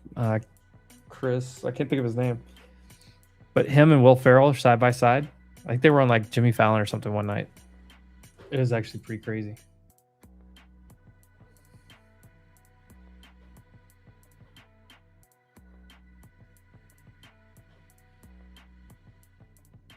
Joby's not basing out, it's breaking out. breaking out of a big consolidation into a daily gap fill.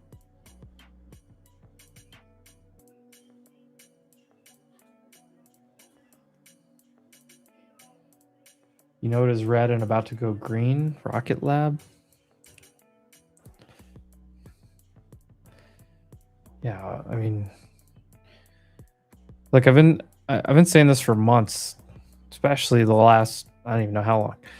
The space is super bullish. The Rocket Lab chart is the most bullish in space. And they're probably all going to run all the way up into the SpaceX IPO. And then my side thesis is that's probably going to be the top for space for a little while.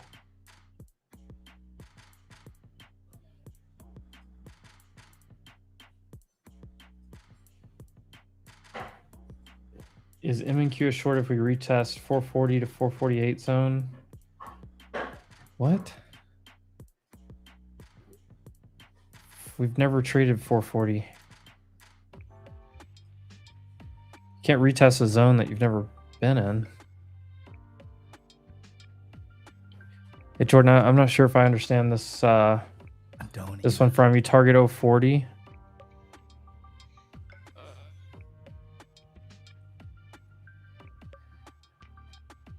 I mean, if you saw something that really rolled over, like, yeah, your target's going to be down here from 80 to 50, this area, but the 400, 440, whatever, that doesn't make any sense to me.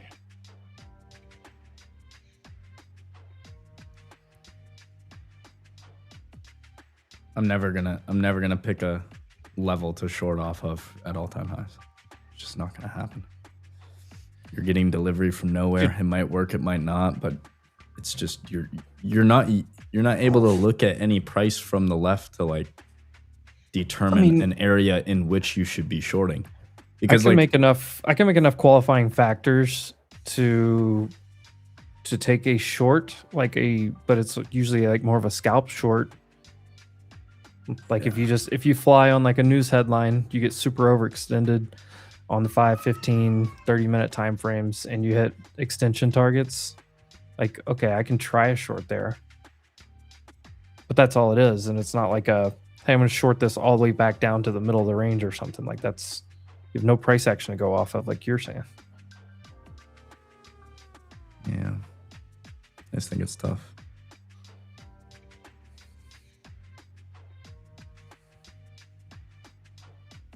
And it was like, what, Tuesday I shorted this for 200 points? I mean, yeah, I shorted Tuesday and I shorted yesterday, but I was also pretty quick with it. And I mean, I caught some nice moves, but like they weren't, like overall, the market ended up going higher. I was just out before it ended up going higher. You have to program yourself to look for dip buys in this type of market. He's meaning 340. Where's 340? Oh, 340. The high, basically. At that point, I think we bust highs and then it's next leg up. Yeah, I mean, personally, if anything, I think you're looking for a little bit higher than that at least, and you're gonna go test out this wick from the other day. I would just say, why would you default to wanting to look for a short? If anything, I would want to look where can I buy this thing for a long. Back off of 200.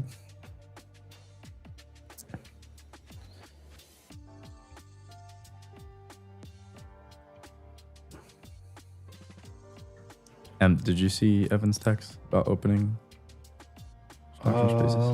Great. I think you might need to open it real quick. Yeah, no, it's perfect. Perfect. Just wanted to remind you.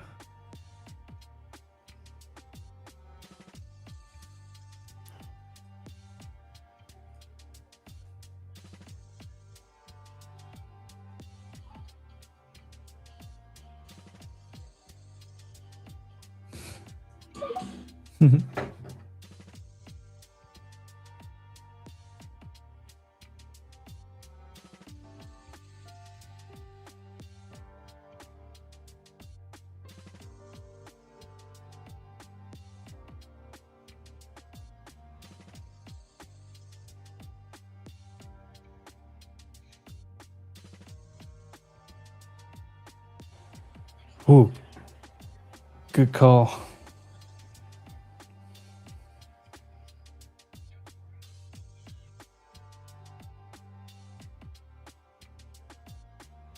Dude, you could not have nailed that timing any better. I just looked down and it's 3 o'clock, and I just saw that text, and you hadn't answered yet, so I was like, maybe. Well, I did. call I him. answered him, but I didn't.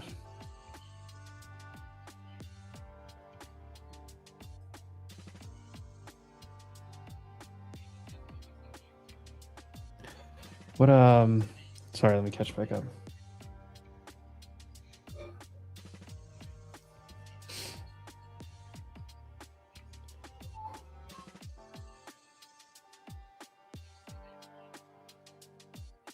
Chad Smith. I was close. All right, I'm just catching back up.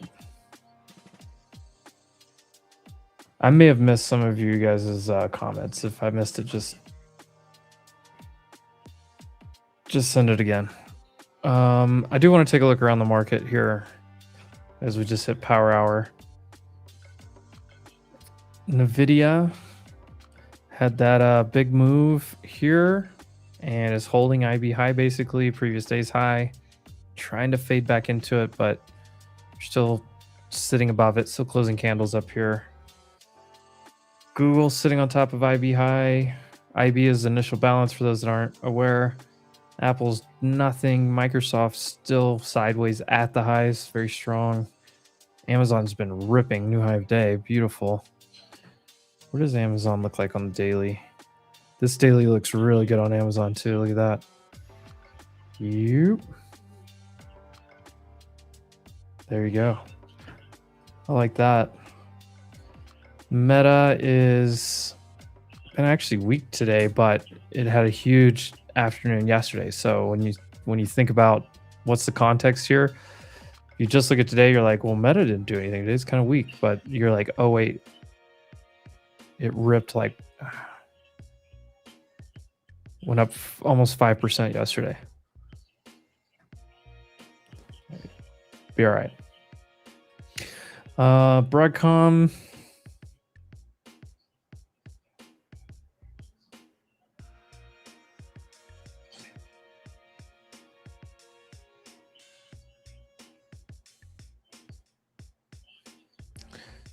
Broadcom still looks really good.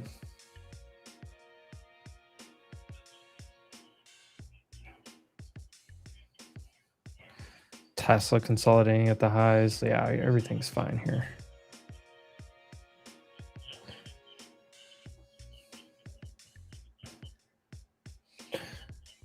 Telon, I looked at the monthly candle yesterday. I was like, these monthly candles are going to close so strong.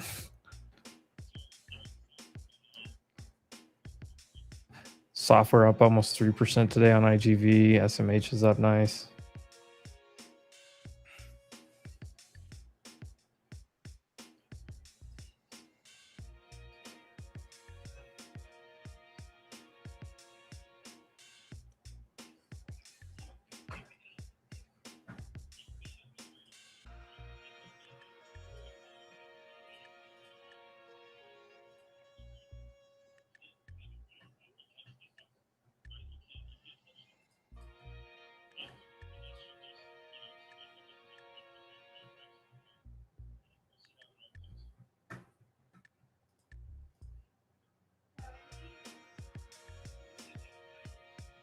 There we go.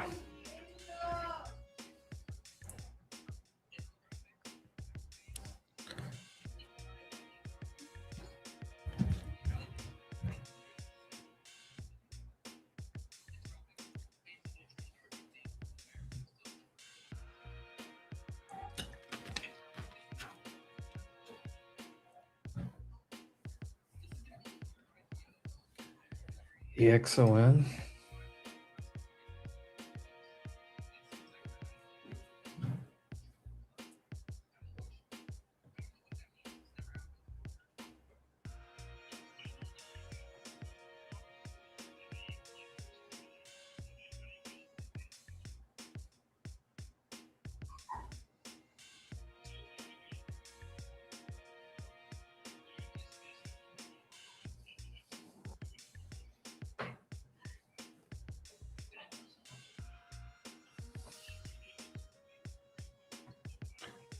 Well, my internet's struggling out of nowhere.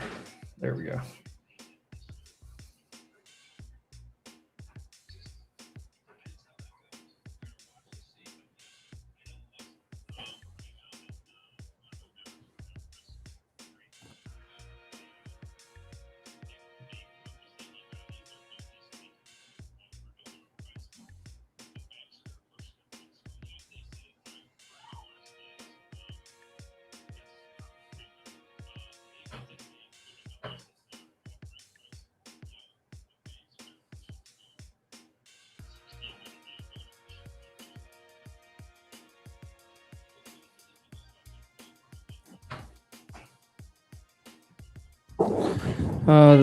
This Axon.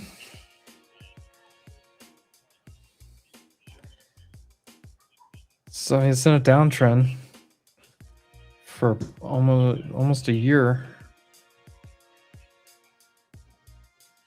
I don't know enough about the rest of this company, but the Axon is in a downtrend.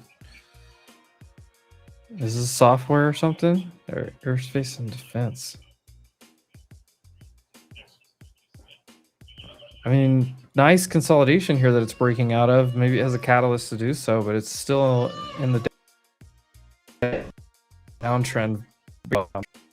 My internet's just struggling. What's going on here?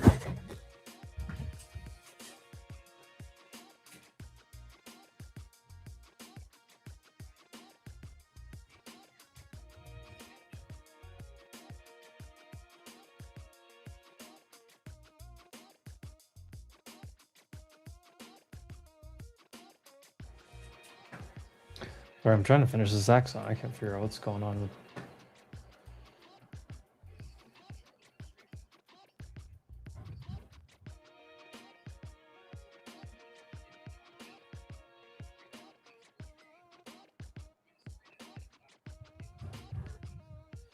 Yeah, you got to get through this downtrend.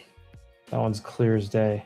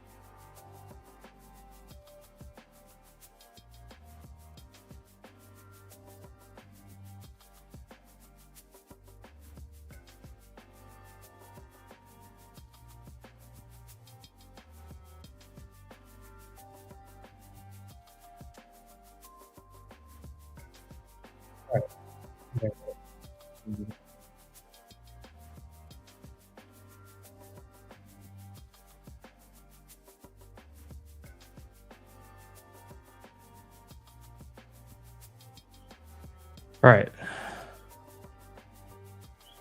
Yeah, Axon. I mean, this one's not bad. It's got some work to do until it breaks the downtrend. I'm not too excited about it. I do like this consolidation though. Rumble.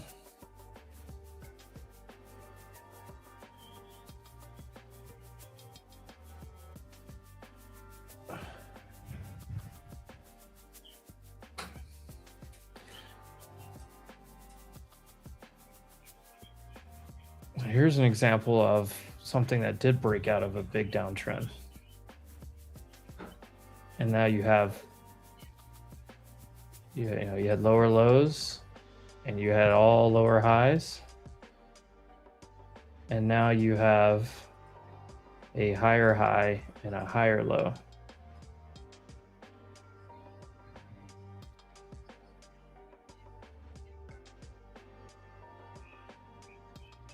So Rumble looks okay.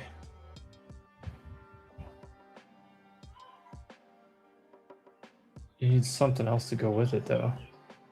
They're not even, yeah, they're not profitable. They're pre-revenue. I'm not going to be the one to ask a lot on some of these pre-revenue things. Solar, Sunrun, Solar names have been doing pretty well. I mean, Sunrun, this thing is sell over $20, buy at 11. I mean, literally just rinse and repeat.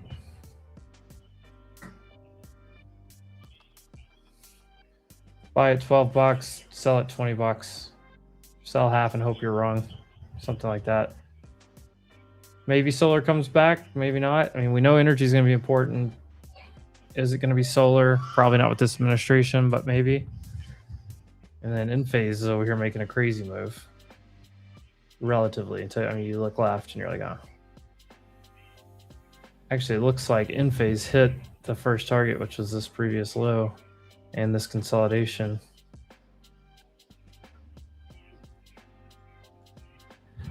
It's a heck of a move, though. You know, stock almost doubled. It is interesting that Sunrun's lagging so much compared to, you know, I mean, look, the whole ETF has been going crazy. Solar, Sunrun's not.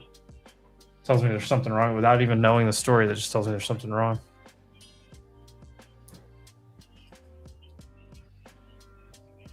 Thoughts on SMCI? My thought on SMCI is no. I mean, it was bad enough when they were getting accused of cooking the books the first time.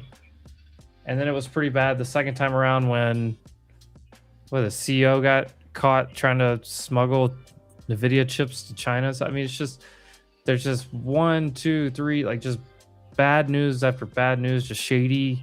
Like, I don't, and I don't think many people do. I mean, do they have a business? Like, are they going to make money? Sure. But I don't want to be I don't want to be a part or an investor or anything. I mean, if you're trading it, you're trading it, right? You can go levels to levels. But levels on this thing forever. $50. You still have kind of a downtrend up here that you could run up into. You reclaimed 35, which was decently important.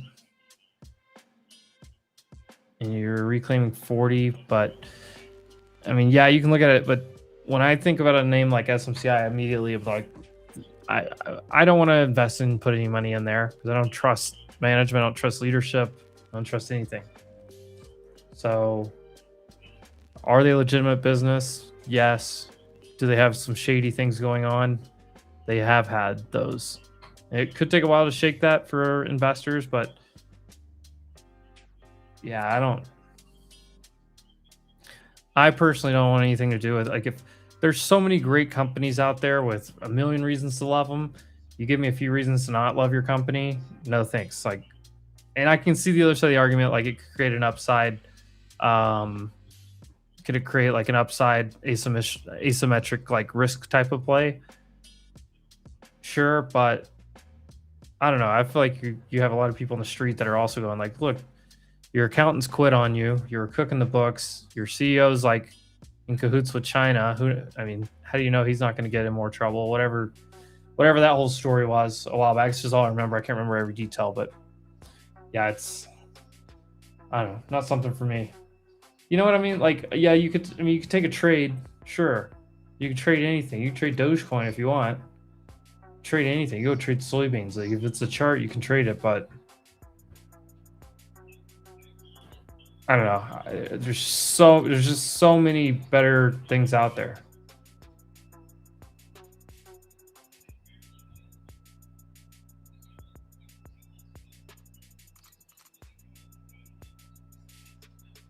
It's like I don't know.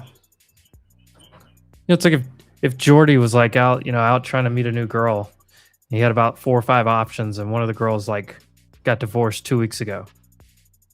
Like, cool, maybe she's great, but What? She's in recovery mode. she just got divorced 2 weeks ago. Like, you have all these options out there. You've got all these other great Not the options. move. College graduates, smart, good jobs, good families, all this stuff. Like, a lot of good things going for them. And you're looking over at the lady that just got divorced, probably for cheating on her husband or something. And you're like, but you know, maybe it was a misunderstanding. No, don't forgive those things. What are we doing? I mean, be picky. There's thousands of stocks out there. There's thousands of girls in the world. Be a little bit picky. Yeah, just day trade that girl. Yeah, we just day trade them. I'm there for recovery mode, man. I'm there. Hey, I'm there. You're just playing a dead cat bounce. Yeah, I'm playing a dead cat real quick. I'm gonna scalp that low risk. Make that dead cat bounce.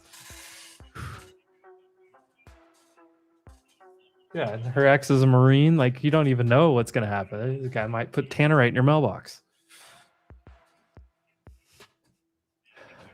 But hopefully the point is the point, right? Like, if there's 1,000 good options out there, why are you looking at one that has like bad things around it?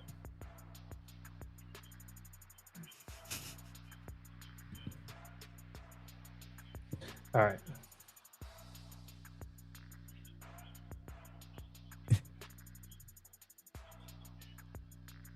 Yeah, you just can't let that day trade turn into a swing. That's what you can't do. Do not let that one turn into a swing trade or a long-term investment.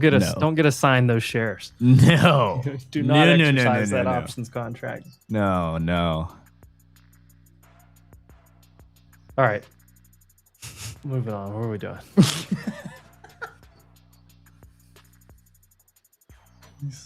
Moving on.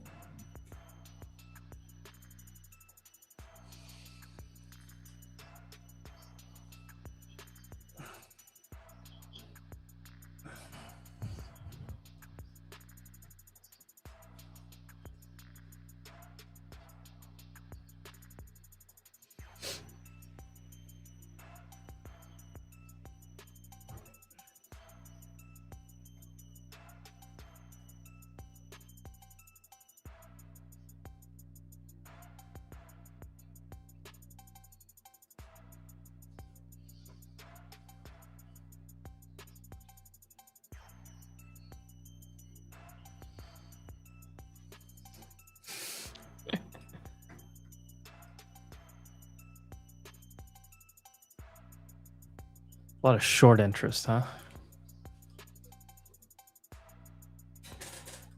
Oh, let's go. Heavy D just celebrating like he should be. Sitting here at the clubhouse having a Captain and Coke. Let's go. Dude, if I woke up and I had a bunch of snow options, I would have locked in a bunch of profit and walked straight out the door. With no chance I would have traded the rest of the day. Kind of like I had a really big morning this morning. Well, overnight into this morning. I'm not doing anything. I'm just hanging out.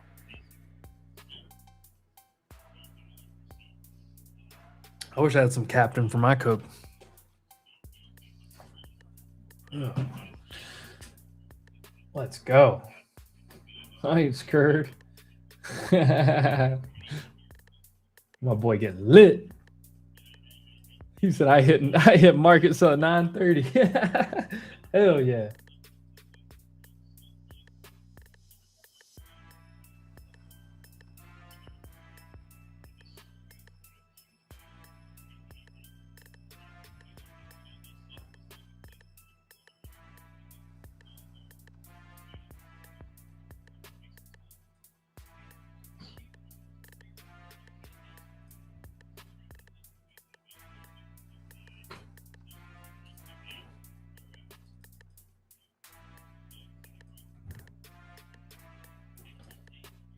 How is Rizzo doing? I don't know what he's doing. He went to touch some grass. He is down a lot of money though. A lot.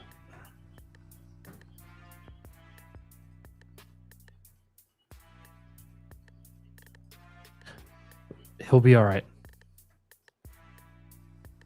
Rizzo makes a lot of money. He can lose a lot of money, and he can be okay. He won't be happy about it. He'll be all right.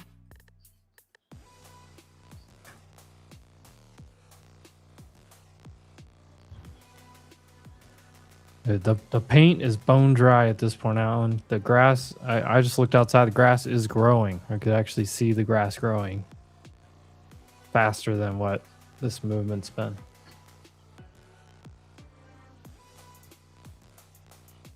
Oh yeah, absolutely. Yeah, he'll be just fine.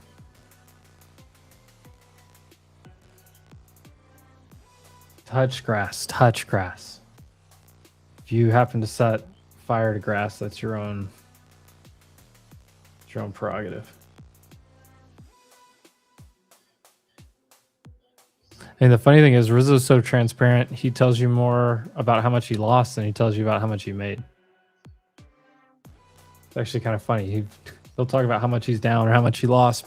He rarely he posts points, like total points that he's made, more than he posts like actual P&L. He is like pretty much max short everything. In Q, yes. M and Q, what else was it?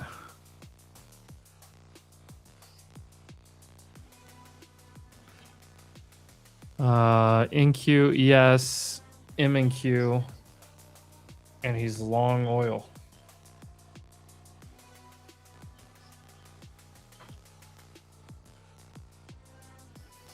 Yes, with the real money. Yeah, he's down a house right now in real money.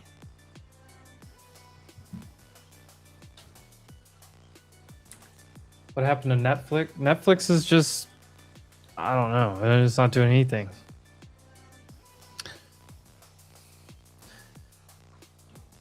It's kind of a weird look to it, honestly.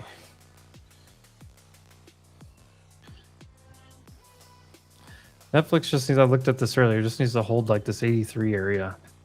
Otherwise, I'll be buying more down here or at double bottom. Yeah, 70. Netflix can't hold 83. It's basically 70 unless this miraculously holds this little 75 right here. Coinbase.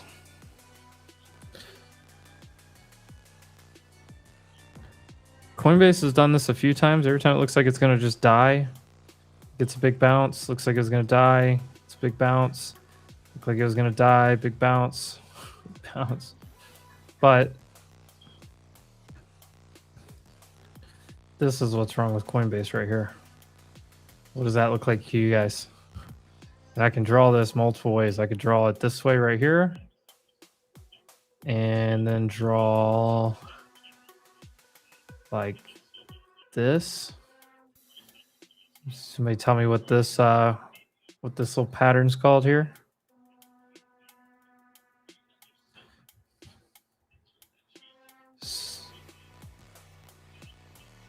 So two things here to look at. Here, let's do this. If I invert the chart, what does this look like? It's like a big old bull flag, right? Also looks like breakout back test. So this would be where it back tests, and you would do this, right? Now let's turn it back around to how it really is. Held this trend multiple times. Oh, it broke. It's coming back. So it looks like a back test. Now, could it actually come back up here? Sure. It could. Could it be like up here, maybe even a little bit better? Sure. All these EMAs and stuff. But this does not tell me anything. I mean, this tells me that maybe tomorrow it wants to try to get some follow through, but it tells me that there was buyers sitting down here, possibly. But until it like reclaims back into this and becomes like a failed breakdown, then I'm not going to get excited about it. Yeah, I'll take bear flag for 200 boys and girls. That's what it looks like to me. Looks like a bear flag back test is what it looks like. Now, could it reclaim? Sure. But tell me where crypto looks good. I don't know. It's tough.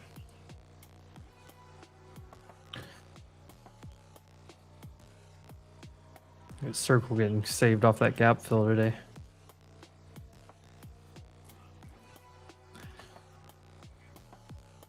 ES back up near the highs again.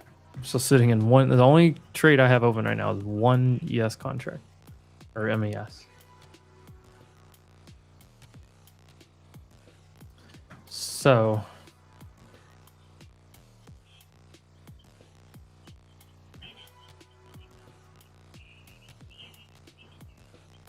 I love this, dolls. I love it. This is one thing that I talk about all the time. It's one thing that I do, that I change, that works for me. I'm up, already won the day. We already had great moves on the day. So you had both great opportunities today.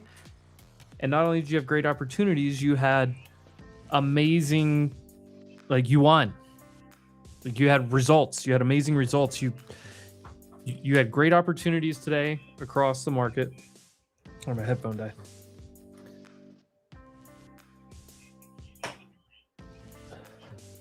So you could have been short here at the open. Whatever, you could have been long from down here, I guess, if you wanted to be. But after this ripper, if you bought this back test and got long, you rode it. You had a great opportunity for that. There was opportunities last night. I mean, this was a day full of opportunities up until about noon. And there really hasn't been much since then. But when you get this type of movement in the market, what normally happens next, guys? Consolidation. Big moves usually follow some type of consolidation. Like here's another example. Big move up, consolidation. Big move up, this whole afternoon, consolidation. There's one of these that was like a big move down. It was the same thing. Here's another one. Big move up, consolidated all afternoon. And then look, not only did you have a huge move up here, the next day you consolidated.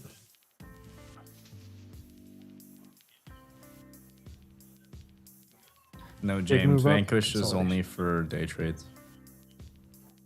Yes. But I love what Dolls is saying here because it's like, hey, a lot happened in the market today. There was a lot of great moves. I made money. I won the day. I don't need to take any 50-50 coin flip trades to, you know, oh, what I'm trying to make an extra $100 and you start spiraling, you lose $200-300. $700 is more than most people make in a day. Take it, put it in your pocket, and go home.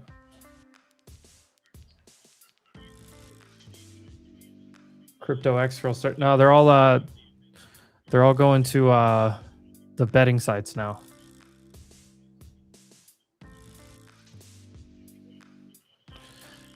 But to get a new high of day on ES, let's do it.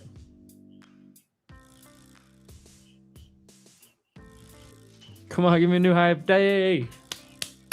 Let's just finish this off.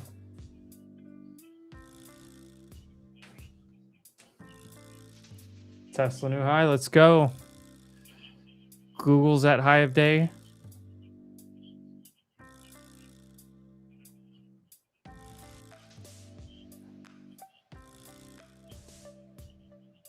Perfect time to mow yards, yeah.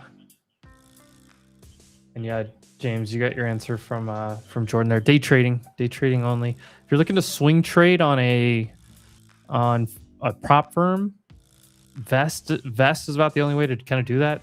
Just kind of like a leverage equity play. Can't really swing. I don't know many places that do swing trading options for a prop firm. I don't know that. I'm sure maybe one exists, but I'm not familiar with it. And there's only like one or two prop firms I've ever heard of letting you actually swing trade that way on futures. Like Elite Trader Funding used to have was it Diamond Hands or Diamond Account or something like that. What's your opinion on Walmart keeps bouncing? I just own Walmart long term.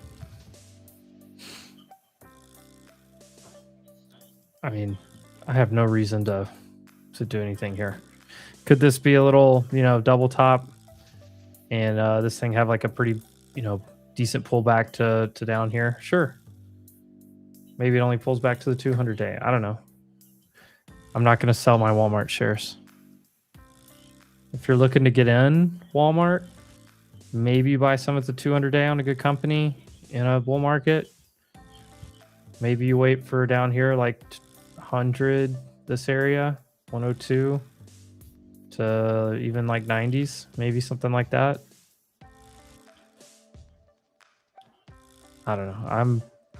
I'm not buying any more right now, but it's because I own plenty.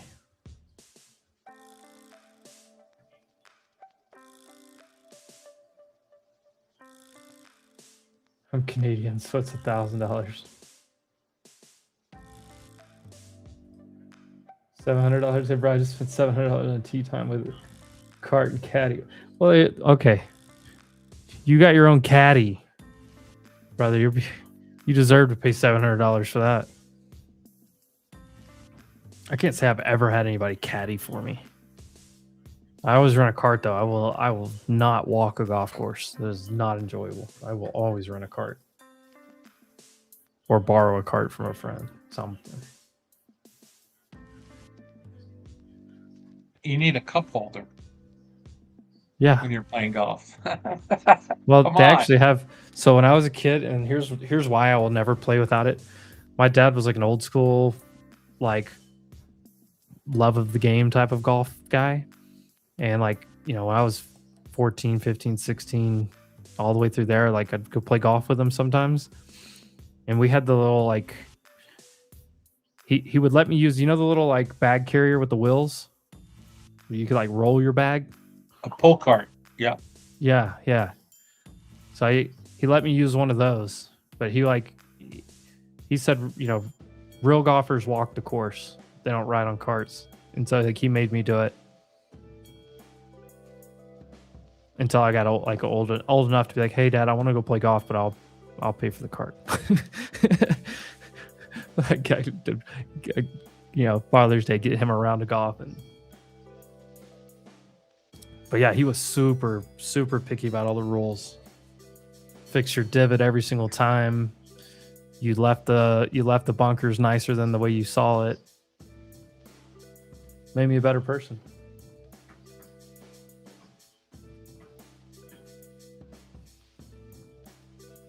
Shout out to my dad.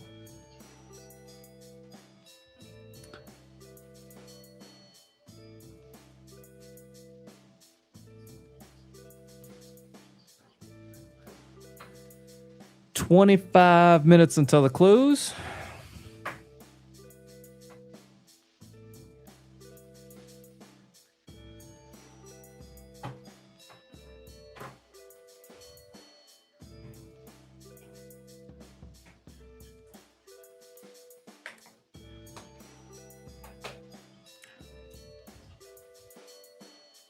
Oh, but what I remembered, Frank, was like, yeah, you need a cup holder. But I remember I had a cup holder for that little pull cart thing, and it went like beside your bag, and it like had it was like on a little like pivot, so like you could put anything in there, and as long as you weren't like just slinging the thing around, like when you leaned it down to walk, it would tilt, would just like stay straight up and down with gravity.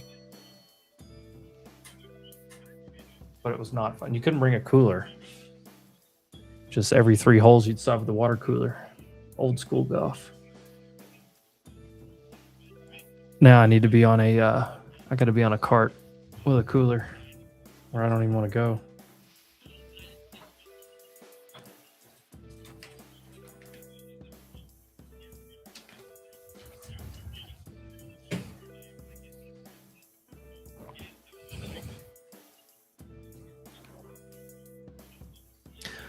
Just wait on ES. Give me this last like 3-4 points. When is Nvidia going to run? I don't know. Good question.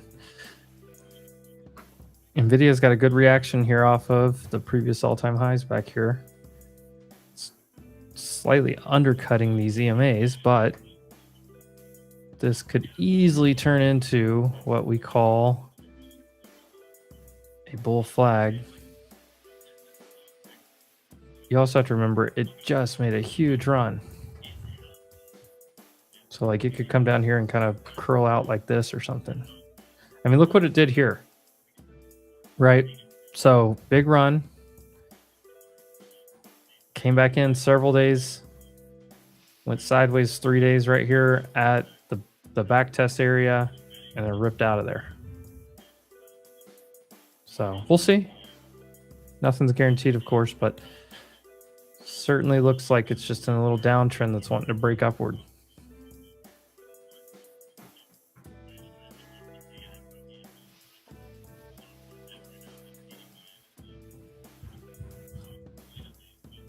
What is SOC doing? Sable offshore?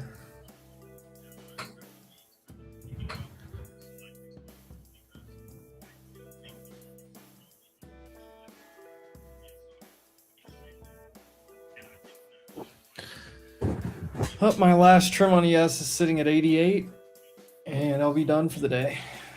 I mean, I've been done for the day, but I'll be completely flat for the day.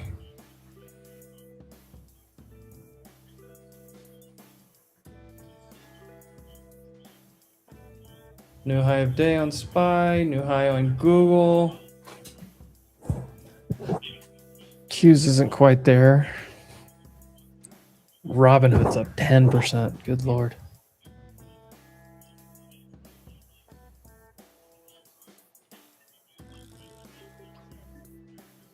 Moderna headline.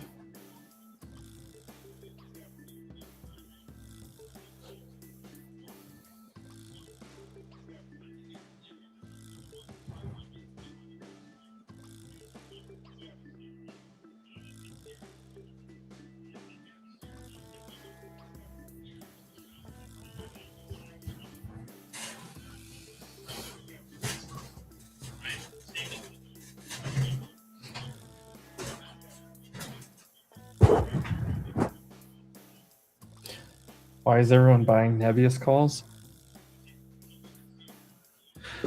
Well, so that Leopold, what's his name? The ex-OpenAI guy that's done this new fund that everybody's been following because he's had a couple big winners early. He had to disclose, it came out yesterday, he had to disclose that he owns like sort of 5% of Nebius. Aschenberger, yeah, something like that. Leopold Aschen something. But either way, he's been buying Nebius like crazy over the last couple months because it wasn't on his 13F.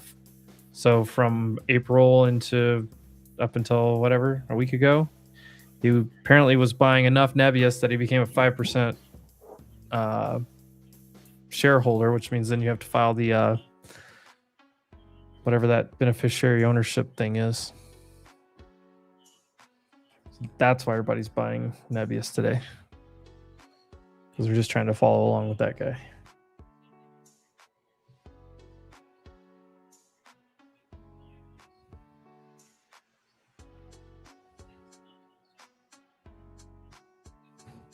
Who tagged me in KC Trades?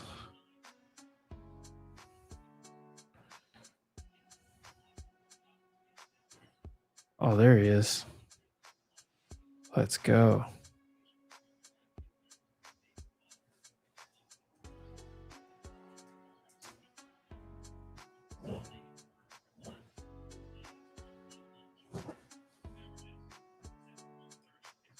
Wonder how much he gets paid. Oh, Sam, let me DM you the link.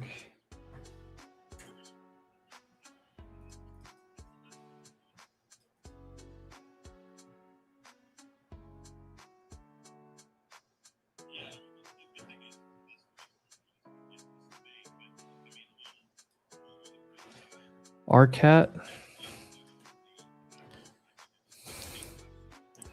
I mean, all of these like defense drone, whatever name, all these things are running like crazy. I mean, I always default back to what like Frank says: sell half and hope you're wrong. If you bought a bunch of shares, or if you have any, I mean, if you bought a bunch of shares down here under the 200-day, broke out of a big downtrend in a hot sector, yeah, you trim, but I think you hold a decent amount here. I mean, today it opened up and held the 50-day exactly. What's up, guys?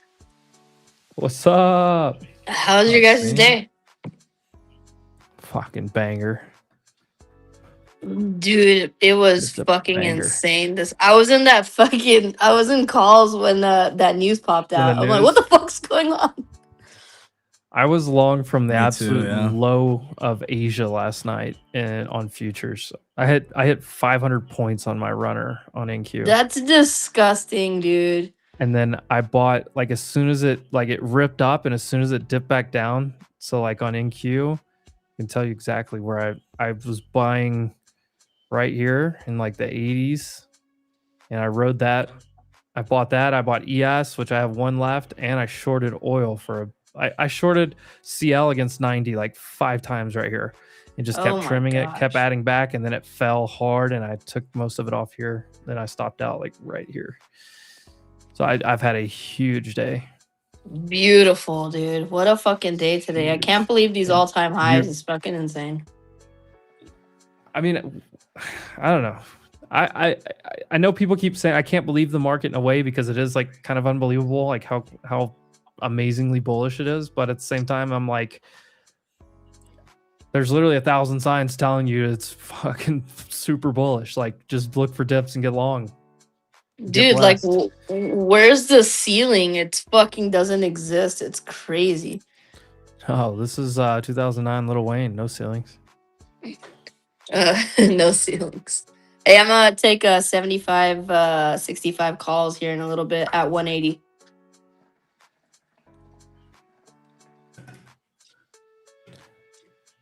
Let's go. Let me pull up SPX.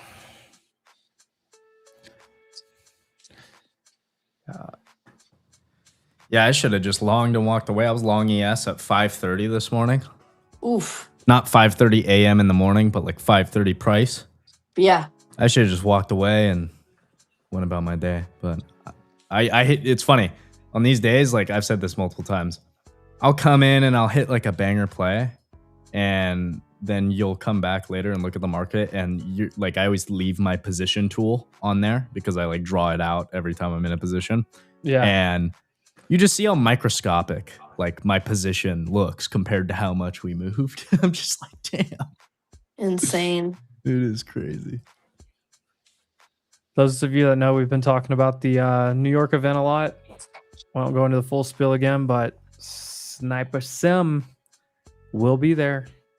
Live trading with us on stage. We'll have 2 sessions of live trading. We added a power hour, like last 30 minutes live trading second session, just because we knew we were going to have Sim there. That is gonna be so much fun. I cannot wait to meet all these people in person. It's gonna be awesome. We're going to throw down so hard at the happy hour, too. Yeah. So, Hell yeah. so Yeah, hard. I'm more excited for that. So hard. Especially after all day of doing like an event and all the stuff going on. It's like, okay, time to let loose. 100%, dude. It's gonna be freaking awesome. It's epic that we're doing this in person. The first of many.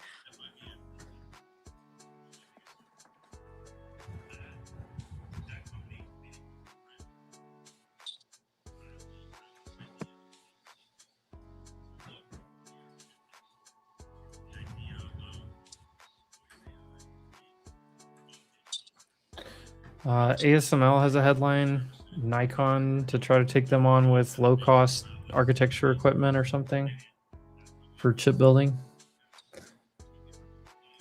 All right, we're sitting at about 15% here. I'm still holding this. Keep going. I think you're going to 75.70 Let's go. just based on where my ES target is. There's the buyers. 35% here. I'm gonna take a trim.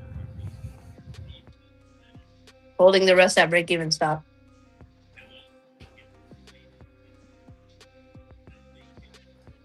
Boris says we have a poly market going for you getting drunk and punching someone in NYC.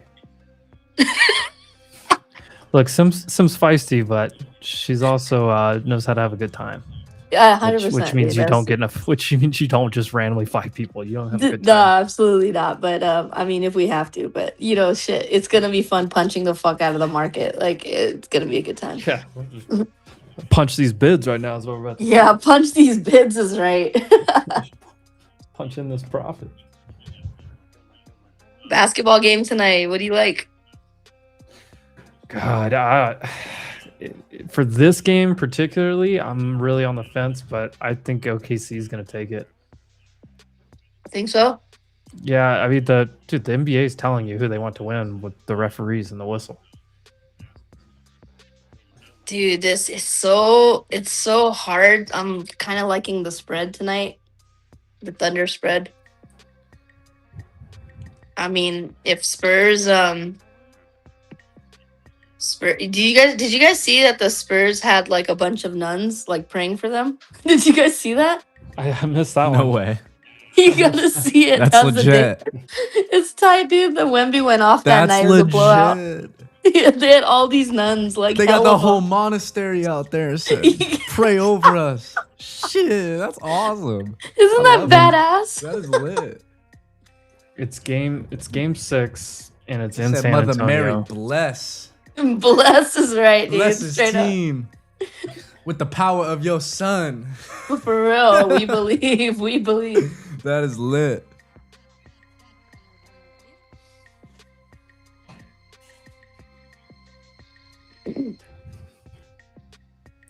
Look, if you're a Knicks fan, you want the Spurs to win tonight because you want this game to go 7 tough games so that you're more rested because you swept, and then you can play a more tired team from the West. It's the only chance the Knicks have.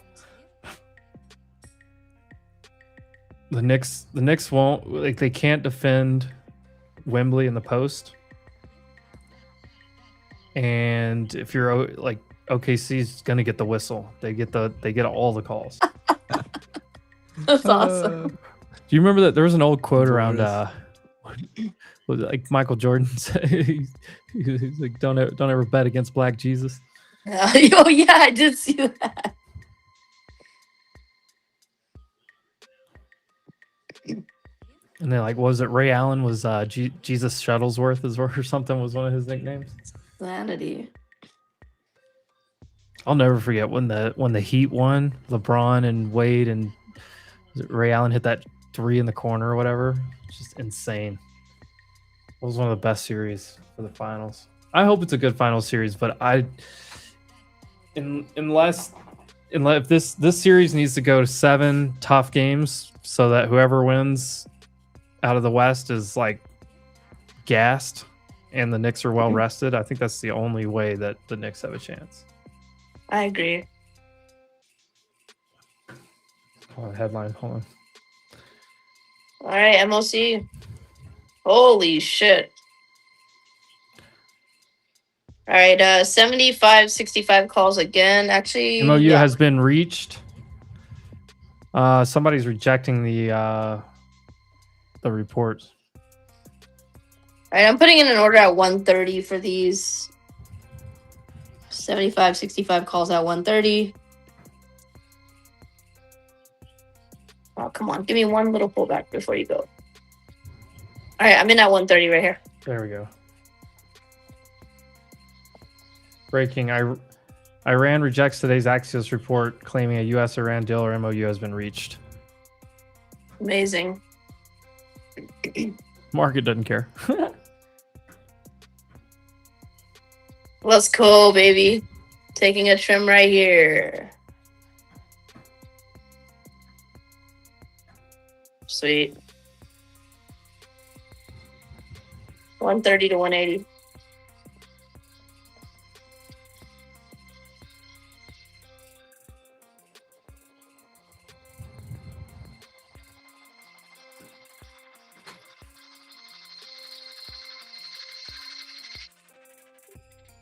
All right, I'm gonna take a re-entry again at 90 cents if it gets there. Dude, the way this thing's been trading, I almost hope that we don't get a deal for like another 2 weeks because it's like literally Good news headline: we rip up like 2%. Bad news: we go down 0.5%. Absolutely. It just keeps laddering up. Like,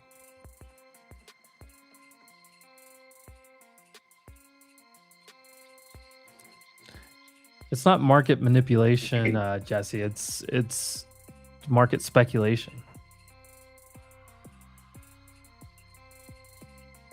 I have an order in at 90 cents for the 75-65 call again. Let's see if it gets there. And these bids are strong. Knicks will distract opponents with Kylie's booty. Oh. Look, Karl Anthony Towns, I just hate that guy. He looks like he has diarrhea when he runs.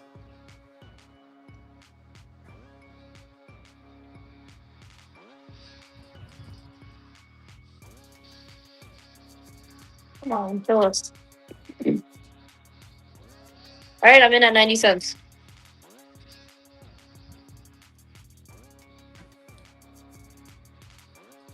Let's go. Give me 100%.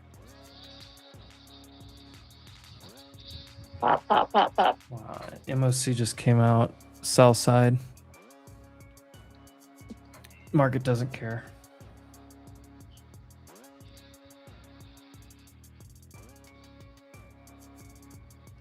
From a Minnesota fan, FCAT, yeah. Like, 100% right here. I'm gonna go ahead and take a trim, and I'm holding the rest into the close. This Let's thing looks go. Like it's gonna go. This badass. what strike did you hit? 65s? Yeah, 65s. I like it. The 70s are burning. Bro, Cat is not a Hall of Famer. Get out of here with that. No chance. Unless he wins this year and like 2 more or something. Like, no way he's a Hall of Famer.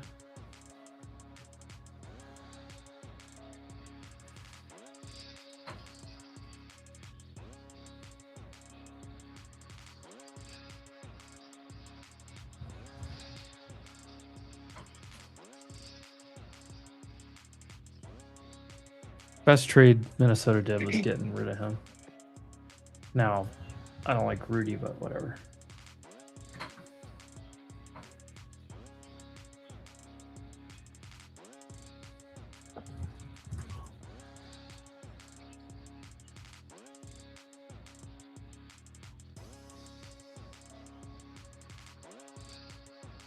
All right, I'm in more at 90 cents right here.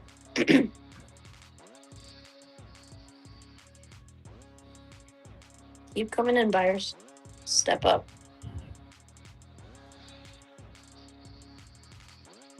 %, still holding. Keep going. I don't like that last 15-minute candle.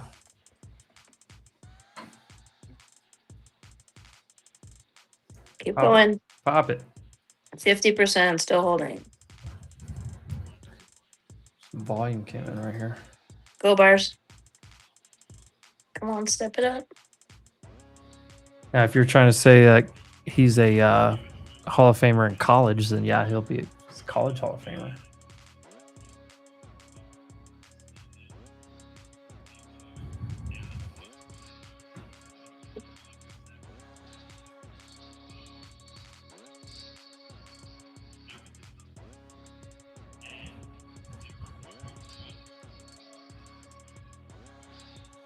Get Dell earnings right after the close as well.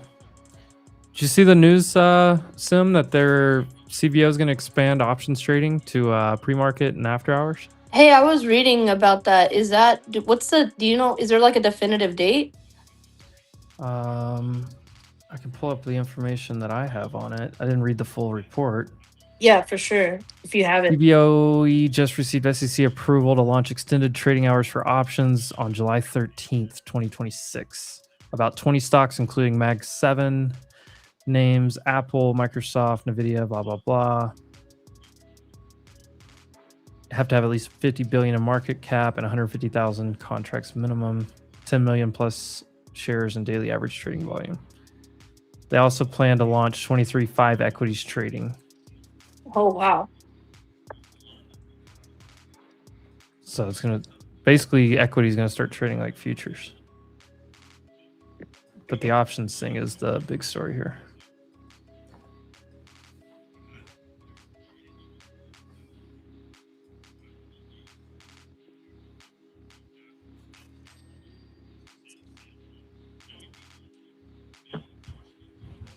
Look, Cat is borderline Hall of Fame, and that says something more about the Hall of Fame than anything. They let way too many people in the Hall of Fame.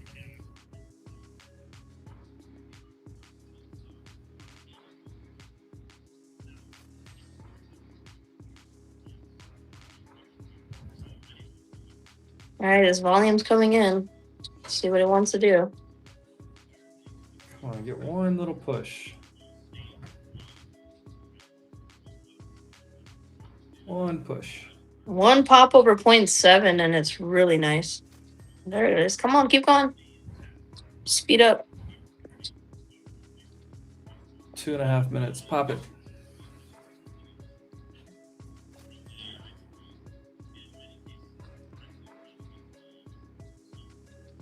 Keep pushing.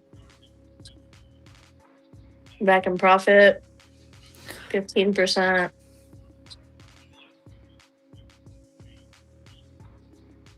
There's 0.7.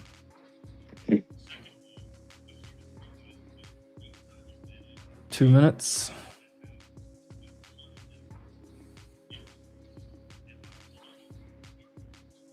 Go buyers.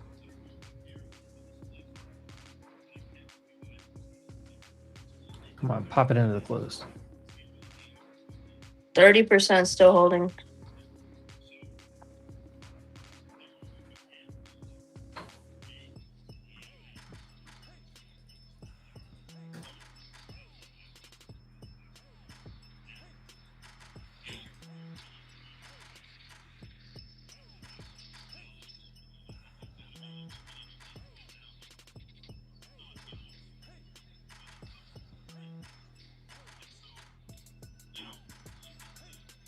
Go buyers.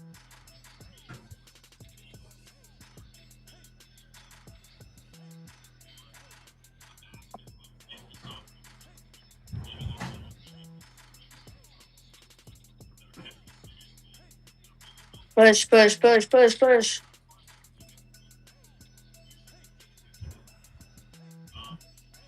We got 45 seconds.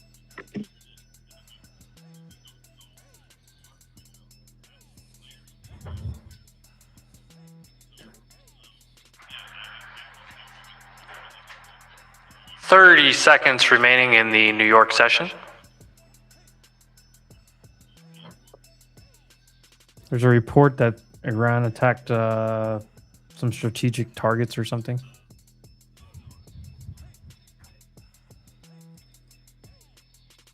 Oh, they might pin this thing right here.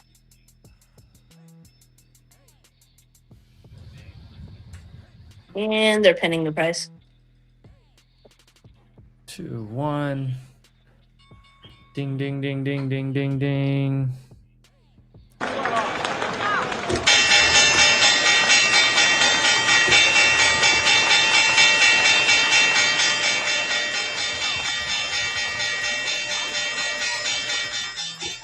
Pencils down. Pencils down. Yes, pencils down. Am I sniffing anything for tonight? If honestly, after last night, I kind of want to stay away from Globex. Yeah, you should take a break. Yeah, take a break. Yeah, but if we get a dip buy, and there's a few levels that I have to work off of for dip buys, but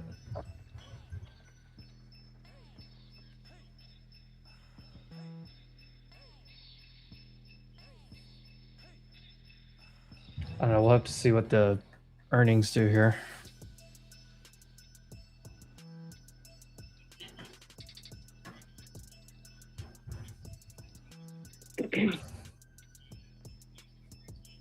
Autodesk just reported.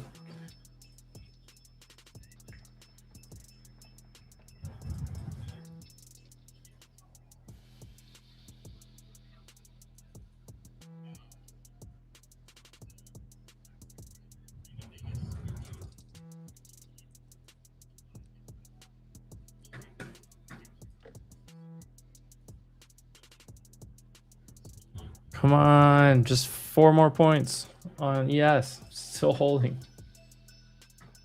I think we got our man Mark joining us here in just a second, Jordy.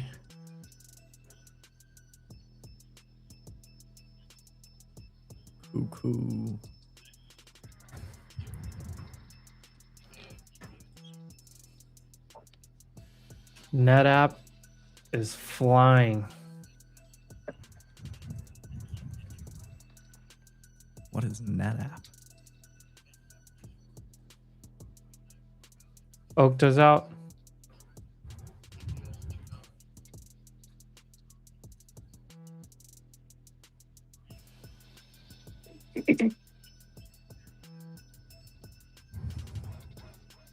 Okta double beat. Mostly flat.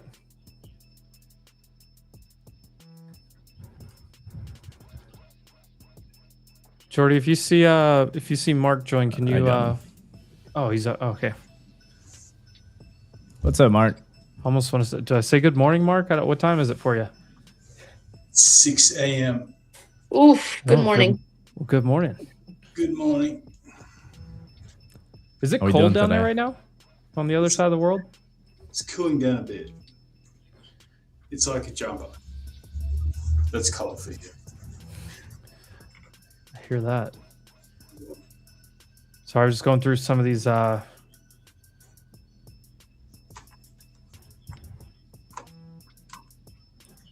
getting messages that I need to go help with stocks on Spaces. All right, chat. Do what you gotta do. I'm gonna keep watching this on the side though. I have to pop Whatever off of it here. is. Mark, great to see you again. Boy, I had like 3 questions ready for you, but I've got to go help with a different show. Jordy's gonna take us home here. Jordy, if you get the screen share, if you can do that. I'm gonna keep watching. If I got a question, I'll type it in the chat. Sounds good. No worries. Let me get this up there. How we doing, Mark? Yeah, it's good. It's like a different universe watching this market in the States because our market's getting killed right now. The Australian market? Yeah, we've got a government that's introduced some crazy tax changes. So, yeah, there's a lot of tax-driven selling, and we don't do chips. We don't do memory. So, yeah, it's been a rough couple of days. Are you guys? Are you still? Like, are you able to capitalize on the U.S. market in any way? Yeah, there's a lot of people that do trade US from here. It's a little bit tricky with the time zone, but you know, when it comes to trading activity in the local market, most of it's resource focused. But the systematic guys will almost always trade US markets.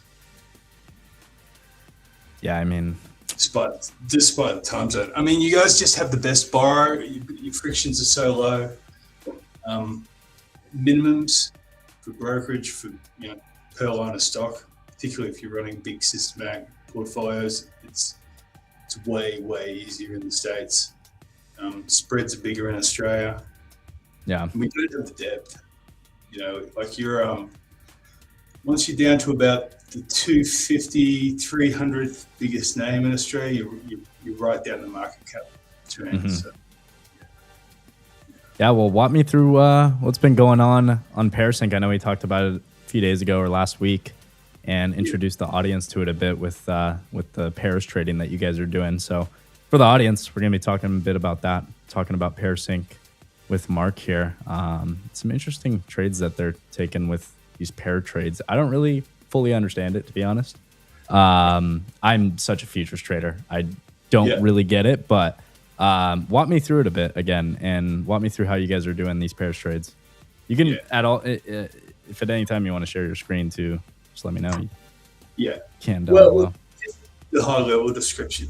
You know, we're looking for 2 economically related stocks, and that alone isn't going to give us the best reason to trade them. So we're looking for the economically related stocks and then proving and testing that they've got a mean reversion style and pattern that we can predict and trade and parameterize around. So it's, the principle is called co-integration, and it gives you a predictable spread, predictable mean, and predictable standard deviation. So the simple way of saying that is it's like a dog on a leash. You know how far the leash goes. once he gets to the end of the leash, you put the spread on because he's going to come back to you at some stage.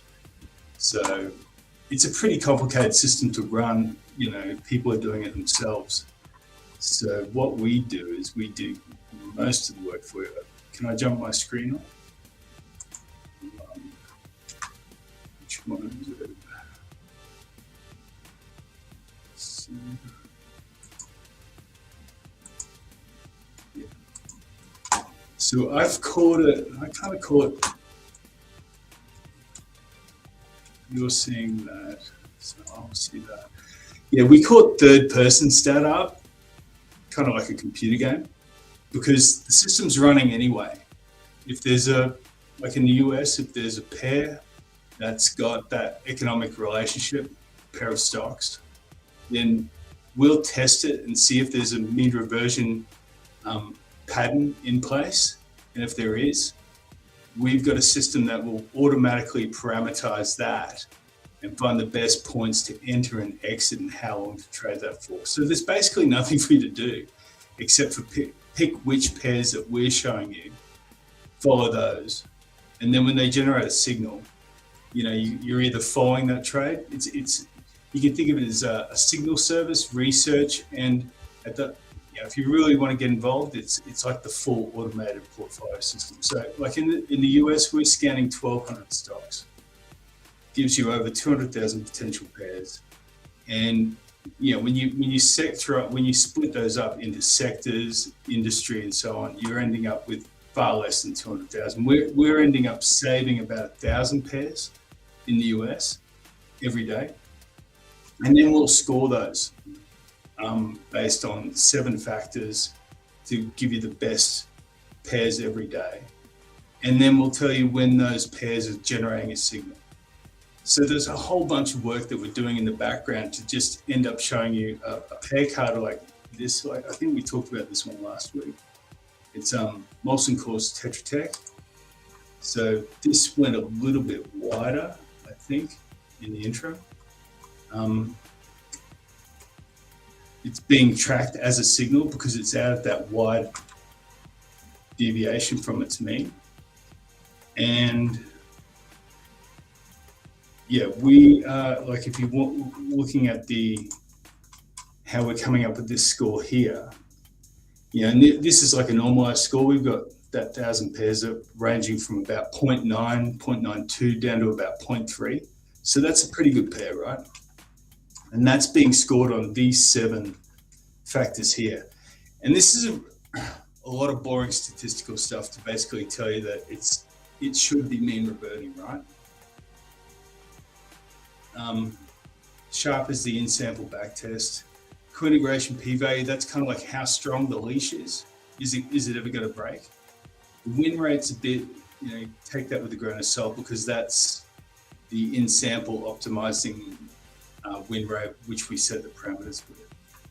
Time efficiency is, look, you don't want to get stuck in a pair and wait for, you know, 3 or 6 months for it to mean revert. We want quick trades, ideally 10 to 20 days. So it's a daily observation strategy. Co-integration stability is kind of like, you know, you can kind of think of it as like a girlfriend. Does she go out with her friends a lot? And does she turn the phone off? You know, does it always come back? Hedge naturalness, like some of these ratios are a little bit odd. You want to be kind of dollar neutral or close to dollar neutral. Some of them aren't because the system will find the best way to create that stationary spread. And we want market cap to be, we're preferring larger stocks, and we prefer the 2 stocks to be similar in value. So that's what goes into that score there. Yeah, and then all these pairs are being created and tracked anyway. You can create the watch list, as I think I showed you guys last week. I've created 2 watch list tabs here, which gives you 100 pairs. So these are in your watch list, which you can go through anytime. And if they generate a signal, you can see that from that bar there. Those positions will be tracked, and they're running in like you can think of it as like a pro forma kind of proxy strategy, which you can then, if you want to mirror any of these trades, you can export those as webhooks and execute that through your own automation with things like Signal Stack and other server services. So yeah, that's it again at a high level. We're in the process of kind of building out our own watch list and starting to put stuff back on ourselves because we've been busy building this out. But the system's running really, really well. So I'm pretty keen to stop coding and start trading on it. And these are, I'll show you some results. This is the strategy at the moment. If you had created, I've only just created these watch lists last Monday, right? Okay. These pairs have been tracked for a couple of months. So these are out of sample results, right? These are out of sample results, meaning that once those parameters were found by the system, they were tracked through to where they closed out. So those 100 pairs have got a win rate at the moment of 80%. And like I think I told you last week, because of our stop loss system, which is pretty cool, there's a bunch of stuff on our Twitter about how we parameterize and set our stop loss. We're running a really good win-loss ratio at the moment. It's like $2,000 average winning. And this is from a $10,000 average first leg. And they're often around about dollar neutral. That is, you're long about $10,000, short about $10,000. You can reset that and rescale that in the automation feature there. But based on $20,000 notional, these are making about $2,000 a trade, losing about 600, and they're in position for a little bit long, not too bad, about 26 days. That's 26 market days on average. So if you were just to say mirror this portfolio from now on, you would hope to get something similar in terms of performance ongoing, and you can keep refreshing and keep tidying up the watch list to make sure you've got the highest scoring pairs in there, which should keep performing something like this. And yeah. So people can just come in and trade this same exact strategy that you're running. Yeah. So look, at the moment, I've got that automation set up here. You just drop your URL for your webhook, for your Signal service in here. You choose which sort of level you want to export. You can choose which signals from your watch list you'll automate or send through to yourself, or you can go to the strategy page here and you can export the positions as an Excel file, CSV, and just mirror the whole thing. So you could execute a transition portfolio right now, execute a transition basket to put the whole portfolio on as is. Or you might say, look, a couple of these are a bit old and stale, something like this. It's been in position for 26 days. So you might not put on a couple of these winners. You can remove those. And then look, you'd probably start at the losers. What's gone wider? And look, the nature of pairs is when you put a trade on, it's kind of, this is a bit hard for futures dudes to understand. You're almost always going to start losing a bit of money before you make money from pairs trading, because you're trading at the extreme. I'll show you what I mean. Something like Qubits run here. I mean, I'm a bit of a dirty quant. I don't know a lot about these stocks. I just know that they're scoring and they're showing up as pairs. But you've got I think they're two pretty hot tech stocks at the moment. I think this is a quantum computing play. Yeah, they both are pretty hot right now. Yeah, so you're literally just putting your hand in the fire here because it's telling you to short that because it's at an extreme. And you're getting long the other leg, but not in as big a size. So you're going short $10,000 for Qubits, D-Wave, and you're going long the Sunrun, right? So you I think of it as liquidity provision. You know, you're dealing with two stocks that are getting to an extreme. So you're stepping in, you're saying, look, D-Wave is overbought. You're going to be part of the solution. You're selling, you're providing a short sale, you're selling into the hot stock, which is, you know, sometimes painful, but that's kind of what you're going to get paid for. You know, you're providing. Yeah, you get paid to take that extra bit of risk like that. Correct. Yeah. So That you're makes sense. stepping in, you're giving a little bit of stock to the overbought, and you're going to. You can think of it as hedging, or you might actually say, look, you know, the other legs underperform, so I'm going to buy that. And you can see here, it's not going great at the moment, but yeah, you look at this price ratio chart. I mean, if you think of it as like a heartbeat kind of ECG thing, it's pretty obvious that's going to maybe, well, yeah, all things going well, it'll mean revert. We had some good questions from Lord of Wall Street in the chat. He asked, what are the returns and Sharpe ratios? We went over some of the returns, but maybe you could talk about the Sharpe ratios a little bit more there. And then he was wondering, he said, isn't there alpha decay on this strategy since all quant funds are doing pairs trading since years? I don't know if you could break that down as well. Good question. We run sort of two systems running parallel. There's the optimizer, which is continuously alive and finding those best entry and exits. So for this one, like just a vanilla sort of pair, this is the top scoring pair in the US right now. Molson Coors Tetra Tech. The system's found over the last 252 days, the best time to enter is at the 1.9 sigma level on a 100-day MA. And then it fits that around a 4 sigma stop loss. Now, if you've done that, the in sample, and this is the thing, right? It knows the past when it fits this. So this is a perfect back test, which you'd expect, because it's looking back saying, well, what's the best fit for entering and exiting and stopping out and hold period? And if it's found that those parameters, they're the in sample optimized back test, and that's a Sharpe 2.58 for that in sample back test. Now, once it starts running, once it's in a watch list, if that optimizer then trips a signal, like it goes wide and the system goes, okay, well, we're now in play. What it does is it'll freeze these parameters because they're constantly changing, right? Like tomorrow that might be 1.8 and that might be 2.2.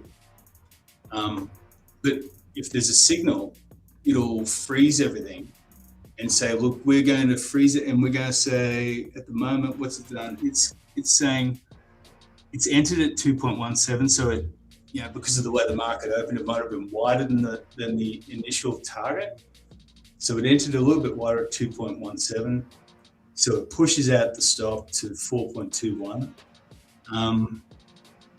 And it's looking for a travel or a target of, where is it? Days held, target Z of 0.5. So basically it's looking to ride that all the way through the mean to half a sigma on the other side. Now, I can't tell you what the Sharpe ratio of this out of sample is going to be. And I don't think it's kind of not, what would you say? It's kind of not. It's not really relevant. It's not authentic for me to say that the strategy's got a Sharpe because I've created that watch list. These watch lists have been created on Monday, but it's showing you what the out of sample performance of those signals have been over the past two months since I've been tracking it, right?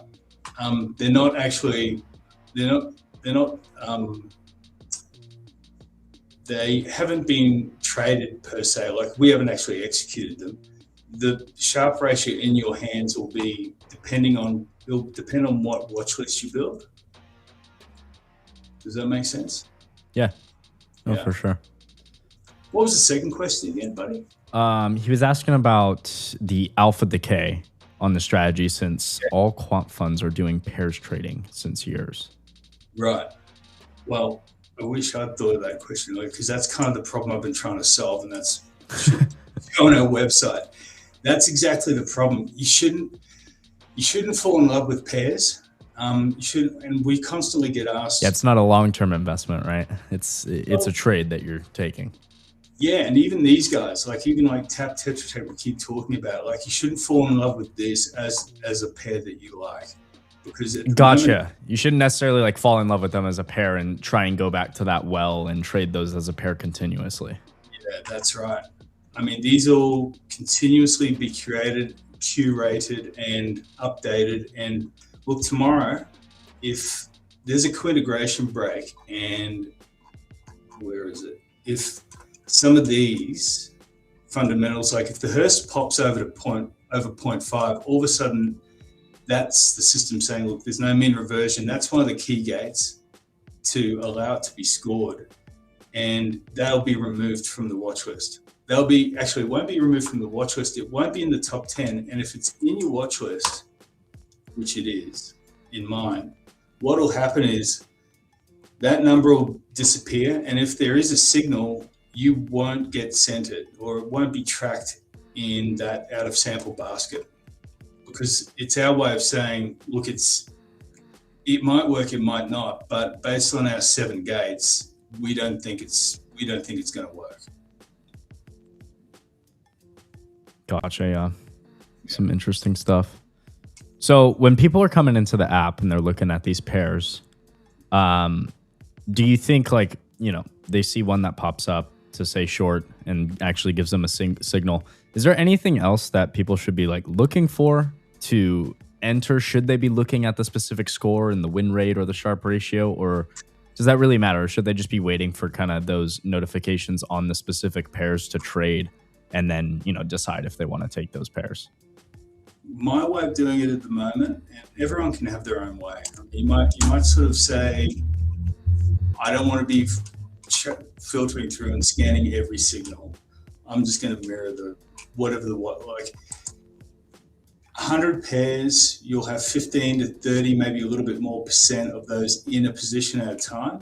You might want to just mirror the whole lot, or you might want to build it out piece by piece. So at the moment, my way of doing it is I'm looking at these and I'm saying, okay, well, let's go through them. I mean, we just talked about that, this one before. I mean, there's a way of analyzing each one to just give yourself a bit of fundamental comfort. I mean, a good one is actually, I was looking at this last night. There's Dominion and PPL, and I thought that looks great. And then I dug a little bit deeper, and I didn't realize that Dominion and NextEra are doing that giant mega utilities merger. So, well, that's not it. So what we've done is we've given you a little bit of a fundamental kind of inbuilt analyst here, right? So, I mean, this looks like a great pair. It's popped. It's on a 92-day average, 92-day MA. It's got pretty good mean reversion of about 30 days. But then, if you scratch a layer off of a bit, we've got a full AI data fetch and X scrape and inference built into the spread intelligence, which will give you a bit of the real fundamental economic backdrop of what's going on in those stocks. And it turns out, obviously, if you put this on, I think you're going to be short Dominion, which means you're going to be short the entitlement to the NextEra stock when it merges, which I think will probably be within the mean reversion window. So long story short, don't do it, because so if this is the fundamental comparison which the AI sort of runs through, telling you in general it's a bit mixed on which one's stronger. But down here, this is looking at sort of catalyst driven news from X. And if you read through those, it's basically saying you've got an M&A situation, it's a co-integration break. If it works, it's probably not reflecting the economics of the trade, i.e. you're going to be short a leg that's meant to be receiving the next year of stock. And if you're short that at the time, you're going to have to deliver that next year of stock yourself, which causes a huge mess. So, yeah, you don't want to be trading pairs over, ideally, not over dividends and corporate actions. I'm curious, to run these strategies, efficiently, where they're making the kind of money that like you're making on these strategies and getting these same results. What do you think like the average amount that you would need to have in an account to be trading these numbers? I think you can do it pretty small. Look, it doesn't need to be the 100 2-tab 100 watch list. I mean, you could be watching just 50. It's a little bit like fishing and wanting to be guaranteed to catch fish. Every time you go out, you can't just have one rod in the water, right? So even though something like this one might be your favorite pair, it's only the nature of it is you're trading extreme events. You're trading the extreme deviation from the mean. So it's going to spend the majority of its time idle, right? The whole nature of the strategy is you're only stepping in to provide that liquidity at pockets or moments of market stress, either something's oversold or if something's overbought, because that's when you're going to get the faster mean reversion. You don't want to be sitting in there grinding out long. It's not a buy and hold strategy or set and forget. It's you're stepping in at moments of market stress or liquidity stress. So you need to be watching about, in my opinion, at least about 50 pairs, and then you can just be putting on one at a time. Minimum size maybe $1,000 a leg, and look, it depends on the basket that you've managed to put together, but I think these numbers are pretty indicative of what you're going to look at.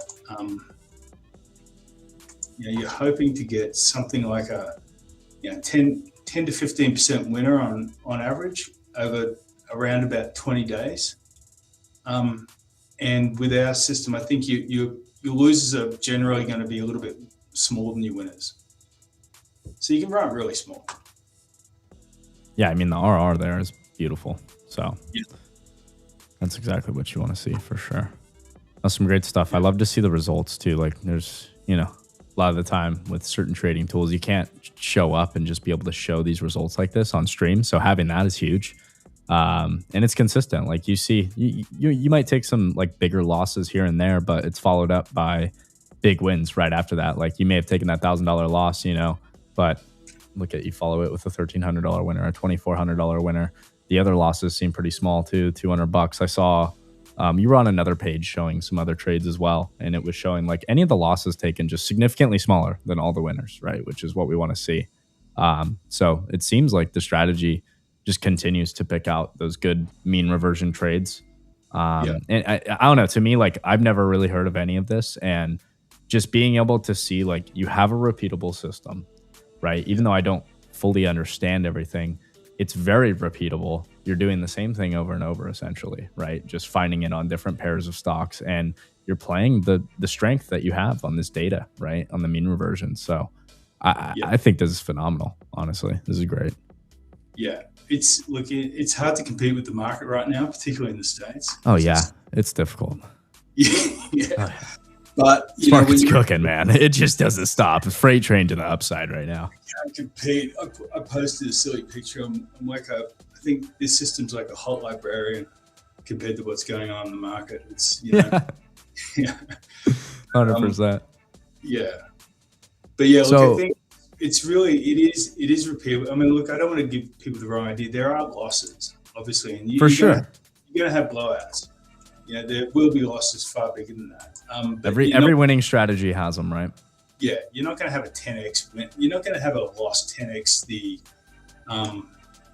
average winner, unless you're extraordinarily unlucky. Because these stats that we're sort of grinding through, they're giving you a lot of comfort that this has got a bit of a heartbeat that you can predict and that we know the range of. And if we're wrong about it, we find out about pretty quick. with the stop. And that's a 4 sigma stop sounds pretty extreme, but on these MAs that we find, that's the moving average is that we build the spread around a customized based on how fast it mean reverts. And having a stop loss on a strategy like this is a bit of a game changer. Really. Do you find that the trades that end up stopping out majority of the time, it happens quite fast? Because obviously I know these trades, they might end up being in a trade for 20 days, which is phenomenal. You're capitalizing on that. And for someone like me, when I think about that, I'd love to have something like this running while I'm also day trading. And so this is just running in the background, doing its thing, taking these pairs trades while I'm obviously trading as well. But I'm curious, are the losses quick and over with, or are some of them kind of the same, where it might take 20 days and then ends up taking a loss and it is what it is? Yeah. They're either quick or they're not. Sorry. Or they're like dreadful and they really play it out long. These two, I mean, this is a pretty small sample. I mean, look, if you're running like an Insto book on this, you'd probably be tracking, you'd be tracking 250, 350 maybe pairs. Mm-hmm. I think you'd see, if I built this out and showed you a different list, I think you'd see they either hit pretty quick, like that mean reversion that we were looking for didn't happen, just kept traveling wider and you get hit in about 5 to 10 days. The timeouts are another one. Like we're also putting a time max on how long we're going to be in the position for. And I don't have any here, but there's 3 exits. There's a stop loss, profit target, and timeout.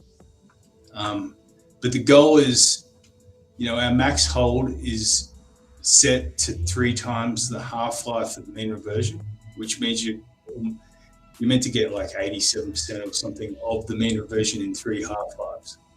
Most of our trades are finishing, if they get to the profit target, in about 2 half-lives. If you're not there, if there's a timeout, basically it's kind of a losing trade because of the cost of an opportunity cost of holding it.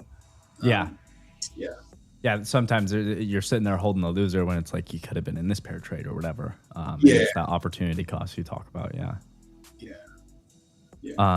So walk me through how I'm able to automate this. Is that like, I heard you speak about that a little bit. Is it fully automatable right now? Like, can I just set this up to my broker, not look at it, and the thing's just cooking? Or is that coming? Like, I want to be able to do that. Because me personally, I still don't fully like understand everything, but having this conversation with you after the last one has like cleared things up a little bit more, and the gears in my brain are spinning a little bit, and I want to get something like this running on the side while I'm also doing my own trading.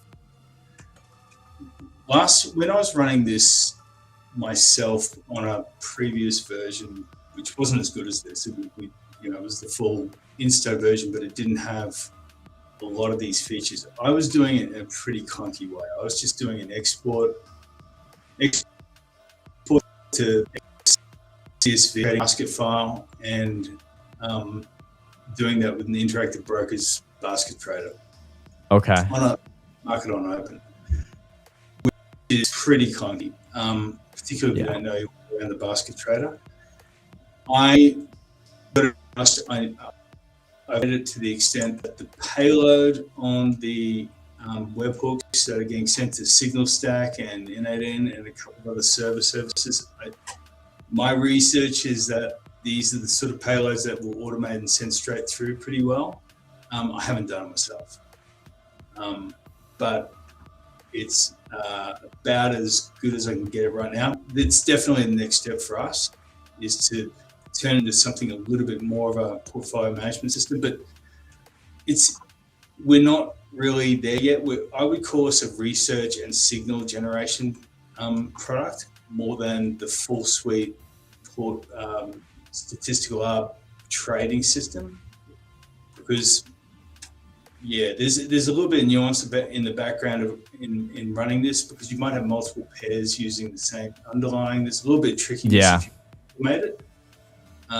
Which I would want to build out properly. But if you're quant savvy and you've got, do you think many people use Signal Stack and services like that? I think this is Zapier, N8N, and I think Signal Stack's the big one. They use this plug-in pretty well. Yeah, it's something I want to look into further for sure. And I already automate a ton of strategies for the future side of things with another company we work with, ClearEdge. I wonder if there's a potential synergy there with you guys to be able to automate it as well. But just something I think about, because obviously I know building your own system that like trades is a whole nother like business aside from being able to provide this information of the signals. But yeah, it's something I definitely look forward to. It's a lot easier for me than a lot of these guys because this is daily observation. Mm-hmm. You're looking at closing prices, and different people will have a different use approach or different style. But my experience is signal on close, execute on open, which is pretty clean. You'll win some and lose some in terms of will the execution be sort of give you as good a feel in terms of where the spread is as what the close suggested you'd get. And until you're running mega size, you'll probably find that you'll win as many as you'll lose in terms of getting set well. Because daily liquidity, you've got hundreds of thousands of potential pairs. You're not really bumping into a lot of people running the same strategy. So there's the alpha decay from sort of being crowded out in Stata pairs daily observation is pretty low. Yeah, it's not like trading intraday stuff. Gotcha. That's some really good stuff. I know the chat. I've seen the chat actually be quite interested just from our talks the last time. We had a lot of questions going. Some people in the chat today just interested. So I threw the link for PairSync in the chat. So if you guys want to get on there and try it out and start doing some of these pairs trades, definitely take advantage of it. I want to get on here personally and start seeing if I can get some stuff going. Because if I can have some of these pairs trades moving while I'm futures trading, that'd be nice. And just seeing the results, results sell, and when I see those results and the consistency there, that speaks to me personally. So just love to see that. And I want to see it. I know you sent me the link to get all set up. So I'm going to set that up and see if I can get going on here as well, because this is some super interesting stuff. What is this showing? Is this showing, what's the date range on this? Well, this is today. Oh, okay. Gotcha. Yeah, this would be the P&L from those, I think there's about 15 positions open. Mm-hmm. So of those, you've got an open P&L of $4,000. That's the estimated day P&L. Okay. Today's. And yeah, look, it's for people that are a little bit, they crave a little bit of market action and the dynamic sort of activity in the market. This is a helpful page. To be honest, it's a bit of a distraction. It's you're not going to do anything with the pairs until the system tells you to, unless something goes wildly wrong. Which is kind of what this page is for. It'll show you what your discrete pairs are doing. Like your biggest P&L is about $700 on the day. Yeah, that's the day P&L. The worst is about the same. I've used this page just to check. It has something gone horrifically wrong in the day, but otherwise I'd be waiting for the signals. Yeah, that makes sense. Well, good stuff, Mark. This has been a pleasure having you on. What's that? Yeah. Well, there's also a whole bunch of AI stuff in here if people want. Ooh, show me that. Yeah. Is this going to review all of the trades that it's taken? Is that? It is, but it's oh, here it is. Yeah. Oh, there we go. Okay. Yeah, so they'll do a bit of homework for you and tell you whether you've got some sort of exposures creeping in, because they're not all dollar neutral. It'll give you a bit of a review. See, this is helpful for me because I need this dumbs it down a little bit from just looking at that screen alone, being able to see this is very helpful, because then I actually know if something's wrong or not, you know. Yeah, and it'll pull you right. It'll pull your attention to anything that needs sort of a bit of a smash the glass approach. Anything that's heading towards very close to stops, you can keep an eye on instead of waiting for this. I mean, if you saw something that was headed directly towards a stop during the session and you thought, well, that's going to trigger an exit tomorrow anyway, I may as well close it out today. That's something this sort of highlights. Gotcha. But yeah, look, we've tried to build it so that there's as little as possible for you to do, aside from building the It's website. good for retail, because we get a little too clicky sometimes, and sometimes the best thing for us to do is not really do anything at all. You know. That's a great word for it. I've been clicky. I think that's why I built this. I got too clicky. Gotta be careful, man. That trigger finger gets you in trouble. Oh, yeah. It's so easy to get into trades, so hard to get out. Exactly. Well, Mark, always a pleasure having you on. I really appreciate this conversation. I feel like the second time around, like, opened my eyes a little bit more to what's possible with the pairs trades. Because at first it was like me trying to understand it a little bit more. So, no, getting down to the nitty gritty, and it's starting to make a lot more sense in my brain. So, love to hear you talk about it. And for the audience, again, reminder: pairsync.com. That link is in the chat for you. So, grab that, sign up, and can you just link? You said you can link your interactive brokers. Are there any other platforms that are easily linkable? I think anything where you got, I would be avoiding the minimum brokerage, and anyone that's got good stock borrow availability. You don't want to be checking. You don't want to have to check anything in the top 500. Definitely, whether they've got borrow. IB seems to have a vast. I mean, it's almost never out of stock on whatever you're looking at in the top 1,000, and the rates are almost never over about 50 basis points per annum. It's crazy availability.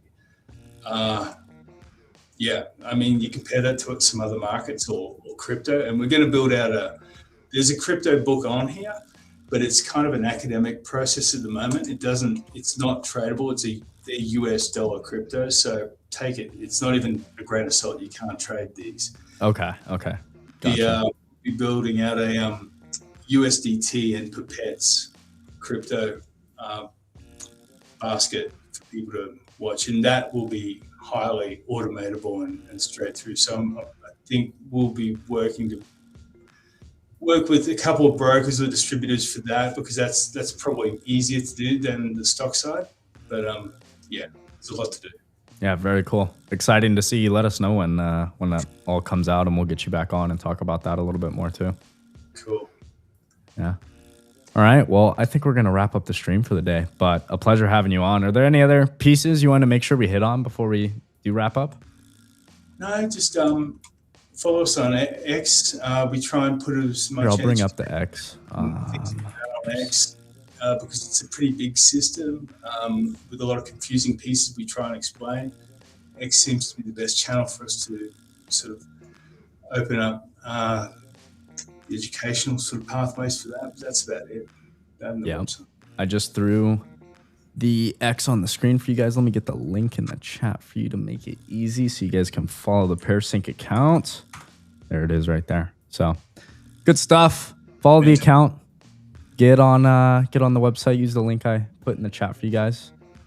And yeah, start the pairs trading, man. I want to get on this. So I'm going to be looking into this a bit more, and I highly recommend the chat does as well. So good stuff, Mark. I appreciate you coming on. Thank you. See you later. Peace out. And for the chat, we're going to wrap it up for the day. Another great day in the market, but I am ready to wrap it up. And what, Dell's still ripping. Dell's at 370.60 now, which is crazy. I know you guys were screaming at me about it. Nice moves for Dell. We'll see where that opens up tomorrow morning. Looks like NQ is getting any moves in the after hours? No, it's chilling. It's not moving with anything. So it's going to do it, crew. We'll be back tomorrow. Oh, I still have Ryan's source up here. What the hell? Let's remove that. There we go. Full screen Jordy up here. You're good, Rye. I know you had stocks on Spaces. You goody, better. Oh. Listen, we'll chat. Tomorrow's FATFO Friday. All day live stream. You know what it is. Like the stream. Subscribe. We'll be back bright and early tomorrow. We'll see you guys for the all day trading. So enjoy the night. Hopefully we have another good day trading, man. It's been a killer week. I want to end it with a bang. I don't think last Friday I traded at all, and I was really wanting to trade. So let's cook this Friday, hopefully. Fingers crossed. We'll see. But peace out, crew. We'll see you tomorrow.